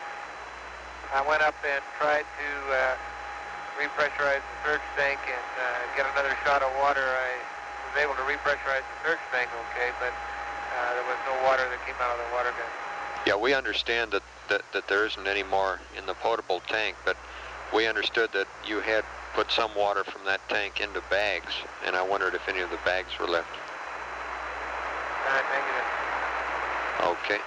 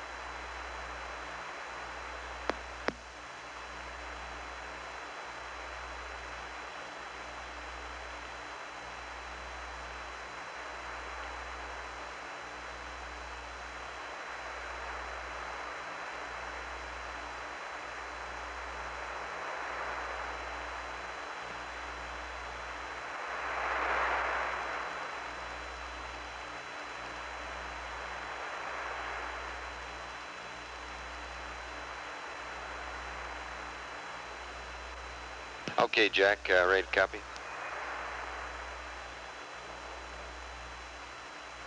Okay, Vance, ready to copy. Okay. Start at EI minus 6.5 hours. You're going to get LEM pads and CSM pads, and I don't know if you want to copy them or not. This is something I can just read off to you. Over. Well, without you copying, unless you especially want it. Okay. Okay, LEM pads, SM jettison. Okay, go ahead. Read which ones we're going to get. Okay, I'll read them fast first here so you get a general idea. LEM pads, service module, jet attitude, moon viewing attitude, sun viewing attitude, and LEM jet attitude. The CM pads are course align angles for LEM attitudes during moon and sun sightings, course align angles for entry refs mat, and CMC angles on entry refs mat for LEM jet, moon viewing, and entry. Okay, that's general pad information. If you want, I'll read it slowly so you can copy it all down. Otherwise, I'll go ahead.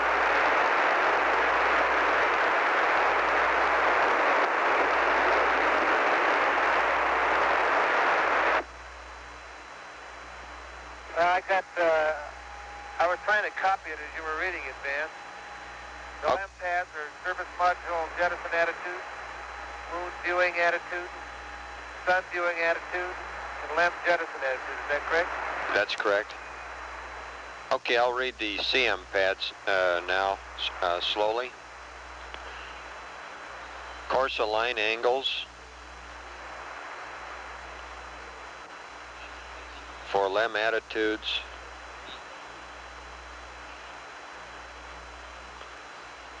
during moon and sun sightings.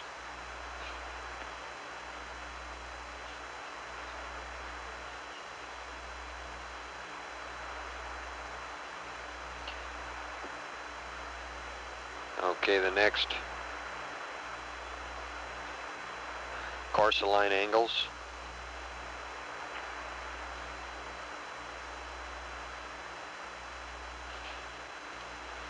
for entry refs mat.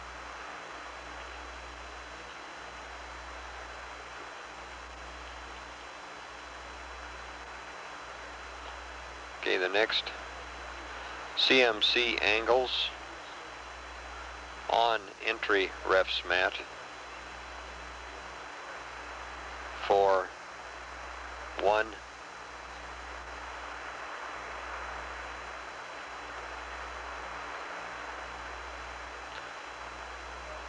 LEM jet,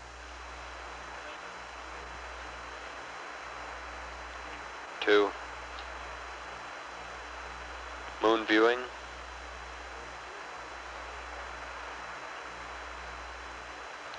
3, entry.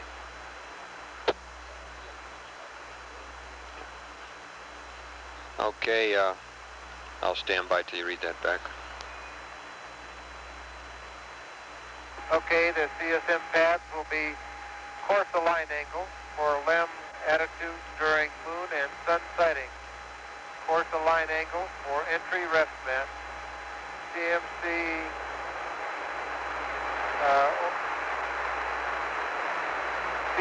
angles on entry ref mat for 1, LEM jettison, 2, moon viewing, 3, entry. Okay, that's correct.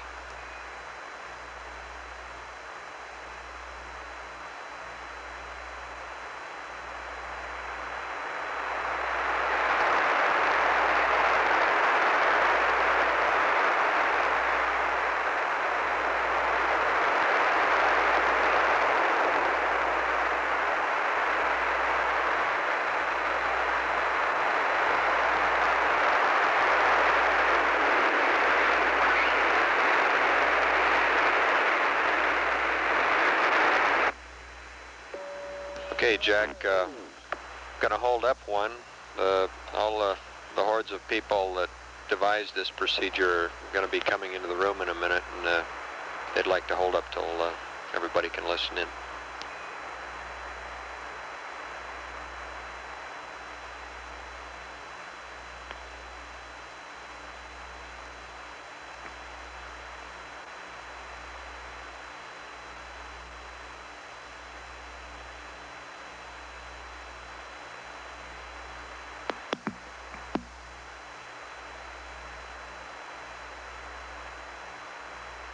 Get that, Jack?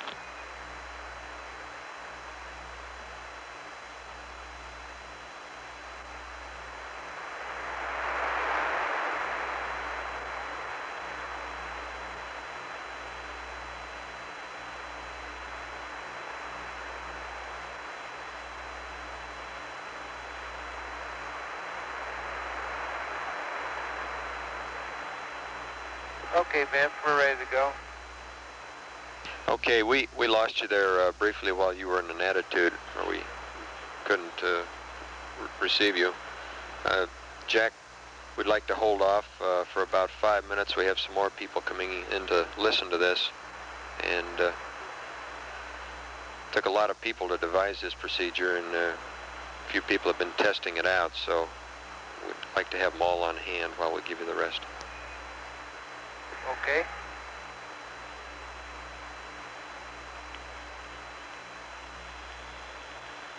How's the temperature up there, Jack? You guys chopping wood to keep warm?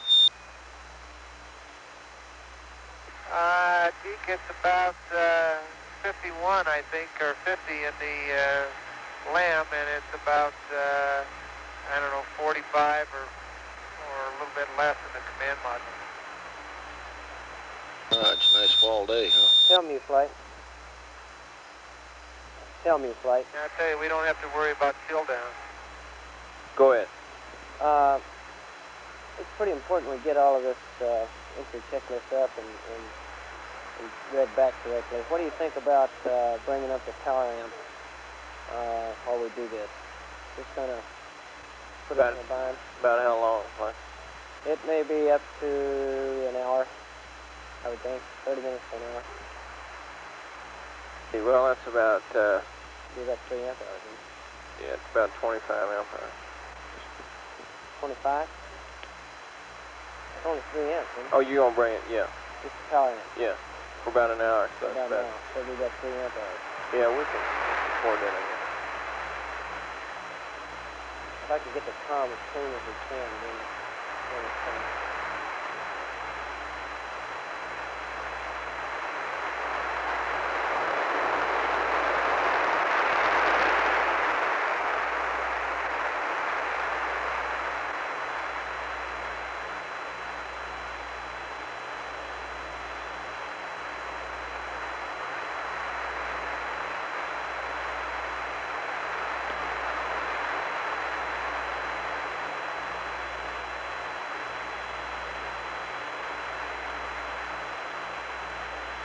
Flighty, huh?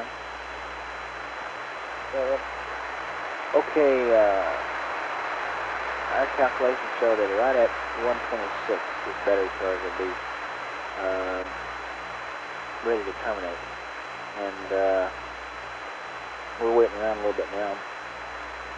Before we start this long procedure, maybe it would be a good idea to terminate it. So where do you think you are right now? We're about 130. We're at about 39.5. 39.5. What I'm saying is, we got a few minutes. Just wait until the last thing before you start it, if you'd like. Okay.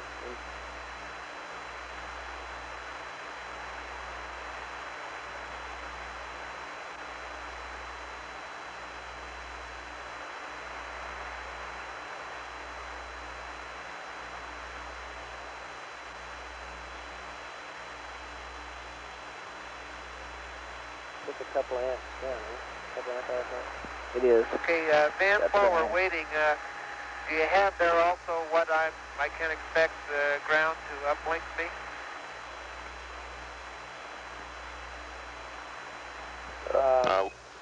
We'll have that, Jack, but stand by for that.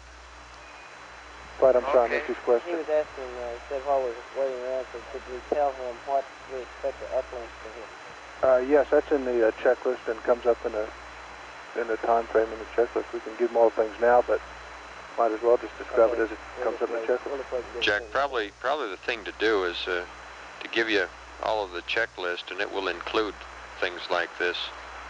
Then we'll have a big question and answer session afterwards, if that's okay by you. Okay, that sounds good.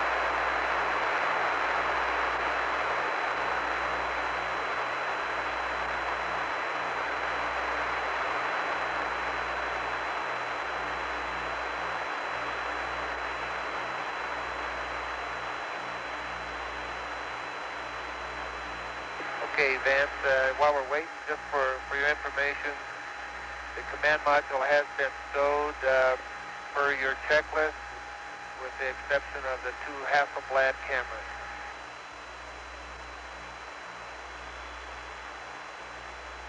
Roger, got that, Jack.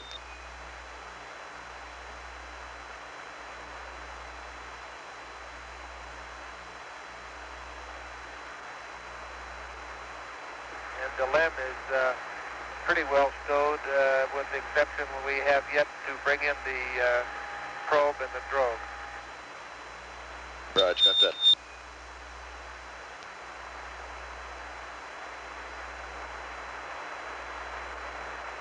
That's Deke Slayton talking to Jack Swigert.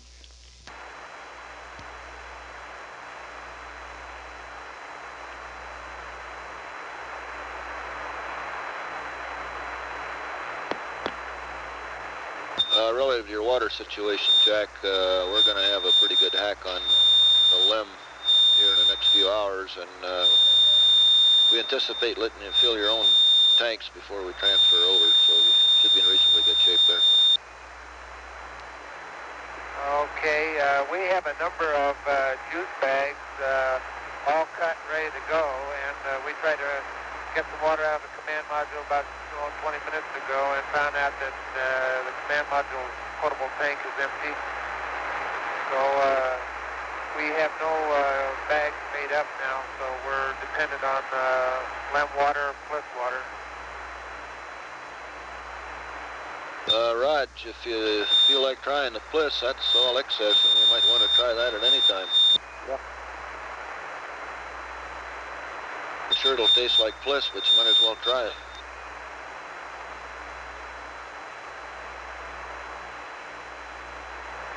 Okay.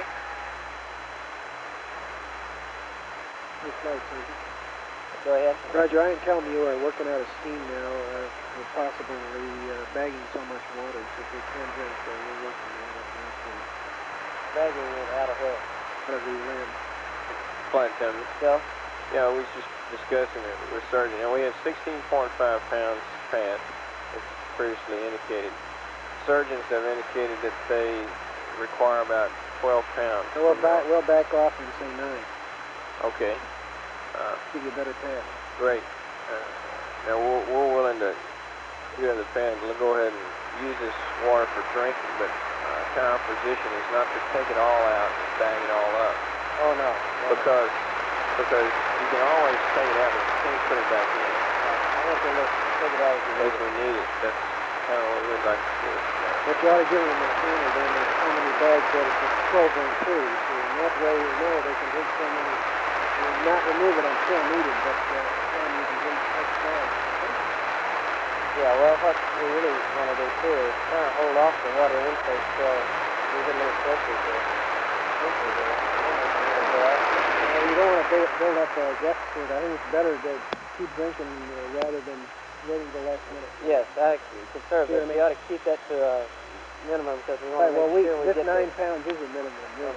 Okay, Deke, all the windows in the command module are heavily coated with water right now.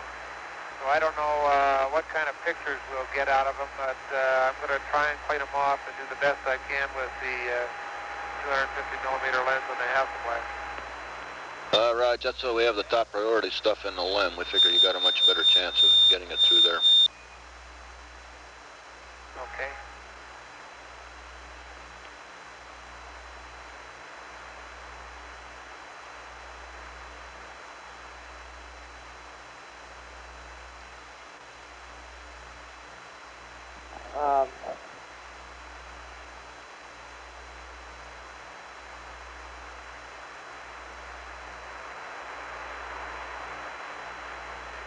Okay, do you figure that's A is fully charged now? Okay, you want to switch over to B here for a while? Okay.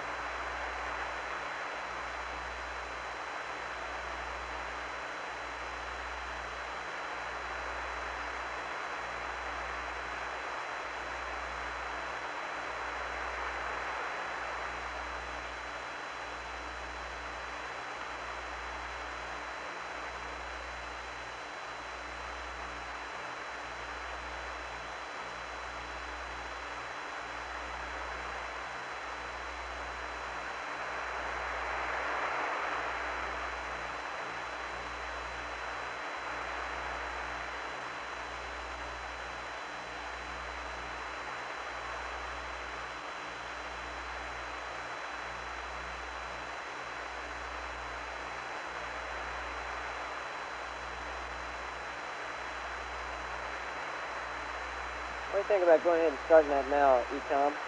Ecom? What do you think about going ahead and starting that now, so we don't hold up this entry thing? This entry checklist.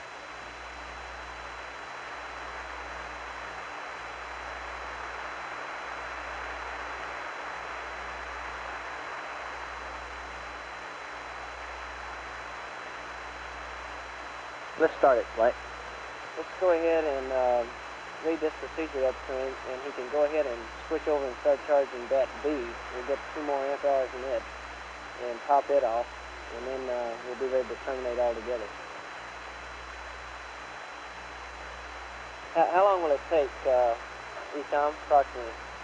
Oh, no longer than a couple hours. Okay, a couple hours. But maybe by the time we finish the lead up and answer checklist. Aquarius, Houston.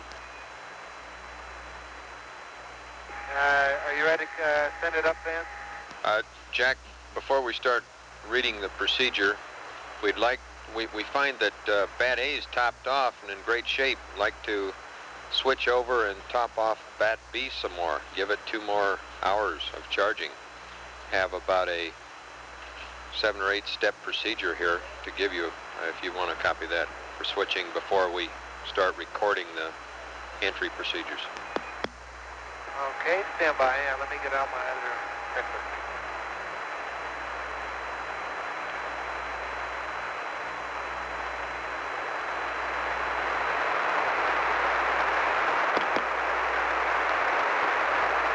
Okay, Vince, ready to copy. Okay, panel 3, switch battery charge to off.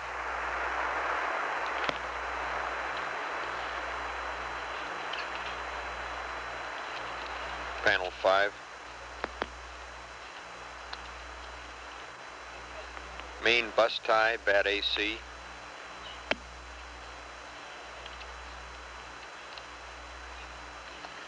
To bat AC.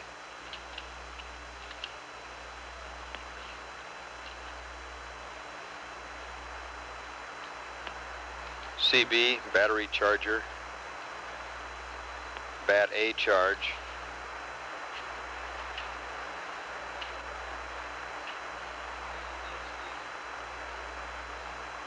To open.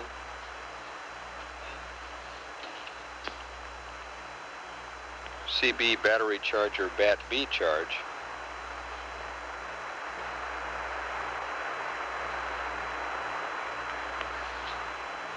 Close.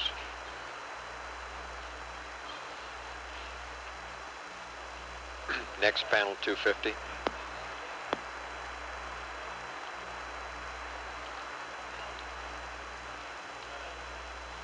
CB, bat B, power entry, post landing.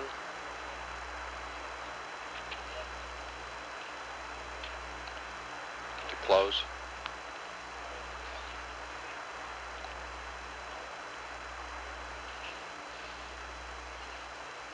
Panel 5.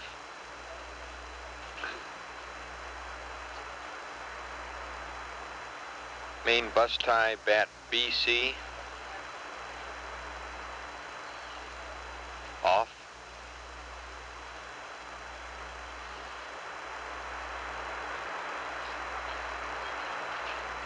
Panel 3. Battery charge to B. Advise. I'll stand by.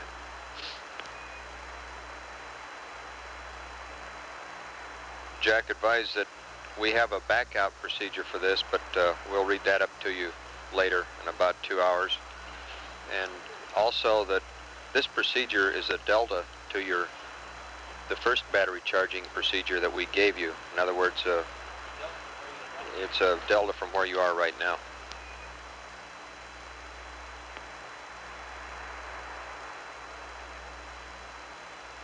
Okay, this is the procedure for charging bat Baker. Panel 3, bat charge off. Panel 5, main bus tie, bat AC to AC. CB bat charger, bat A charge open. CB bat charger, bat B charge closed. Panel 250, CB, band B, power entry and post-landing closed. Panel 5, main bus side, band D, C, to off. Panel 3, band charge to B. This is the Delta from the first battery charger procedure. You'll give me the backup procedure in a couple hours. That's firm. Okay, I'll put it to work right now and then come back and stand by to copy the rest of, not the rest, everything. Everything is right.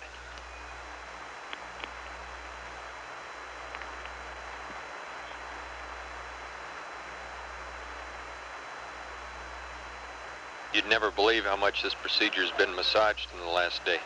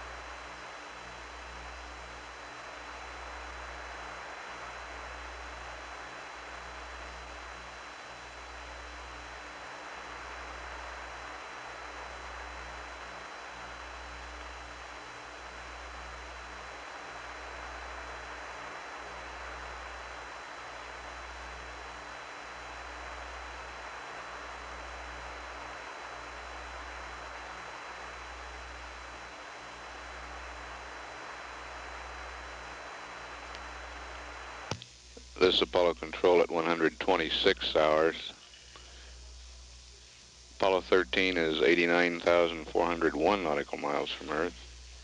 Velocity is 6,310 feet per second.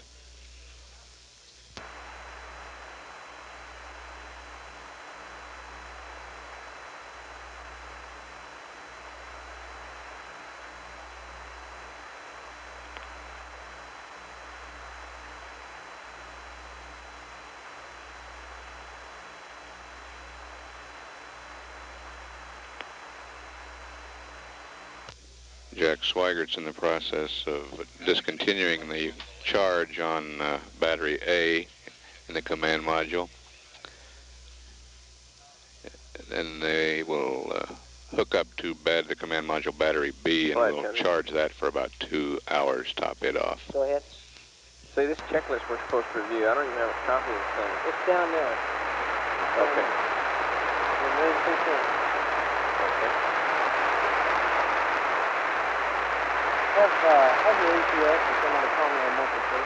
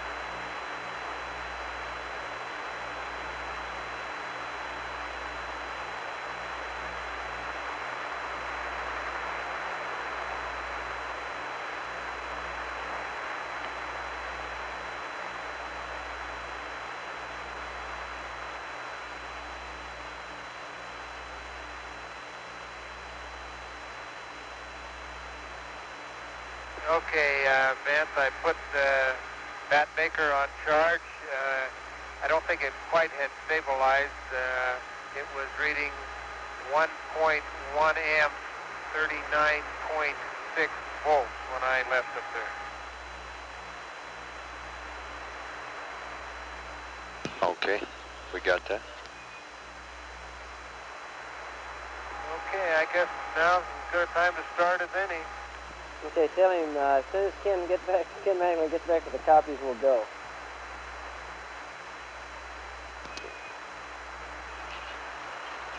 Just a second, Jake.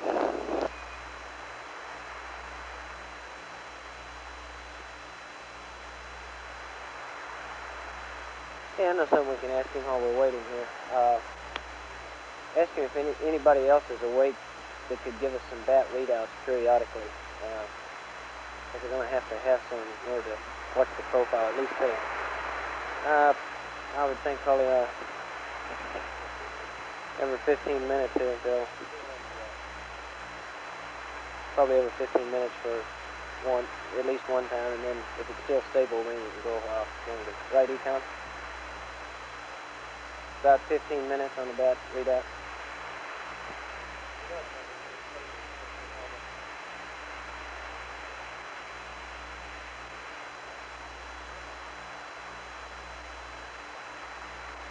Just asking for somebody over in that command module that could do it without him having to stop this checklist thing completely and going over there.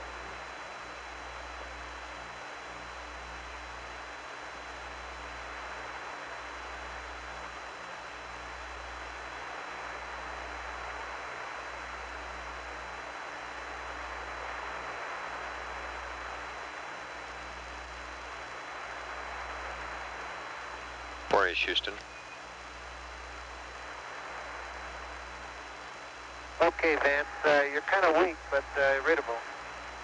Jack, we're going to need readings on the bat volt and charger amps about every 10 or 15 minutes for a while. So is there somebody else that can be reading them out while you're copying over? Yeah, Jim will take a run up there. Fredo is sleeping right now.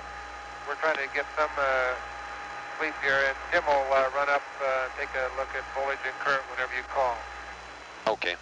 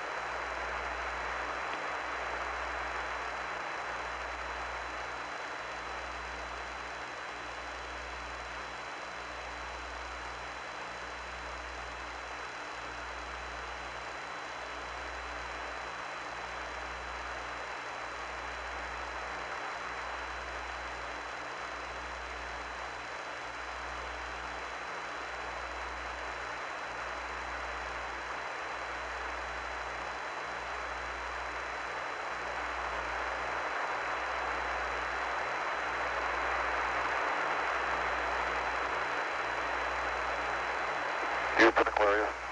Okay. Go ahead, Aquarius.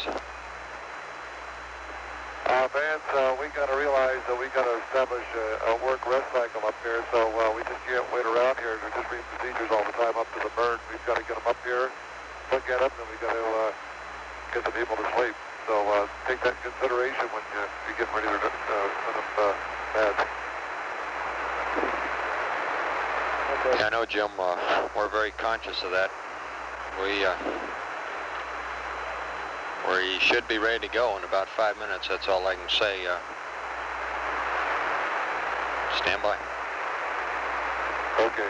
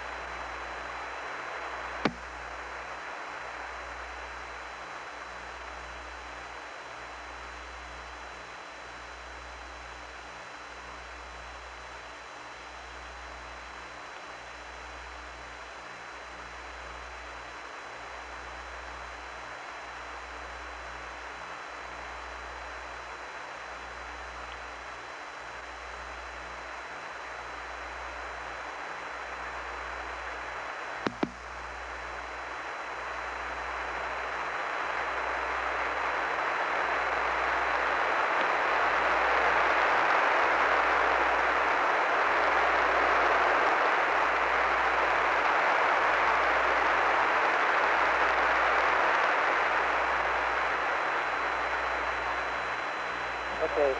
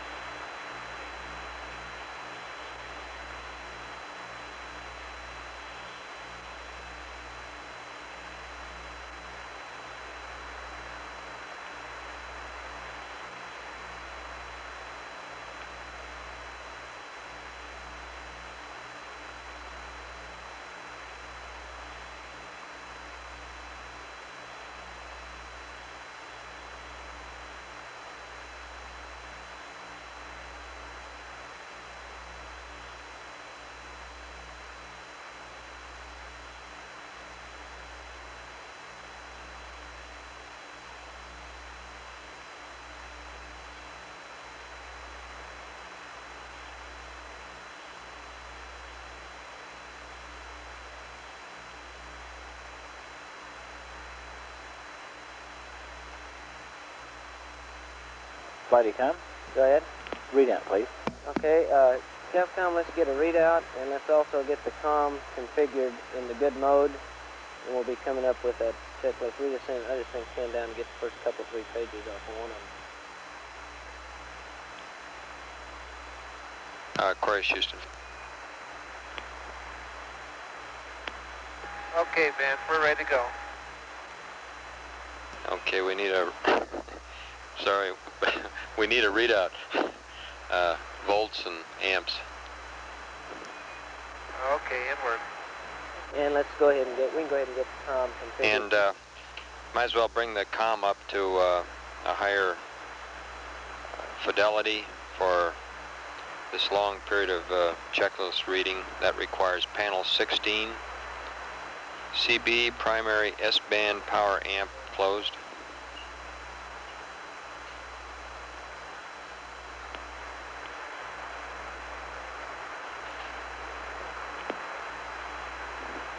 Primary S-band power amp closed now. How do you read? Okay, and next step, panel 12, S-band function to voice, and ranging function to ranging.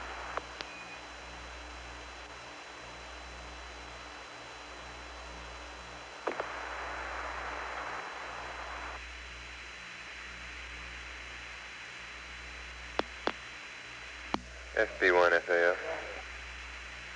I get...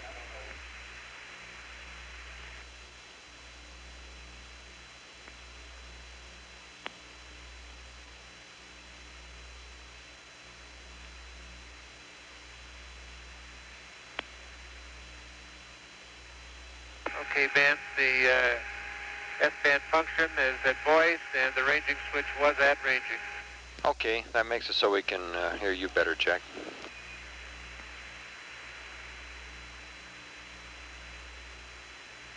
Okay, can we, since the first part of it you're just going to read and I'm going to copy, and then we're going to have a question and answer period later, can we get started? And right now, here it comes. Okay, procedure's coming back in again. Multi-copies for distribution, and Ken's back. He's a local expert on this now, so we'll turn you over to him, and he'll read it off. Okay, stand by, I'll give you volts and amps. Ken Mattingly will read the procedures. Phase is 39.1, amps 1.75. Okay.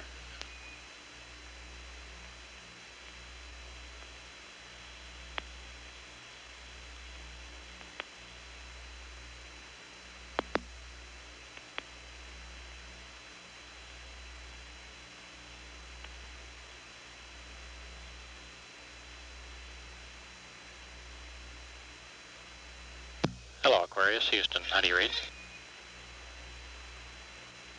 Okay, very good, Ken.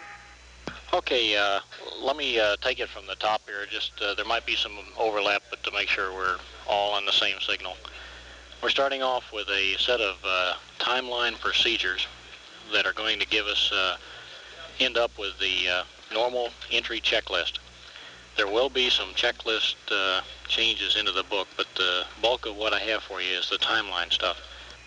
And it starts at 6 hours and 30 minutes prior to EI and assumes that we're getting LEM power to main B of the command module.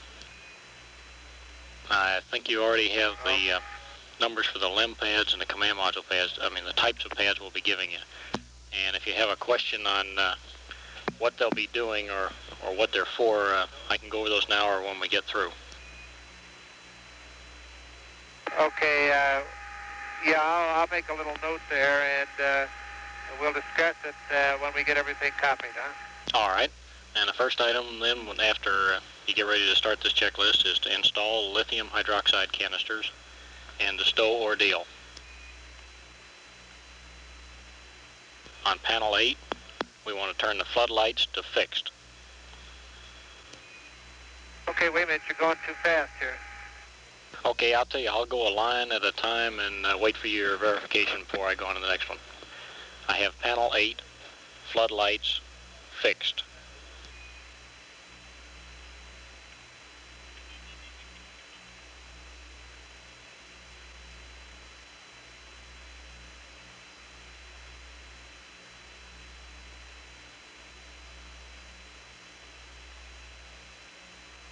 Okay, install LIOH canisters, stow ordeal, floodlights fixed.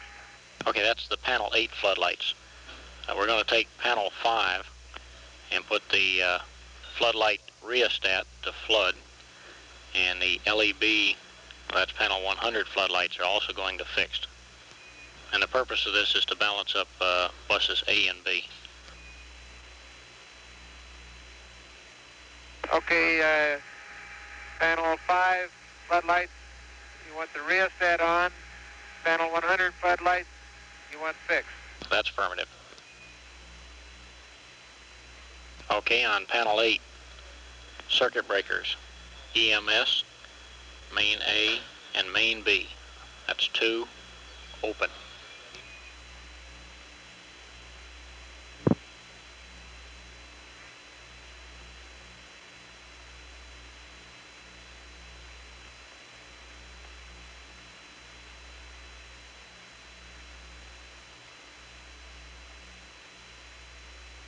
Okay, panel 8, EMS main A and main B open.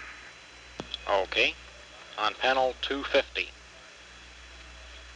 circuit breaker, battery A, power, entry and post landing, closed.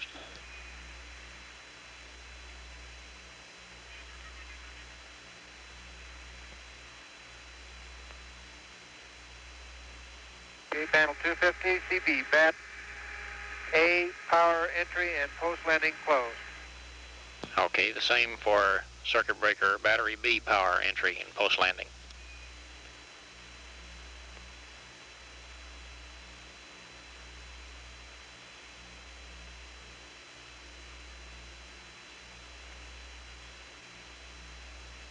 Okay, battery B, power, entry, and post landing closed. Okay, and add battery C, power, entry, and post landing.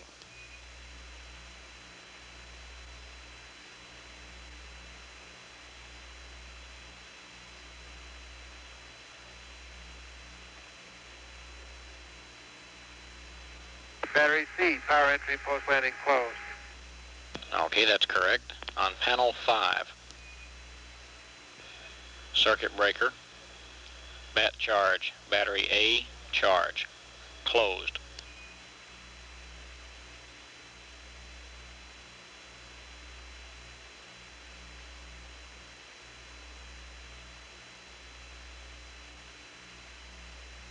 Okay, on panel 5, CB, bat charge, bat A, closed. Okay, and the same for circuit breaker for battery charge, bat B charge, closed.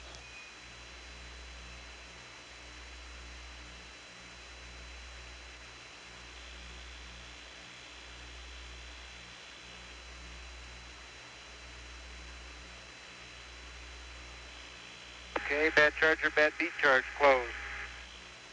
All right, I'd like to take main bus ties, 2 of them, on and up. That's probably a verify.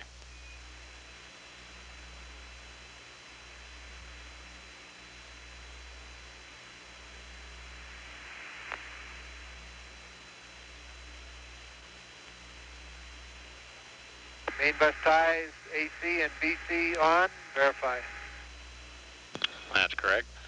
And a circuit breaker. Battery relay bus. Battery A and B. Closed.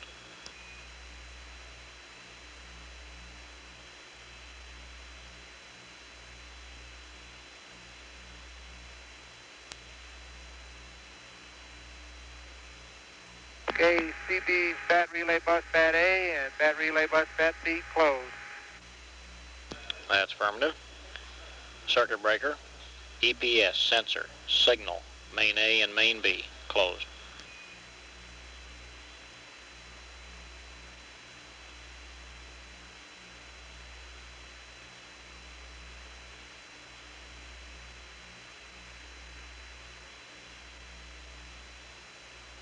EPS sensor signal, main A and main B closed. Okay. On panel 275. Circuit breaker, main A, battery C, closed.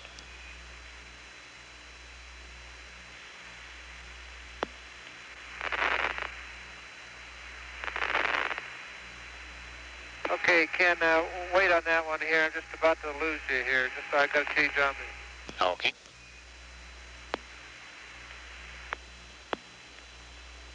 Okay, could you give me that one again, please? All right. On panel 275. Circuit breaker, main A, battery C, closed.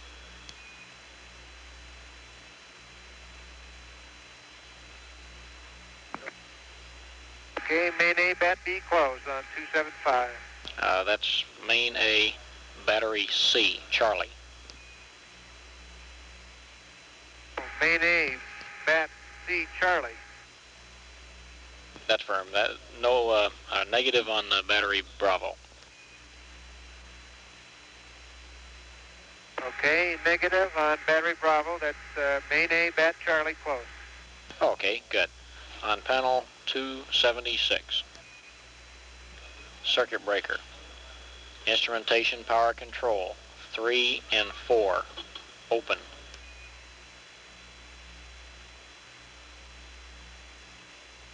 Would you say that one again, Ken? All right, on panel 276. Circuit breakers. Instrumentation power control. 3 and 4. Open.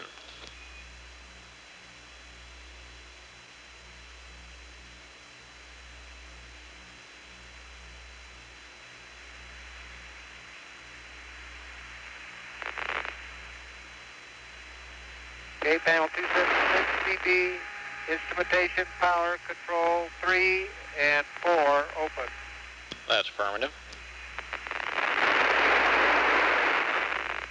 Okay, panel 5. Circuit breaker. Essential instrumentation power. Main B. Closed.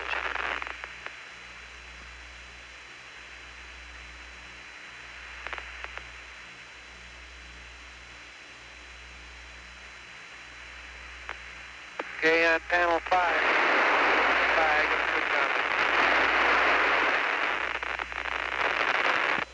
switch on. Okay, I'm sorry, Jack. Would you read that again, please? Go. Need to read out. Okay, on panel 5, CB, central instrumentation power, main B closed. Okay, that's correct. Primary evaporate water control valve to auto.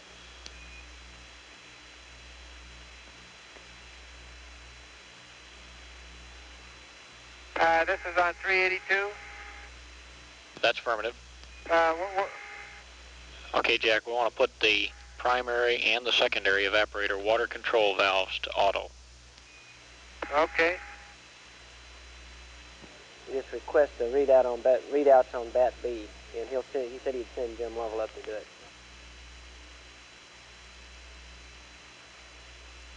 Bat B and the charger current. And Jack, can you give us a readout on bat B and the charger current?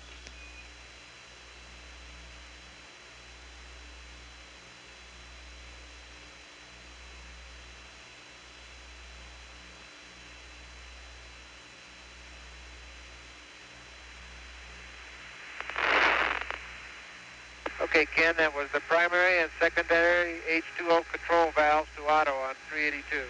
That's affirmative. And did you copy about the readout on the battery? Yes, Jim's on his way up. Okay, thank you.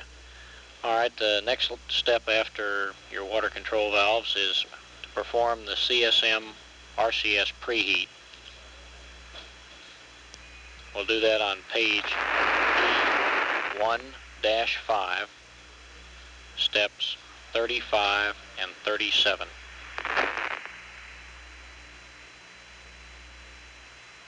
Okay, Ken, we're having a problem with the comm.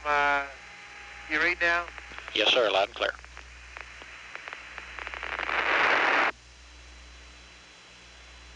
Okay, it's perform CSM RCS preheat, and could you say again all after? Okay, I'm referring to the entry checklist, page E1-5, steps 35 and 37.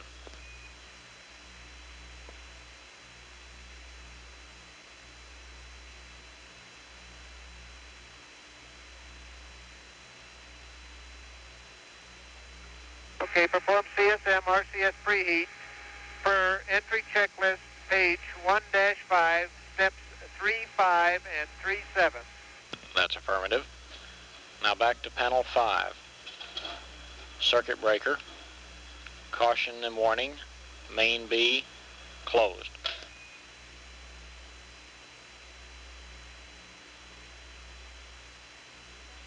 CB, caution warning, main B, closed.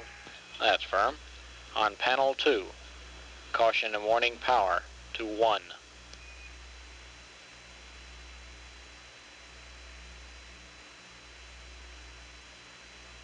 Panel 2, caution warning power to 1. That was to power to number 1, Jack. Caution and warning power to 1. Okay. On panel 5, circuit breaker, EPS sensor unit, DC, bus A and B, closed.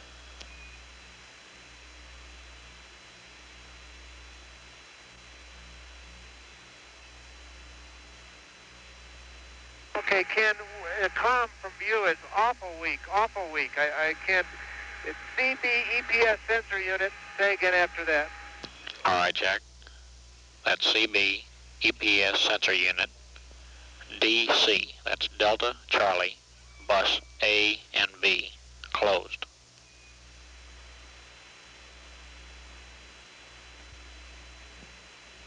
HCB EPS sensor unit, DC, bus A and B, closed. And I'll give you the volts and amps. Okay, that's correct. Go ahead. Okay. Volts are 390.1, amps 1.5.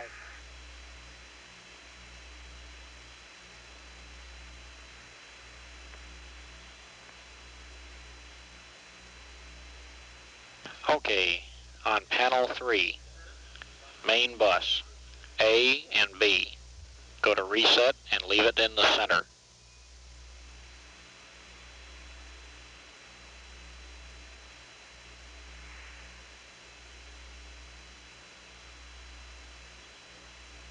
Okay, panel 3, stand by, got to change on me.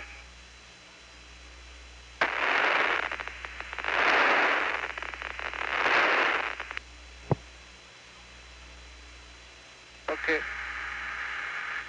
Main bus A and B, reset, then center. That's affirmative. Okay, now we're at EI minus 5 plus 0.5. And as far as you're concerned, Jack, the command module is using this for information only. This will be the LIM doing an Earth Terminator AGS alignment. And at the time of 5 plus 05 is the time they'll be going ahead and releasing their ball. And this will be covered in the LIM checklist that'll be uplinked after this. At EI minus 5, we perform mid-course number 7. Over.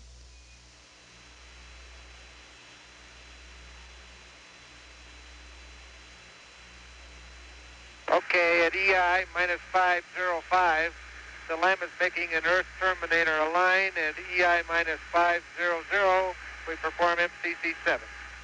That's correct. At the completion of mid-course 7, the LEM will maneuver to a separation attitude. And this attitude will be sent up on one of the pads that you're going to get before all the sequence starts. And it'll be flown to the LEM ball angles on that pad. Okay, understand. All right, at EI minus 4 plus 40. We want to perform page 1-6, step 39 of the entry checklist. Ken, I didn't get it. We had to change on these again. Could you say at EI minus 4-440, we do something? Okay. At that time, you want to perform step 39er of page E1-6. Over.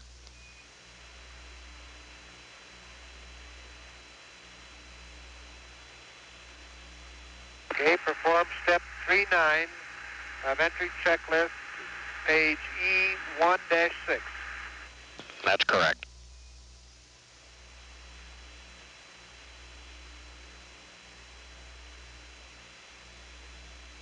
Okay, the next is the command module RCS activation. And that's step 41 of page E1-6.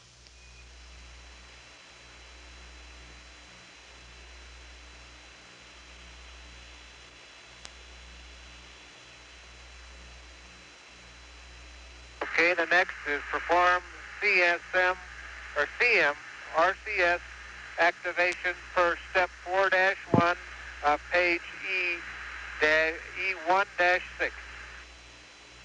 That's correct.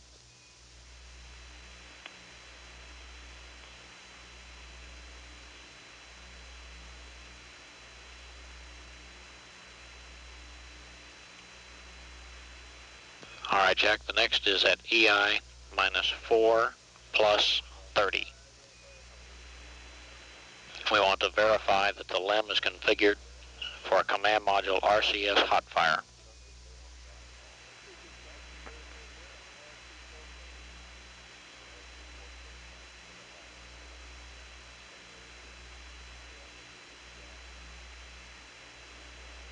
Okay, verify LEM configured for RCS hot fire at EI minus 430.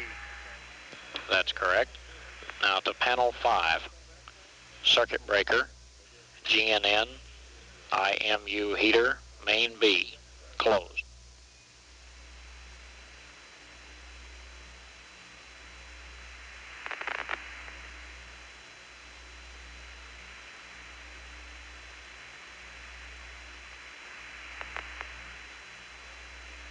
Okay, panel 5, CB, GNN, IMU heater, main A, and main B closed. That's negative, Jack. That's main B only.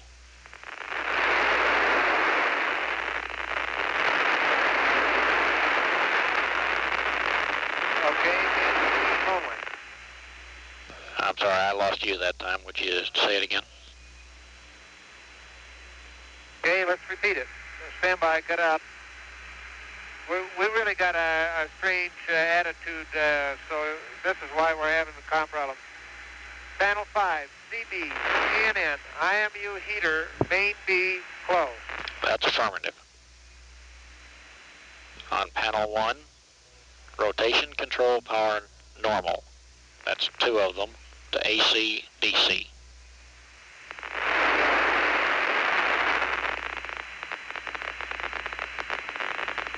Okay, panel 1, RHC normal, 2 to AC, DC, 2 controllers.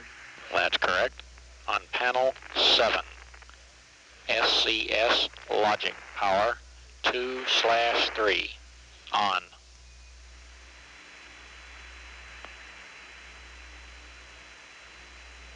SCS logic power 2/3 on, panel 7. That's firm. Back to panel 2, RCS command on.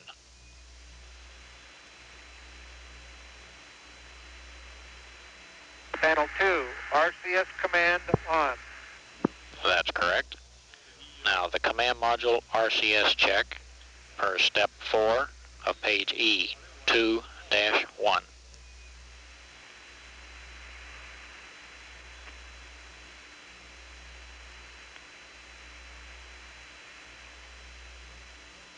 Okay, perform the command module RCS check per step 4, page 2-1. That's correct. Okay, at this point we want to lock the rotation hand controllers.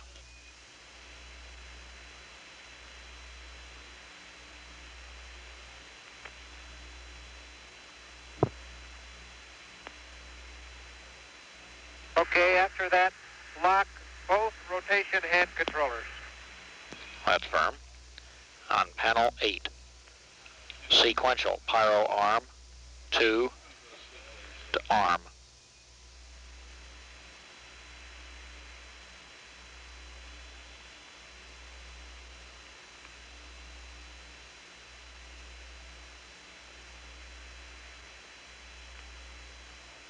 Okay, panel 8, second pyro arm 2 to arm. Do I get a misspin go for that?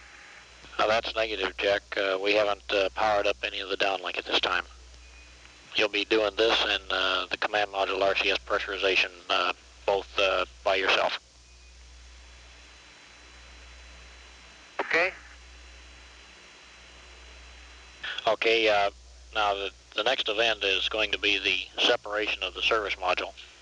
And these are some LEM steps, but so that you'll know what's going on, I'm going to read them to you. The LEM will do a LEM plus X of 1/2 foot per second. Then you'll be hitting the CMSM SEP on and up on their command. As soon as we're free of the service module, the LEM will do another LEM minus X for 0.5 feet per second. This is called the push-pull maneuver. I think it was described this afternoon.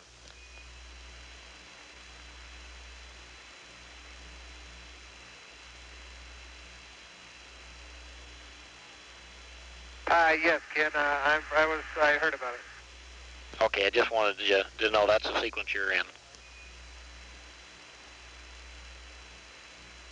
Okay, at the completion of that, we go back to panel 8, and it's sequential pyro arm, both of them, to safe.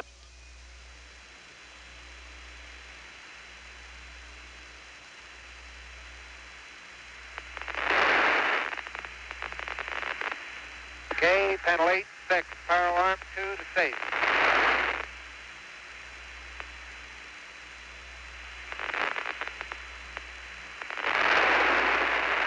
Okay, and following this, we take sequential logic 2 to off.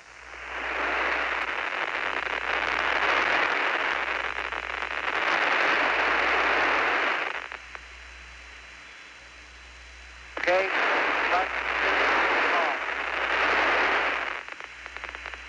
I'm sorry, Jack, I'll have to ask you to repeat that.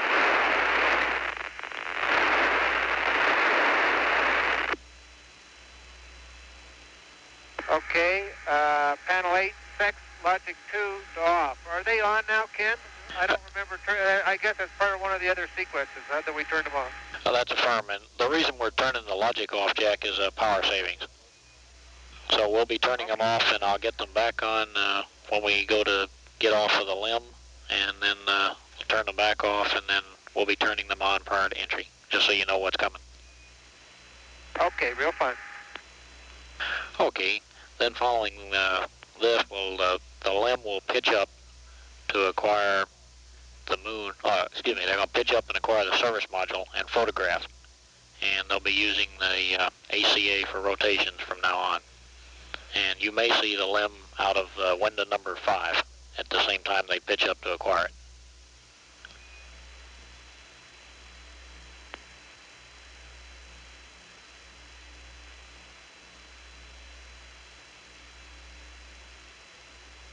Okay, the LEM pitches up, acquires the service module, and photographs it, and I should expect to find, might possibly see the service module out of window 5. That's affirmative. Okay, now we're down to EI minus 3 hours, the next time event. And the LEM starts a maneuver to what we call the moon view attitude.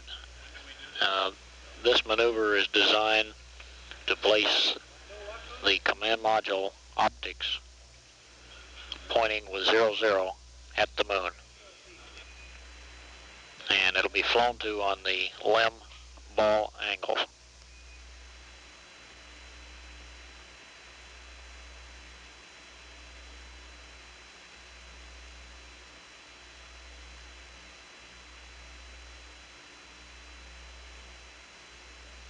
Okay, the LEM maneuvers to the moon viewing attitude, which would place the moon in the center of the command module optics within that 00.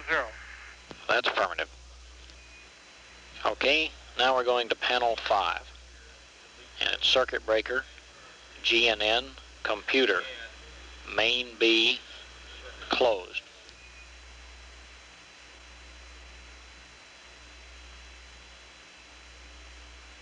Okay, panel 5, CB, GNN, computer, main B, closed. That's affirmative. Now you're going to come up with a 37 enter, 06 enter, most likely on the computer. And what we want to do is to put the computer to standby. If you come up with a 3706, you'll have to do an enter in order to get the code 62. If it's got 62 on it, you can do a proceed until the diskey blanks. You might remember that the AC is still off at this time, so you won't be getting the standby status light. And your cue that the computer is indeed in standby will be when the diskey goes blank. Okay, you're saying that I will probably get a program 06 with a perp 37 enter flashing. I expect that you're. I expect you're going. Yeah, we think that you're going to come up with a 3706 already on the diskey. If you do an enter, and that should take you to the code 00062, which is the request for standby. And when you get that, hit proceed until the diskey blanks. If you come up with something else, that's where we want to end up anyhow, with either if you get the code 62 when it comes up, just do a proceed on it. Go ahead. We need another readout. Okay, is there anything else I could get? I don't believe so, Jack. That's one that when you get to that step, if you do get something else, we'll be standing by to see what you say. The whole scheme is to go to standby. Will you be getting it on downlink? No, sir. We don't have that powered up yet. Okay, I'll yell to Jim, and Jim will give you a call. Okay. The basic thing, Jack, is just to get the computer in standby to save power. Okay. And we need another battery B readout.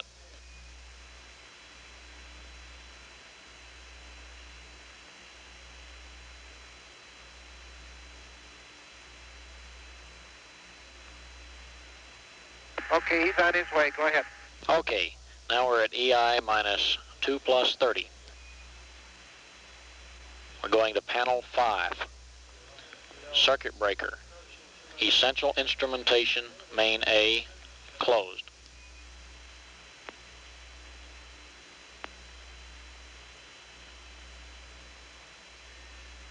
Okay, CB, essential instrumentation, main A, closed. That's correct. Now circuit breaker, GNN, IMU heater, main A, closed.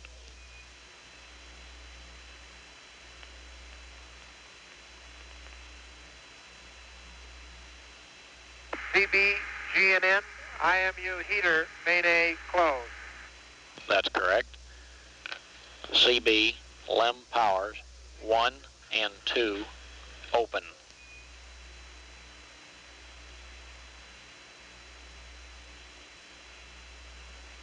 CB, LEM power 1 and 2, open. That's correct. CB, GNN, computer, main A, closed.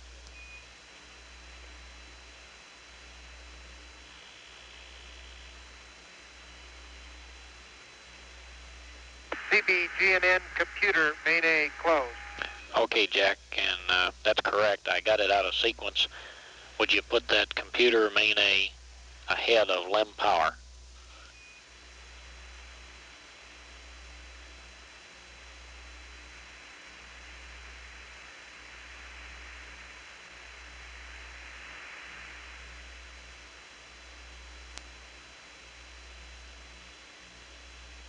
Okay, Ken, CB GNN computer main A closed goes before CB LEM power 1 and 2 open. That's correct. Jack, what we're doing is we've had the LEM powering main B, and we've had all these particular loads on it, and we're getting ready to secure LEM power.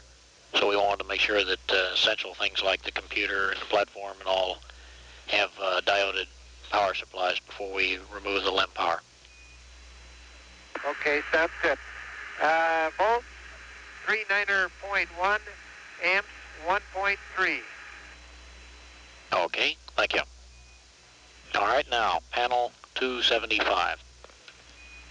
Circuit breaker, main B, battery bus B, closed.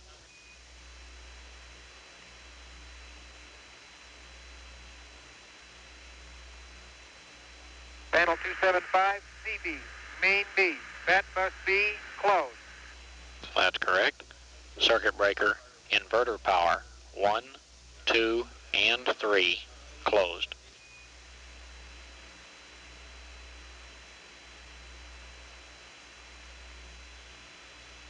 CB inverter power 1, 2, and 3, closed. That's correct. On panel 5, circuit breaker, battery relay bus, battery A and B, closed.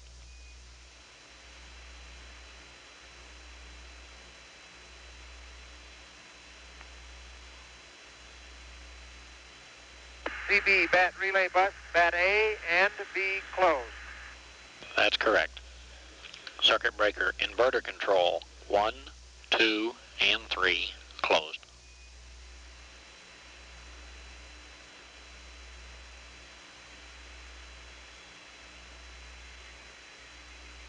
CB inverter control 1, 2, and 3, closed. That's correct. On panel 3, AC inverter 1, main A.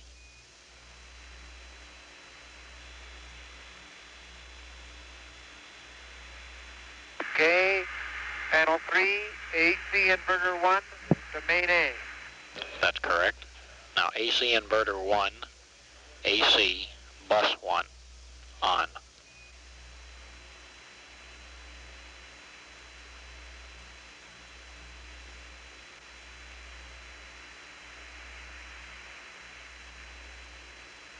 Okay, AC inverter 1 to AC bus 1 to on. That's correct. And we're going to also put AC inverter 1, AC bus 2, on.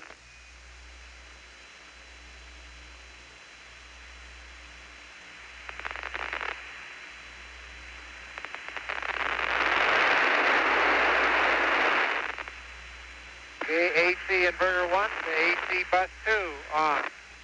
That's correct. Back to panel 5. Circuit breaker. EPS sensor signal. AC 1 and 2. Closed.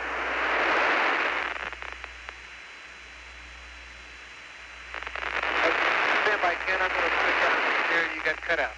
Roger.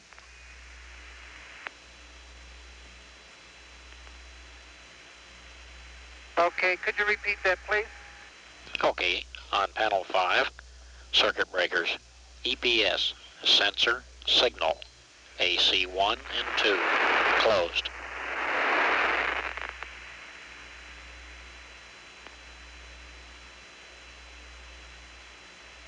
Okay, CB, EPS, sensor signal, AC1 and AC2. That's correct.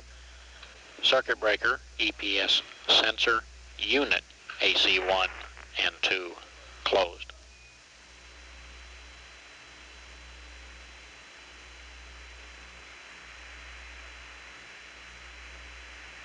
Okay, CB EPS sensor unit AC1 and AC2 closed. That's correct. And circuit breaker, caution and warning, main A closed.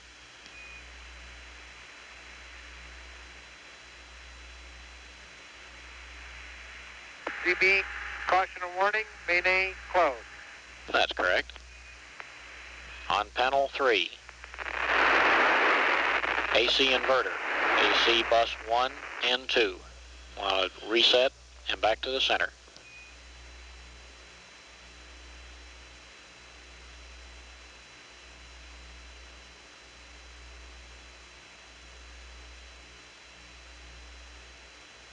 Okay, AC inverter, bus 1 and 2, reset, then center.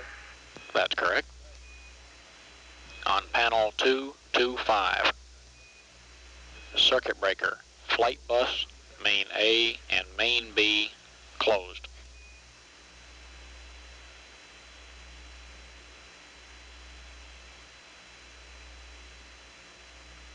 Okay, panel.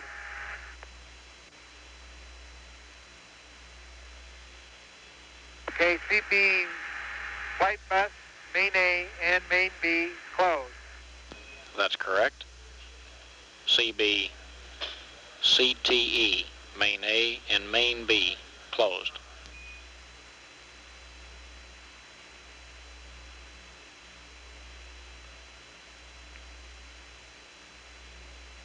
CB, CTE, main A and main B closed.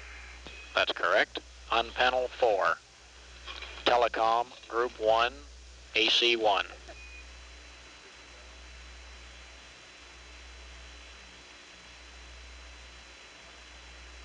Telecom group 1 to AC1. And telecom group 2 to AC2.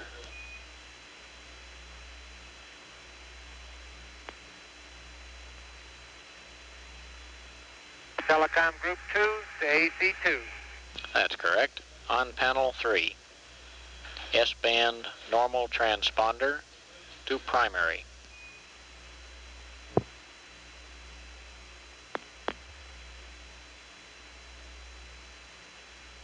S-band normal transponder to primary. That's correct. We want to take power, SCE, to normal.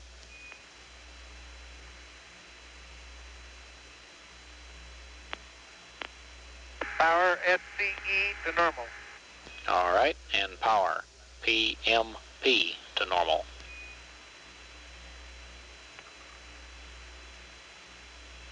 Power PMP to normal. That's correct. And up telemetry command reset to reset and then normal.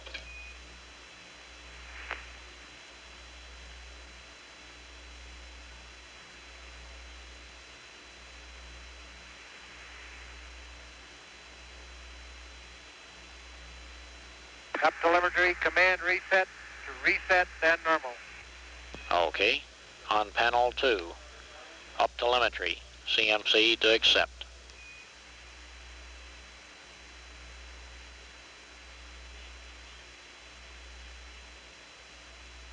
Up telemetry CMC to accept. On panel 275, circuit breaker, flight, post-landing, main A and main B closed.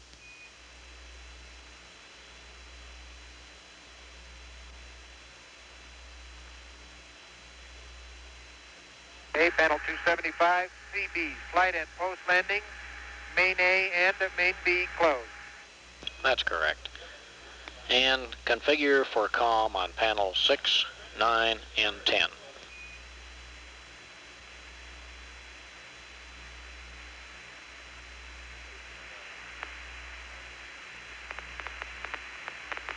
Okay.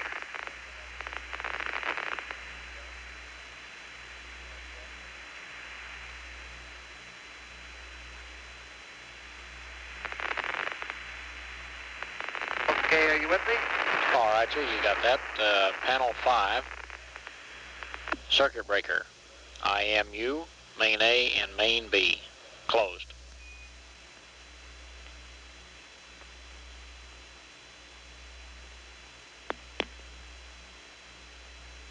CB, IMU, main A and main B closed.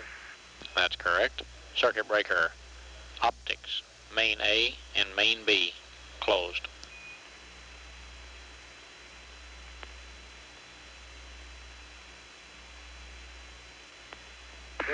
CB optics, main A and main B closed. That's correct. CB, GNN, power, AC1 and AC2 closed.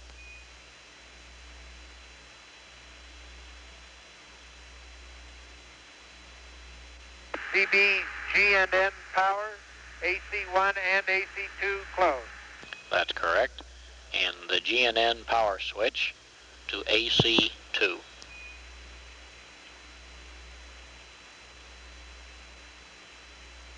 Okay, GNN power switch to AC2. That's correct.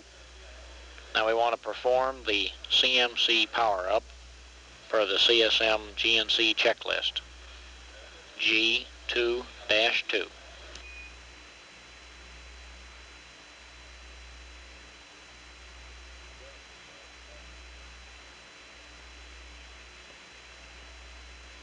Perform CMC power-up for the GNC checklist, page 2-2. That's correct. Perform the EMS check, step 32 of the entry book, page 1-4.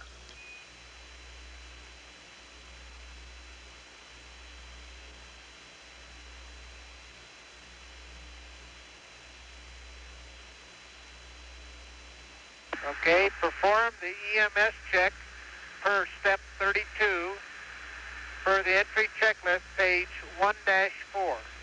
That's correct. Okay, now the ground is going to give you a P27 update at EI minus 2 plus 1.5. That's a time that you need to be configured to accept up telemetry. And what they're going to give you on a P27 update will be a clock increment, a state vector. They'll give you a verb 66. They'll give you 2 refs mats. There'll be an actual and a preferred and the entry target load. Now if you'd like to copy those, I can take it a little slower. No, I got them. They're going to give me a clock delta, state vector, verb 66, 2 ref mats, and an entry target load. That's correct.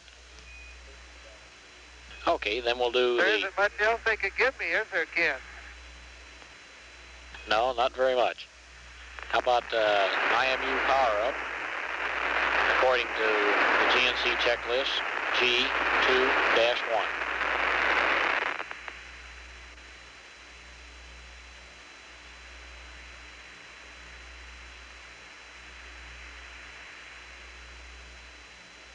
Okay, perform IMU power-up for GNC checklist, page 2-1.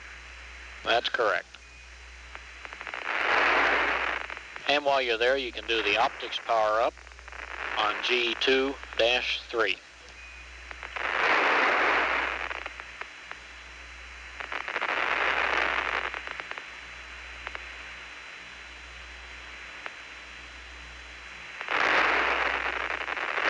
Perform the optics power-up per page 2-3.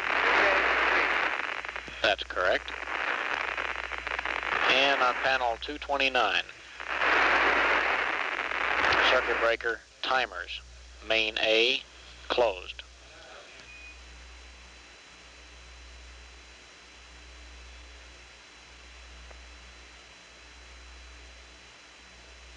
Okay, panel 229, CB, timer, main A, closed.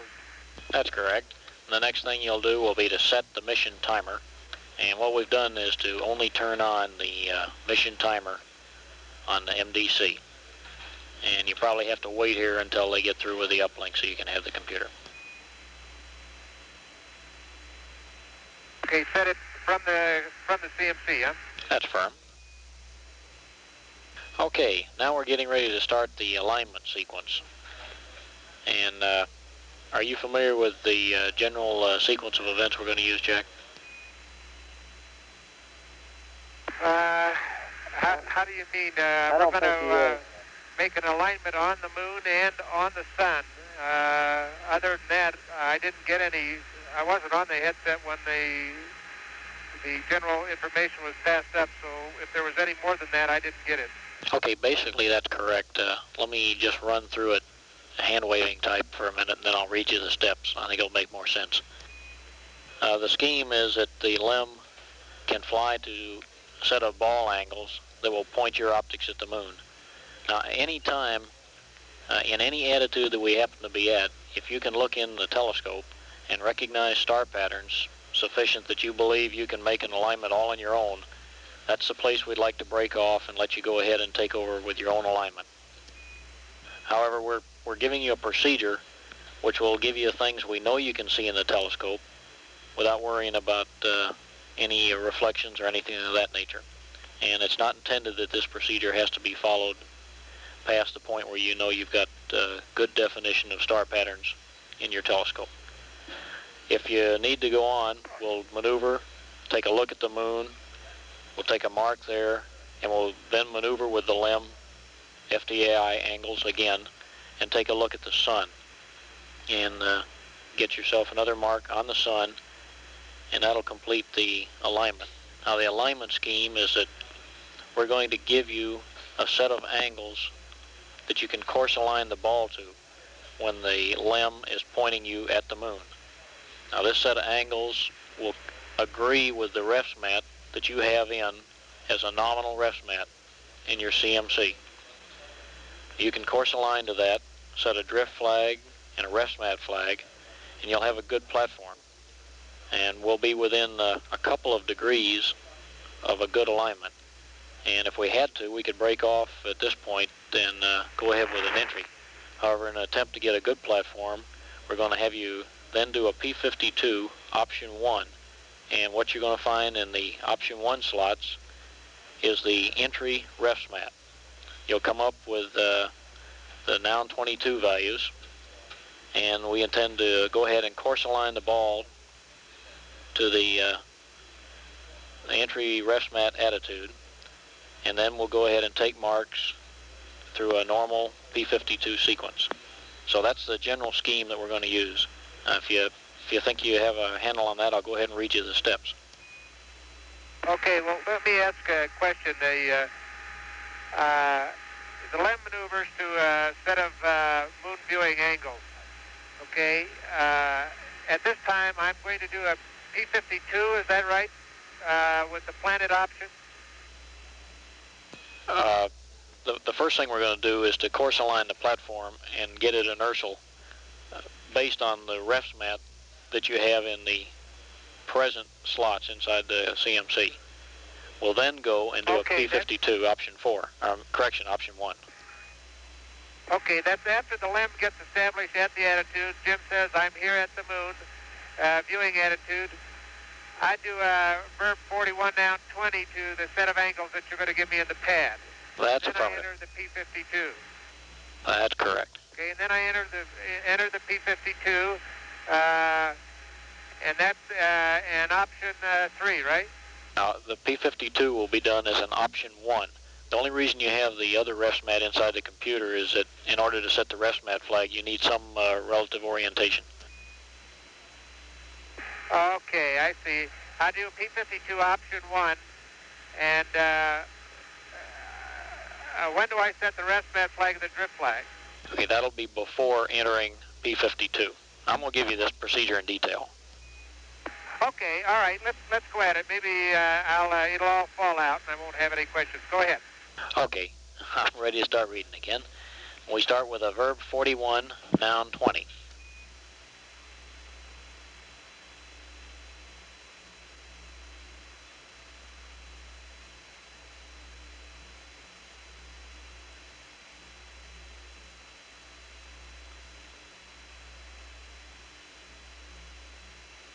Okay, when the LEM is at the moon viewing attitude, I do a verb 41 noun 20 enter.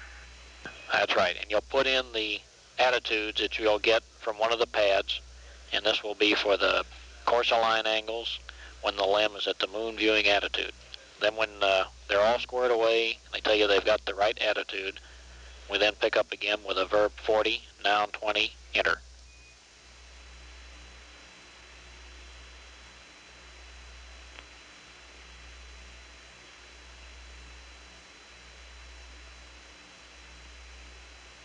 Okay, verb 40, noun 20, enter when the moon is, the LEM is satisfied that they're at the moon viewing attitude.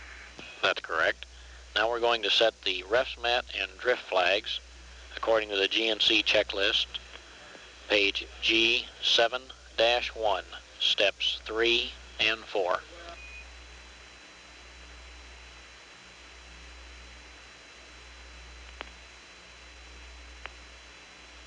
Okay, set the rest mat flag for GNC 7-1, step 3 and 4. That's correct.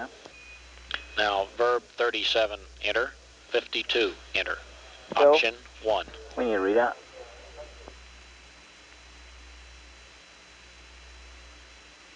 Verb 37, enter. 52, enter. Option 1. That's correct. And we'll do the course align.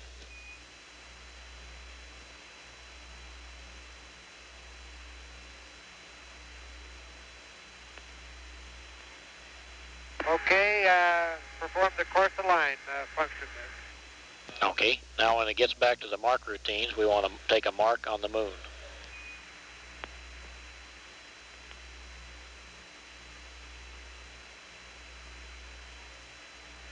Okay, mark on the moon with the crosshairs in the center, is that right? That's affirmative. Okay, when that's complete, the LEM will maneuver to the sun viewing angle, or attitude.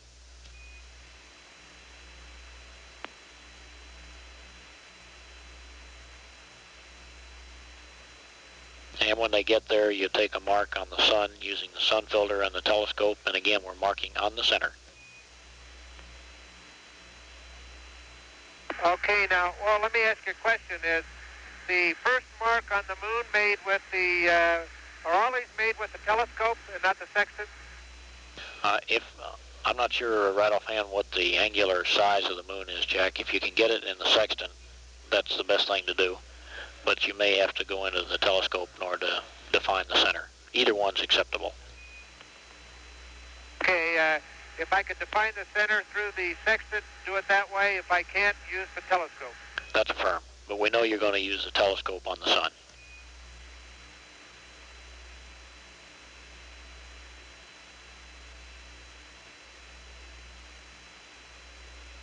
Okay, you ready to press on?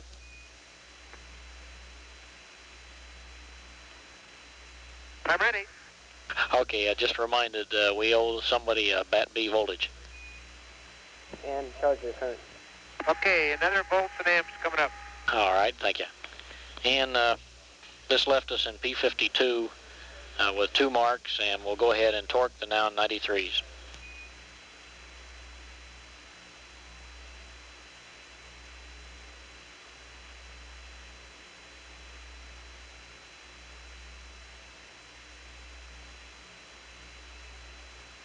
Okay, pulse torque, so now 93 after the 2 marks.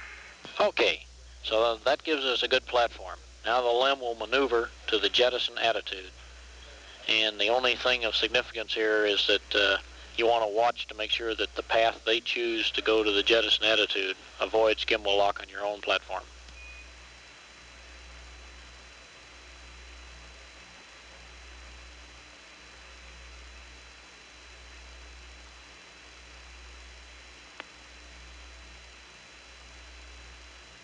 Okay, the LEM maneuvers to the jettison attitude, and I just monitor the maneuver and yell at Jim if he gets near a gimbal lock.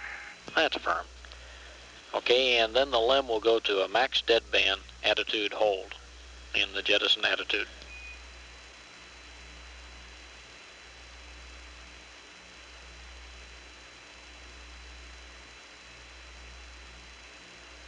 Okay, the LEM goes to max deadband attitude hold. Okay, now we're ready to go back to work. The next thing I'll do is continue the power-up procedures. Do you have any further questions on that alignment, Jack? No. No, I think it's all self-explanatory now. Okay, the one thing that everybody would like for you to understand is we certainly don't insist on using the moon and the earth. If you find you have good stars, why use them.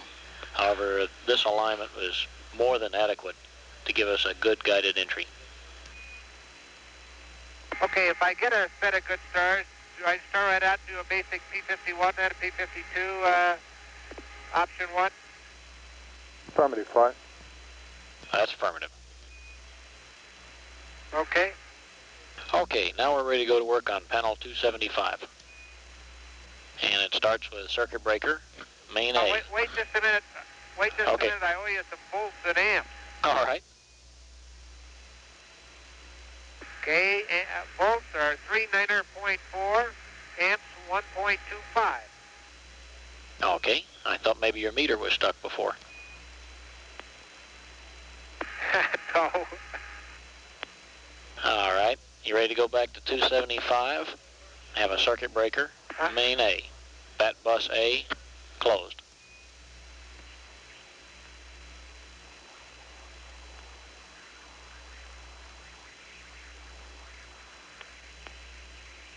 CB, main A, bat bus A, closed. That's correct. And circuit breaker, main B, bat C, closed.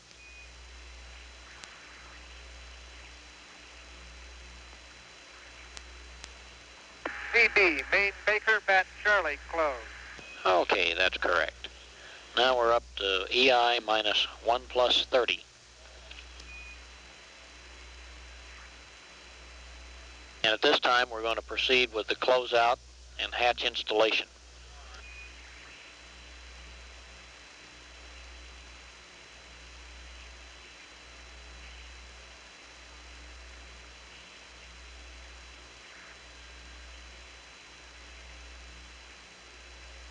Okay, close out and hatch installation at EI minus 130.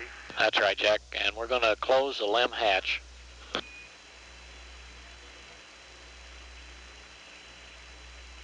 And we'll make the dump valve in the LEM hatch closed. I understand you're going to close the dump valve now in the LEM hatch, right? That's correct. Okay, this is a change from what we had understood previously. That's correct. Personally, I'm happy to see it, but that's good. Okay, that's one vote on your side.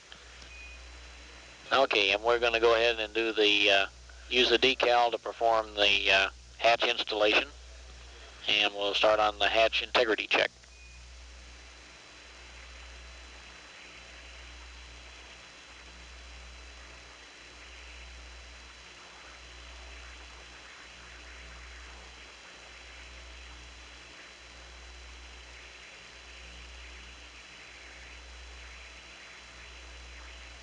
Okay, per the decal, perform the hatch installation and start on the hatch integrity check. That's correct. Okay, Ken, one thing I think that, I don't know whether anybody, the decals don't take into account the fact that we still have the umbilicals connected. At what point in time should they be removed? Okay, Jack, that doesn't matter. We're going to be separating the tunnel upstream of those umbilicals, and you can leave them right there.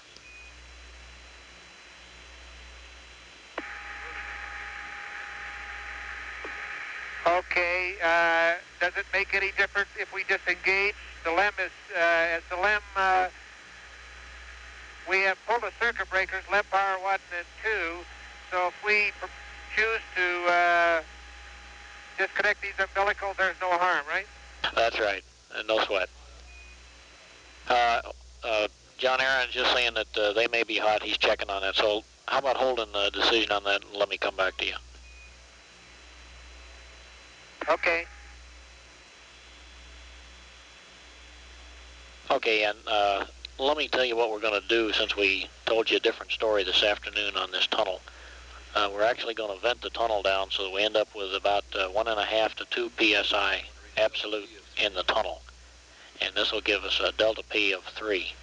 So we'll do our hatch integrity check at the same time we're venting the tunnel down. Okay, that sounds good. Okay. Now let me give you some plumbing switches here. Let's take the surge tank oxygen valve to on.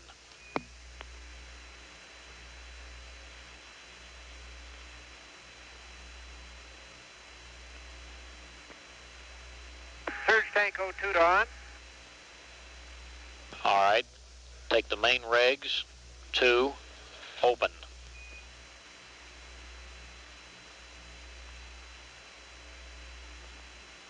Okay, main regs 2 to open.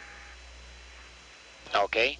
And the water and glycol tank pressure, the pressure valve and the relief valves to both.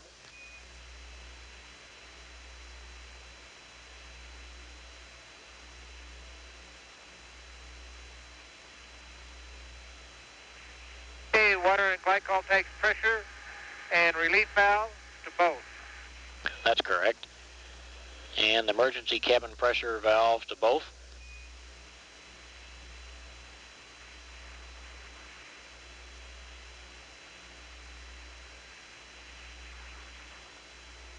Emergency cabin pressure to both. That's correct. And the suit demand regs to both.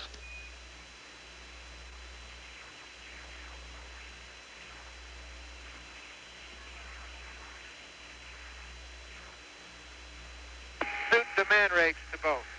That's correct. Okay, now we're going to panel 5. Circuit breaker, ECS, transducers, pressure group 1 and 2, main A and main B. That's 4 circuit breakers closed.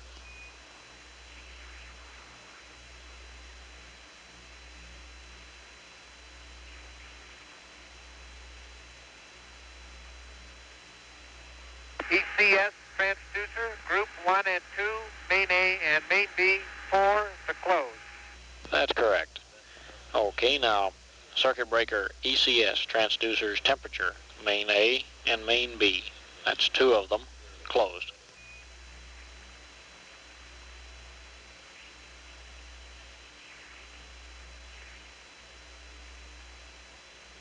CB ECS transducer temperature, main A and main B closed. That's correct. On panel 4, primary ECS glycol pumps 1 to AC1.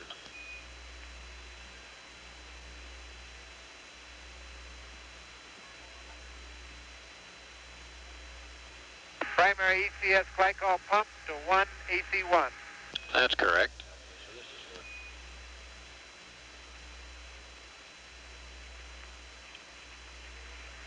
Okay, then we'll finish going back to the tunnel vent and verify the LEM CM delta P and make sure it's been holding pressure.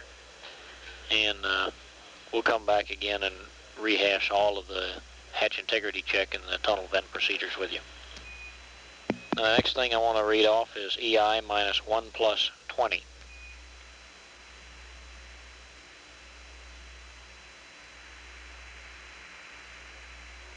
We'll go to panel 7, BMAG number 1 power to warm up.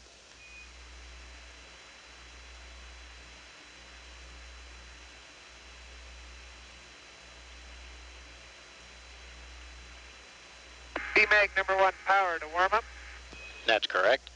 Then at EI minus 1 plus 10, we'll perform SCS power up per the checklist page G2-4.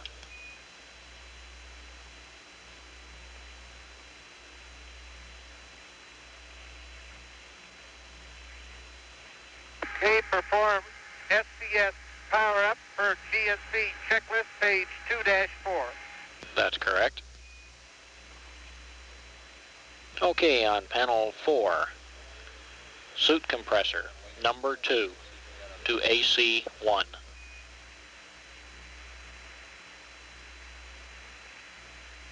Suit compressor 2 to AC1.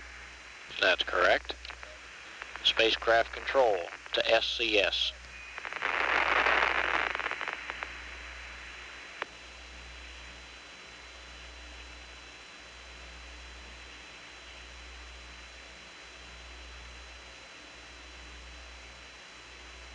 spacecraft control to SCS. Okay. And your manual attitude switches as you desire. We're coming up on jettison of the LEM, so it's just like separation. Okay. Okay, and we'll do a GDC align.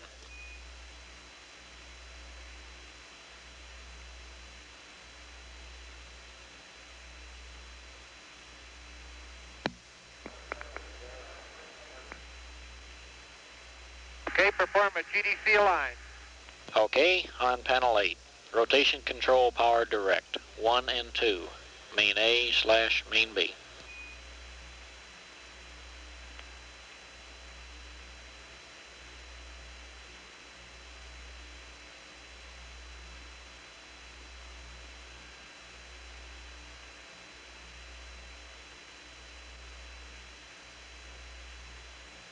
Okay, these are circuit breakers, rotation control power direct, 1 and 2, main A and main B closed.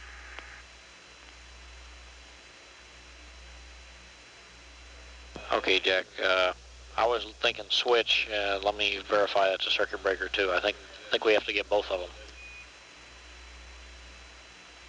Okay, there's those 4 circuit breakers over there. Ken, when you said panel 8, that's what I thought you were talking about.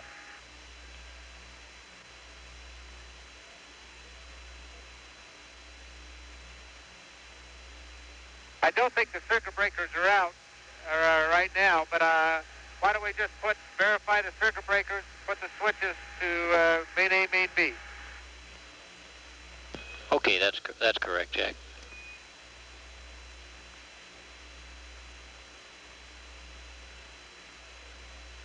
Okay, at EI minus 1 hour, we're going to be doing the LEM jettison. So just prior to that, we want to do a P47.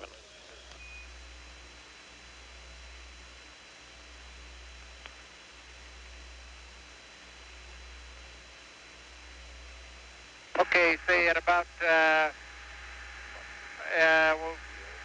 1 minute prior to LEM jettison, huh? Yeah, just something that's comfortable for you.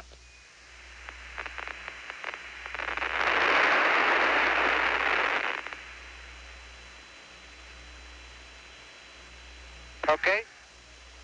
All right, after we've done that, we want to get panel 8, sequential pyro arm, 2 of them, on.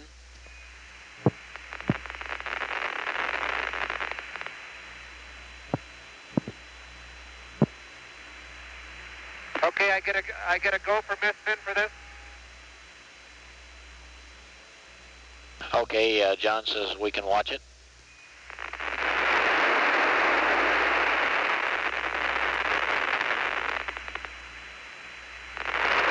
Okay.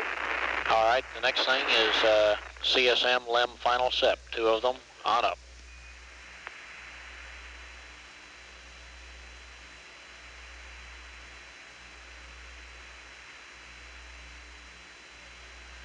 CSM LEM final SEP, 2 on. That's correct. Now we're going back to panel 8, and it's sequential pyro arm, 2 of them, to safe.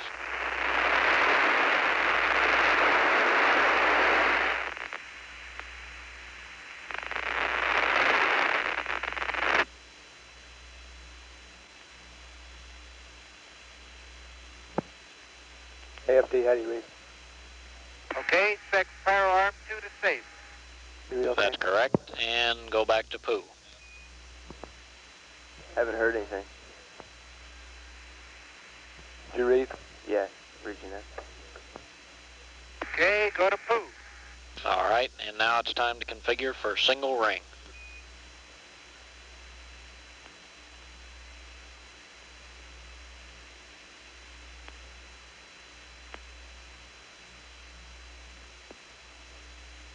Okay, configure for single ring, RCS.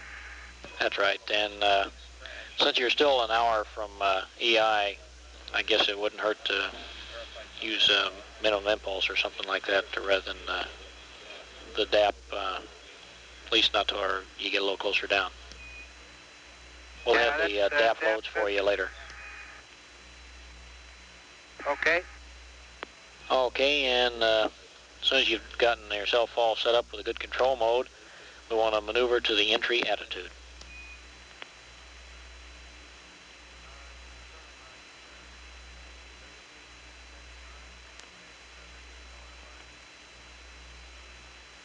Maneuver to entry attitude per the pad. That's correct. And we show EI minus 55, which really means when you get to the entry attitude, we have a sextant star check for you. And that'll be on the pad.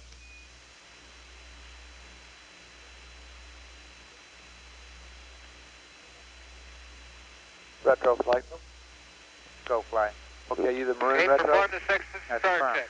Okay, you're doing your thing for re-entry. You I got want any to remind problem? you to park the optics at 90 degree of shaft. Negative flight. We're just continuing to review and pull these odds and ends together. Okay, keep monitoring. Okay, say again why, Ken. I didn't understand that. Okay, this is just a precaution, Jack. If we park the optics with a 90 degree shaft angle, that'll line up the slit so that it gives you the best airflow over that part of the heat shield and avoids a hot spot. If you don't remember it, I don't think it makes much difference. It's just good procedure. Okay. Okay, and after you've got it parked wherever you want it, we'll turn the optics power off and stow the optics.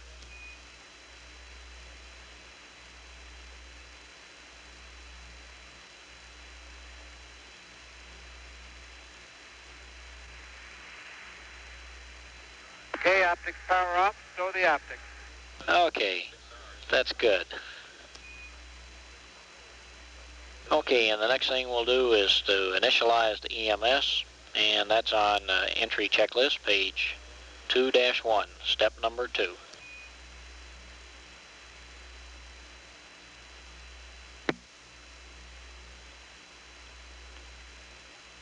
Okay, perform EMS initialization for entry checklist, page 2-1, step 2. Okay, that's correct.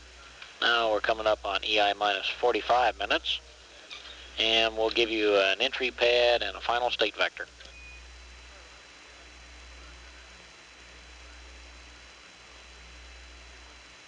Auto flight. Go flight. Okay, what's your status? We're green right now, flight. We got a last update we took was a 126. 45, entry pad, so the and final gamma entry state is vector negative from 6.05. Okay, now we're going to perform what we call the moon check. Rather than go into details, you already know what we're doing, just say so. Otherwise, I'll describe the use of the moon attitude set.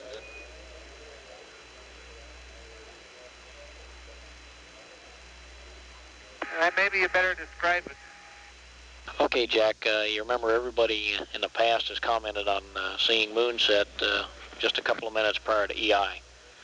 And your horizon will probably be dark at the time you get there. You have an early morning entry, and coming in from the west, you'll still be looking at a dark horizon. So just as a backup technique, just like you would track the horizon, we're going to give you an attitude which will be on the pad so that you can look directly at the moon. This is an inertial attitude. It won't be changing.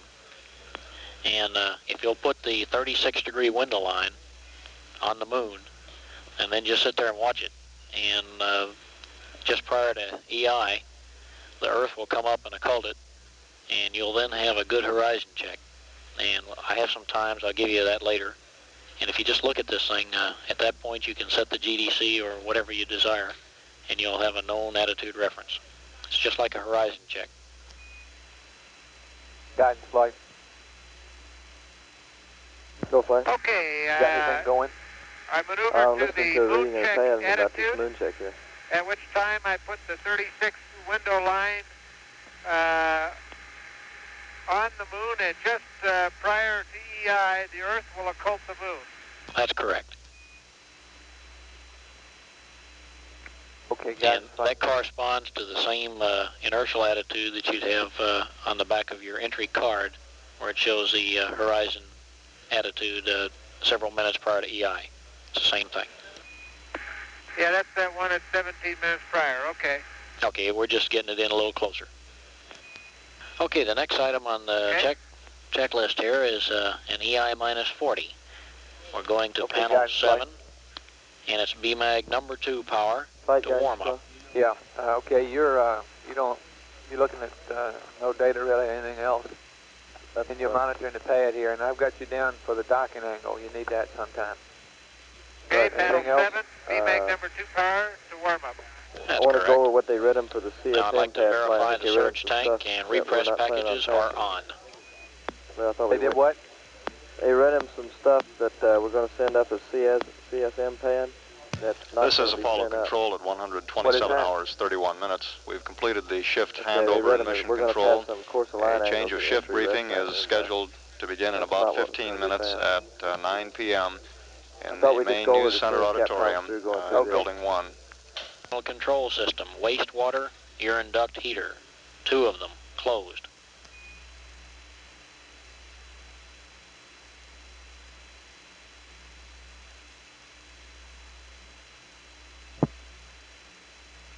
Tell me, flight.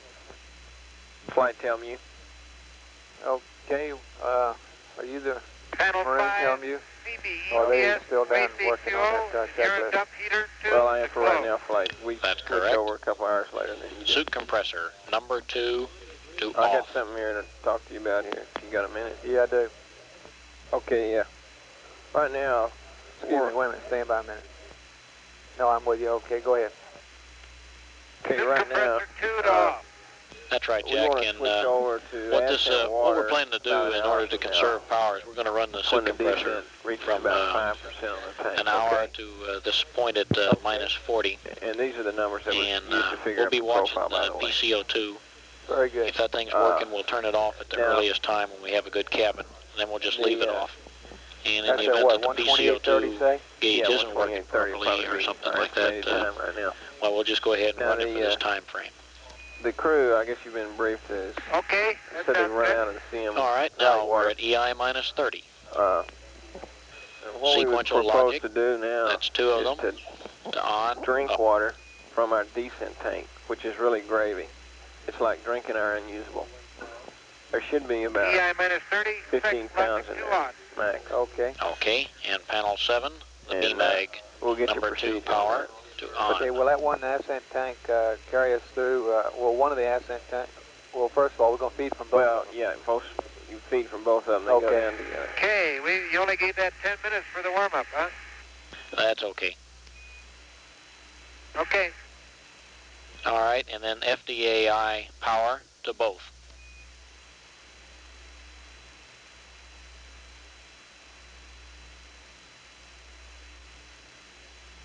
FDAI power to both. Okay. And we want to activate the primary evaporator. Tell me, flight. Go, flight. Okay, what about your lithium hydroxide? When do we want to go on the LEM activate system? the primary evaporator. We're supposed to go on there Ken, what have we been getting our cooling? Right now, I think we have the radiators at full to bypass. That's correct. We started out that way, and we turned the glycol pumps on, and we're just circulating it internally. And we're counting on the command module being a heat sink. It's pretty cold-soaked, and looks like this is good enough. You got some relatively low heat loads, and we'll keep watching the temps, and if we need it, well, we'll start the evaporator early. Okay, that sounds good. Do you believe it's cold up there? Yes, we used to call the command module the bedroom, and it's now the refrigerator. Okay, just don't call it the reefer. Okay, at about EI minus 19, we get back into the standard entry checklist on page 2-2, where it starts with P61. 8 hours.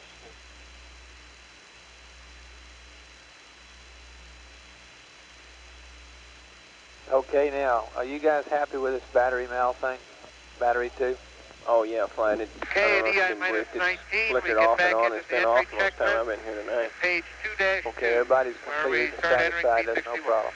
That's right. Okay, Jack. Now that's, those are the timeline now, what notes I about had the for you. suit? The suit's being hate to tell you this, but I also have from open to auto. a couple of corrections to make to the entry checklist. They aren't corrections, they just are pieces of the entry checklist which will correspond to what I've already read to you. You don't have as much delta P across there. And I'm ready to go on that whenever you are. And Vance tells me that you can get into the descent water for drinking now. scrubbing as you would if it was closed. We can get into the descent water for drinking, huh? How about if it's open? Well, when it goes to auto, it is open. Hey, is go that what to you're it. saying? Yeah, that's what I'm saying. Okay. So we'd like Jim would like to know whether the descent water will be good until LEM jettison. Negative. Okay, what we want to do is to go to ascent water in 1 hour at 1:28:30, and we have plenty of.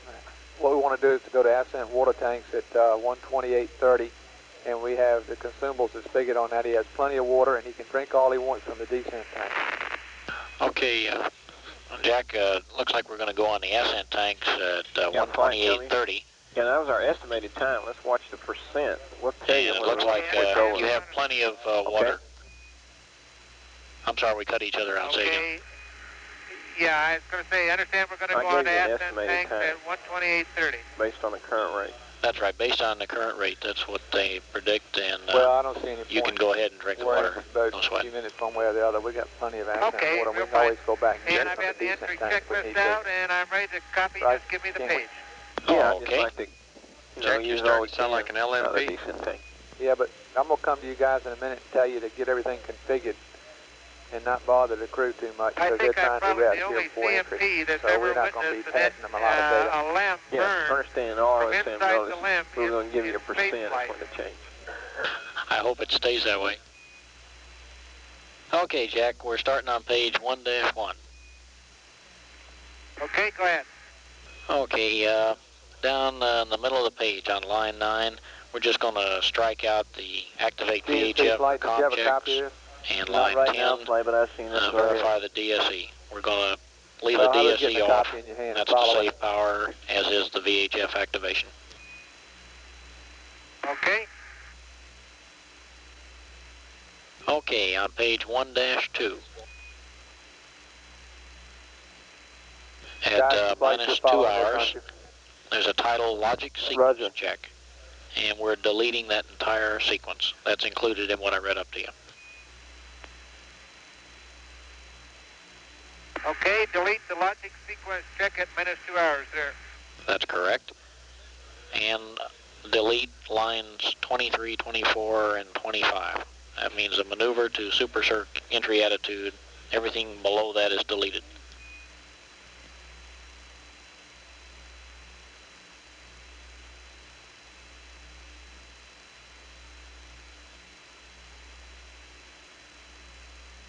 Okay, delete lines 23 through 28.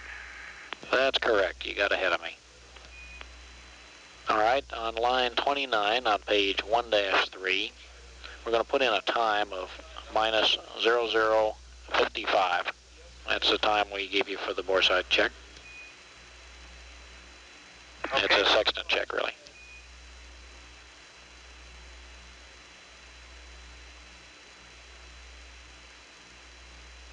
Got that? Okay, on the top of page 1-4, where it said 1 hour and 15 minutes next to line 32, we're going to change that to minus 2 hours and 30 minutes. Okay, minus 230, opposite item 32. Okay, down at the bottom of the EMS entry check, right there where we are, the bottom line now reads EMS mode to standby. Well, just above that, I'd like to remind you to put a remark, do not initialize the range to go. This is because you're going to come into the EMS entry check, you're going to run through all these things, and we're going to remove power from the EMS. And just didn't want you to get ahead of yourself and initialize the entry parameters, because you'll lose them when we power up. You pulsing that system to see if you can extend that? Roger. Okay. And after we go EMS mode to standby, I'd like for you to add circuit breaker EMS 2 to open.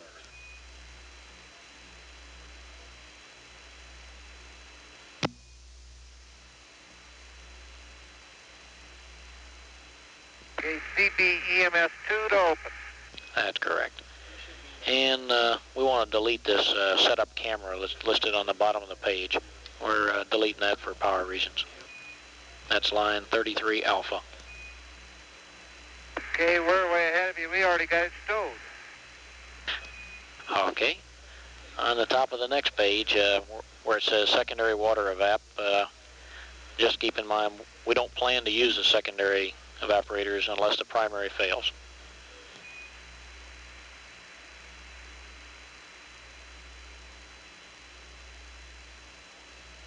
On line 35 on page 1-5, next to command module RCS preheat, the time is now minus 6:30.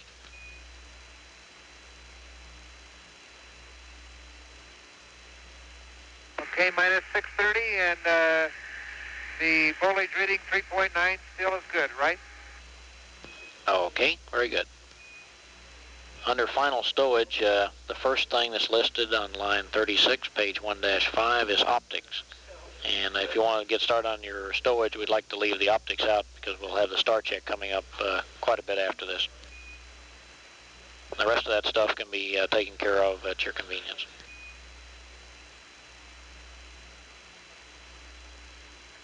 Okay.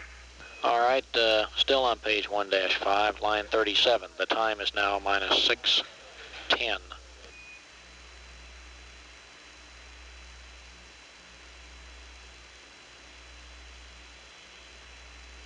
Got that? Okay, and this is one time it looks like we might actually do the preheat. So that's the reason we wanted to make sure that we know that not more than 20 minutes of time on the preheat. We may not be able to watch you at that time because you aren't powered up. How about simultaneously?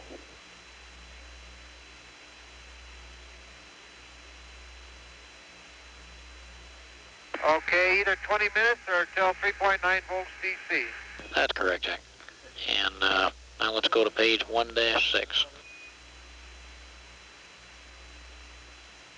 And about a third of the way down, it shows panel 275, CB main A, bat C, close. We want to strike out that line, the next two lines. So we're going to strike out main A, bat C, close, main B, bat C, close, and DC indicator, main B.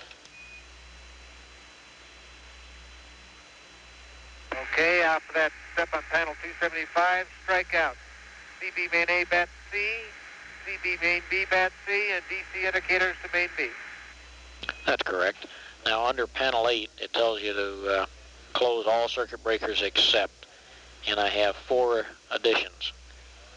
The first one is CB service module, RCS heaters, quad Charlie, main B, open.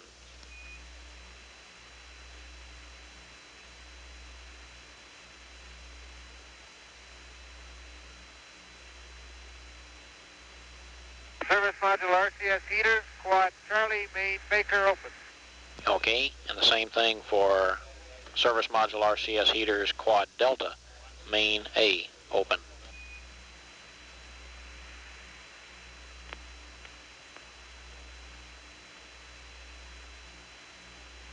Service module RCS heaters, quad Delta, main A, open. That's correct. And circuit breaker EMS, that's 2 of them, open.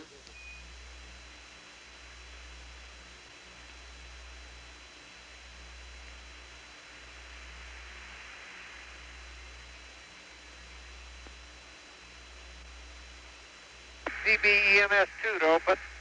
All right, and the last is the circuit breakers for SPS gauging, 4 of them, open. Buddy, huh? Go. We need a readout. Okay.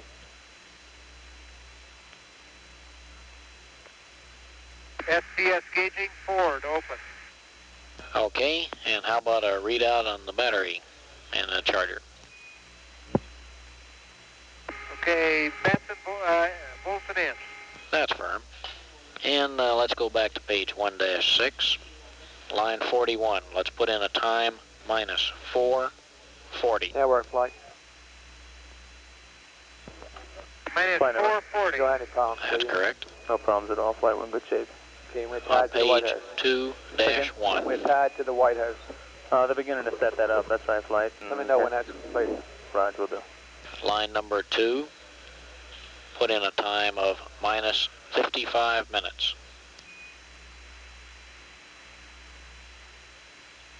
Okay, minus 55 minutes. Okay, and the first thing you want to do under EMS initialization is circuit breakers, EMS, that's 2 of them, to close.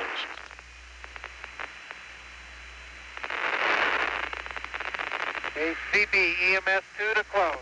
That's correct. All right, line 4, or step 4, where it shows CMRCS check, that occurs at minus 430.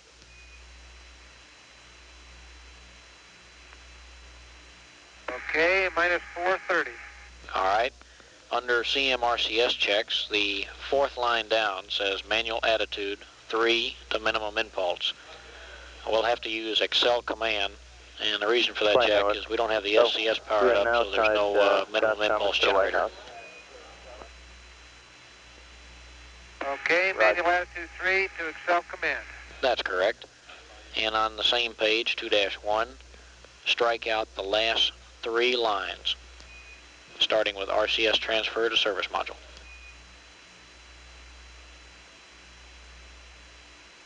Right, we last 3 lines are scratched out. We ain't got one of those things. That's correct.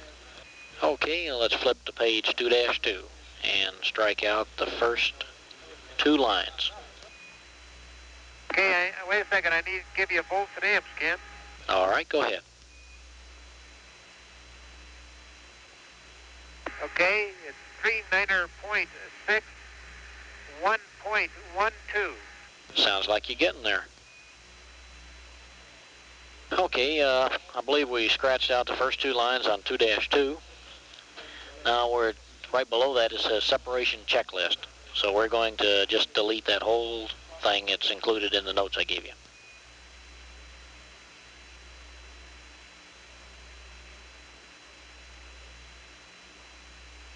Okay, it's included in the notation. All right, line number 7. It says maneuver to horizon check attitude. We're going to call this the moon check attitude. And this is the one we discussed, Jack. The angle of 265 is not correct. I'll have one of those for you first thing in the morning. Okay. Okay, and at the bottom of the page, step number 1. That'll be at EI minus 19 minutes, and we're off and running through a normal sequence of events. Okay, that sounds good. Ken, I guess you've run this thing. Is it a comfortable timeline? Any areas where you had problems with? Jack, it is very comfortable. We've run it several times now, and in fact, it's being run right now again. And we've run it both here in Houston and at the Cape. The only place where you might find that you need to stay ahead of things is during the platform alignment period when you're getting ready to close out the limb. And then once you get into the command module and jettison the limb, you're back on a very comfortable time. And of course, we'll be watching you. Anything we can do, like keeping track of time for you, we'll remind you of that as we go along. Yeah, that'd be good. That'd be good, Ken. Inco flight. Flight Inco.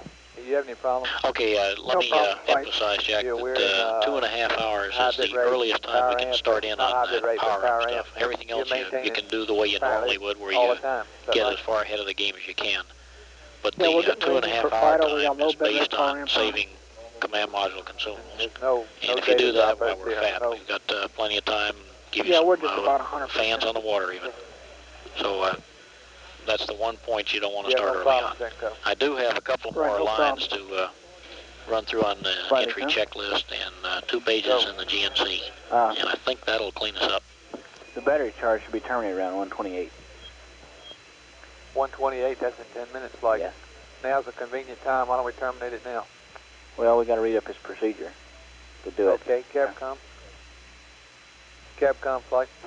Okay, Ken, in the GMC checklist now? Let me finish a couple more Flight things in the entry Capcom, go ahead. You still got that? We want to terminate battery charge on Bravo, and we have a procedure here for these are just cleanup items, Jack. On page 2-3. Hey, let us finish the CM stuff. We're near the end. How you separate you don't mind. CM, SM, SEP, and all that. So let's obviously, do this before we on start step the 5 and GNC 43 checklist. minutes down, that's all deleted. Well, let's see, that's not very long. The problem is that we want to terminate it. And that gets deleted all the way over onto page 2-4. Up to the line where it says 50 minutes. It'd sure be nice.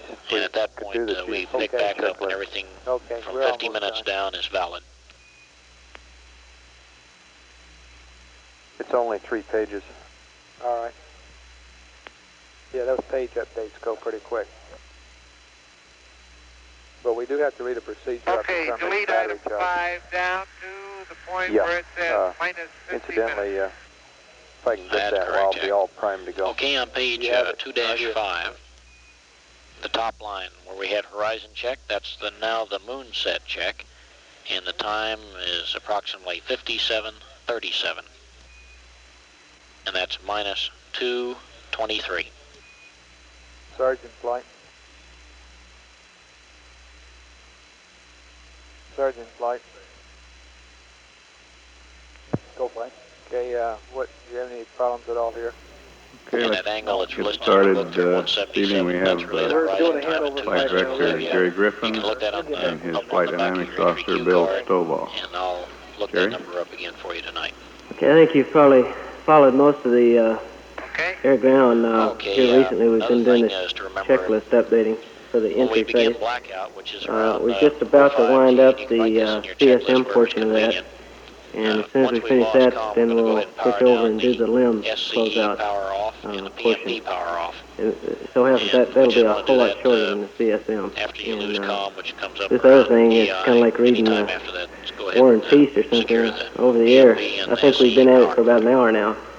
And of course that task has been in work, I guess, here at MSC and other places for about 3 days now, developing those procedures and running them on simulators. It just took a long time to pull it together, and we finally kind of got in right under the wire. That's correct, Jack, and that completes the entry checklist.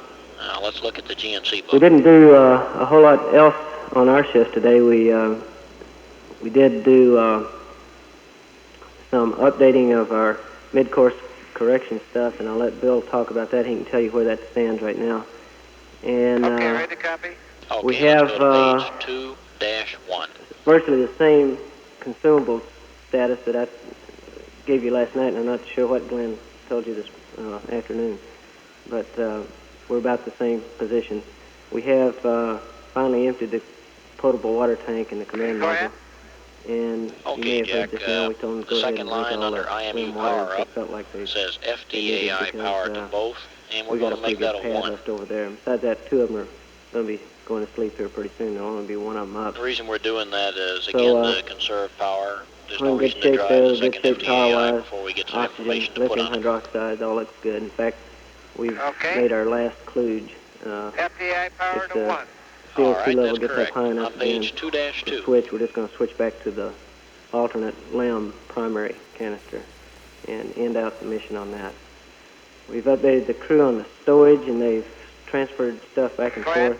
Okay, under CMC power except up. for a couple of exceptions that they just can't do until later. Step 2 says flashing 3700 enter. They'll have to wait to do that. The time we're going to use this, Jack, is going to be when you've just brought back the over in the computer LIM, up, they'll have to go to and it has a CSM. state vector in it that's But they're in real good shape.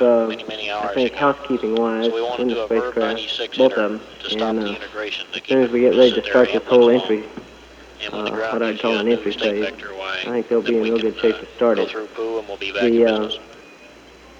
Bill, why don't you say something about where the mid-course stands right now, what size it is, and what time and all? Okay, we've been watching this trajectory now for about 12 to 14 hours since we had the She burst this last night, and it seems to be settling down moderately well. We're looking at the mid-course anywhere from 2.7 to 3.4 feet per second, and it's sort of bouncing around in that region. That would be at a GET of about 137.40.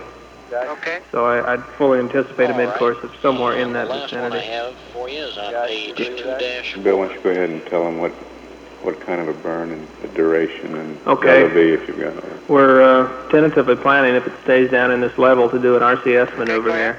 Okay, under It would be SCS power up. on the order of 20 to 25 seconds long, somewhere in that range, depending on the delta V we need. Okay, you can just delete that. And it would be done essentially just like we did the mid-course last night, where they align the ag system using the some sightings on some planets, this type of thing. It worked out very well last night, and we anticipate it will work out very well again. The attitude of the maneuver is certainly not critical, but we are trying to adjust the entry conditions so it'll be just perfect. Is not important. I might mention too the entry angle based I think on your last update was what, minus 6.05? 6.05, which is about 46 hundredths of a degree shallow. We'd like to get it about 6.50, which is what we would target the mid-course to do. Okay, now let me give you a little bit, because I know you're going to ask. I'll give you a little bit now on the major sequences that we're going to go through. At 6 hours and 30 minutes prior to entry is where this entry phase is going to really start. At that time, we'll power the main bus A with the command module, battery C, and we will still have power from the LIM supplying power to main bus B. So at 6 hours and 30 minutes, we'll have both buses in the command module powered, and that's when we start a partial power-up of the command module. We'll come along and do mid-course 7 at EI minus, that EI is entry interface minus 5 hours. And shortly after that, at EI minus 430, we'll jettison the service module. And we are going to pitch, right after that maneuver, we're going to pitch about 90 degrees and attempt to take any pictures that we can get of the service module as it moves away. And we are using this push-pull thing that I've talked about before to get the service module away from us, but it'll be at a very slow rate. We're going to be taking pictures out of the LIM window, as well as, or windows, as well as window number 5 in the command module.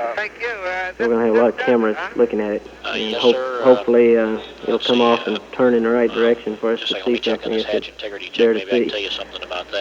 It will be uncontrolled, of course. We'll finally transfer total power. We'll terminate LIM power at approximately EI minus 2 hours and 30 minutes. From that time on, we'll be completely on the CSM batteries. I have a question. We will jettison the LIM at EI minus 1 hour. The technique for doing that is now zeroed in on, we will put both, of course the CM hatch will be in. We'll close the LIM hatch with its vent valve closed. Then we will vent the tunnel down to about 2 psi. And when we separate the LIM module off, the pressure in the tunnel will push us apart. From there on, it's almost a normal, from EI minus 1 hour on, it's almost a normal entry. Even as far as the checklist goes, it's almost a normal entry. So from there on, we wouldn't see much difference. This profile, the last time I checked, incidentally, we have been charging the batteries. We charged Bat A. It's fully charged now. We are now charging battery B, and we're going to top it off all the way so that we should have approximately 118 amp hours when we start this entry phase.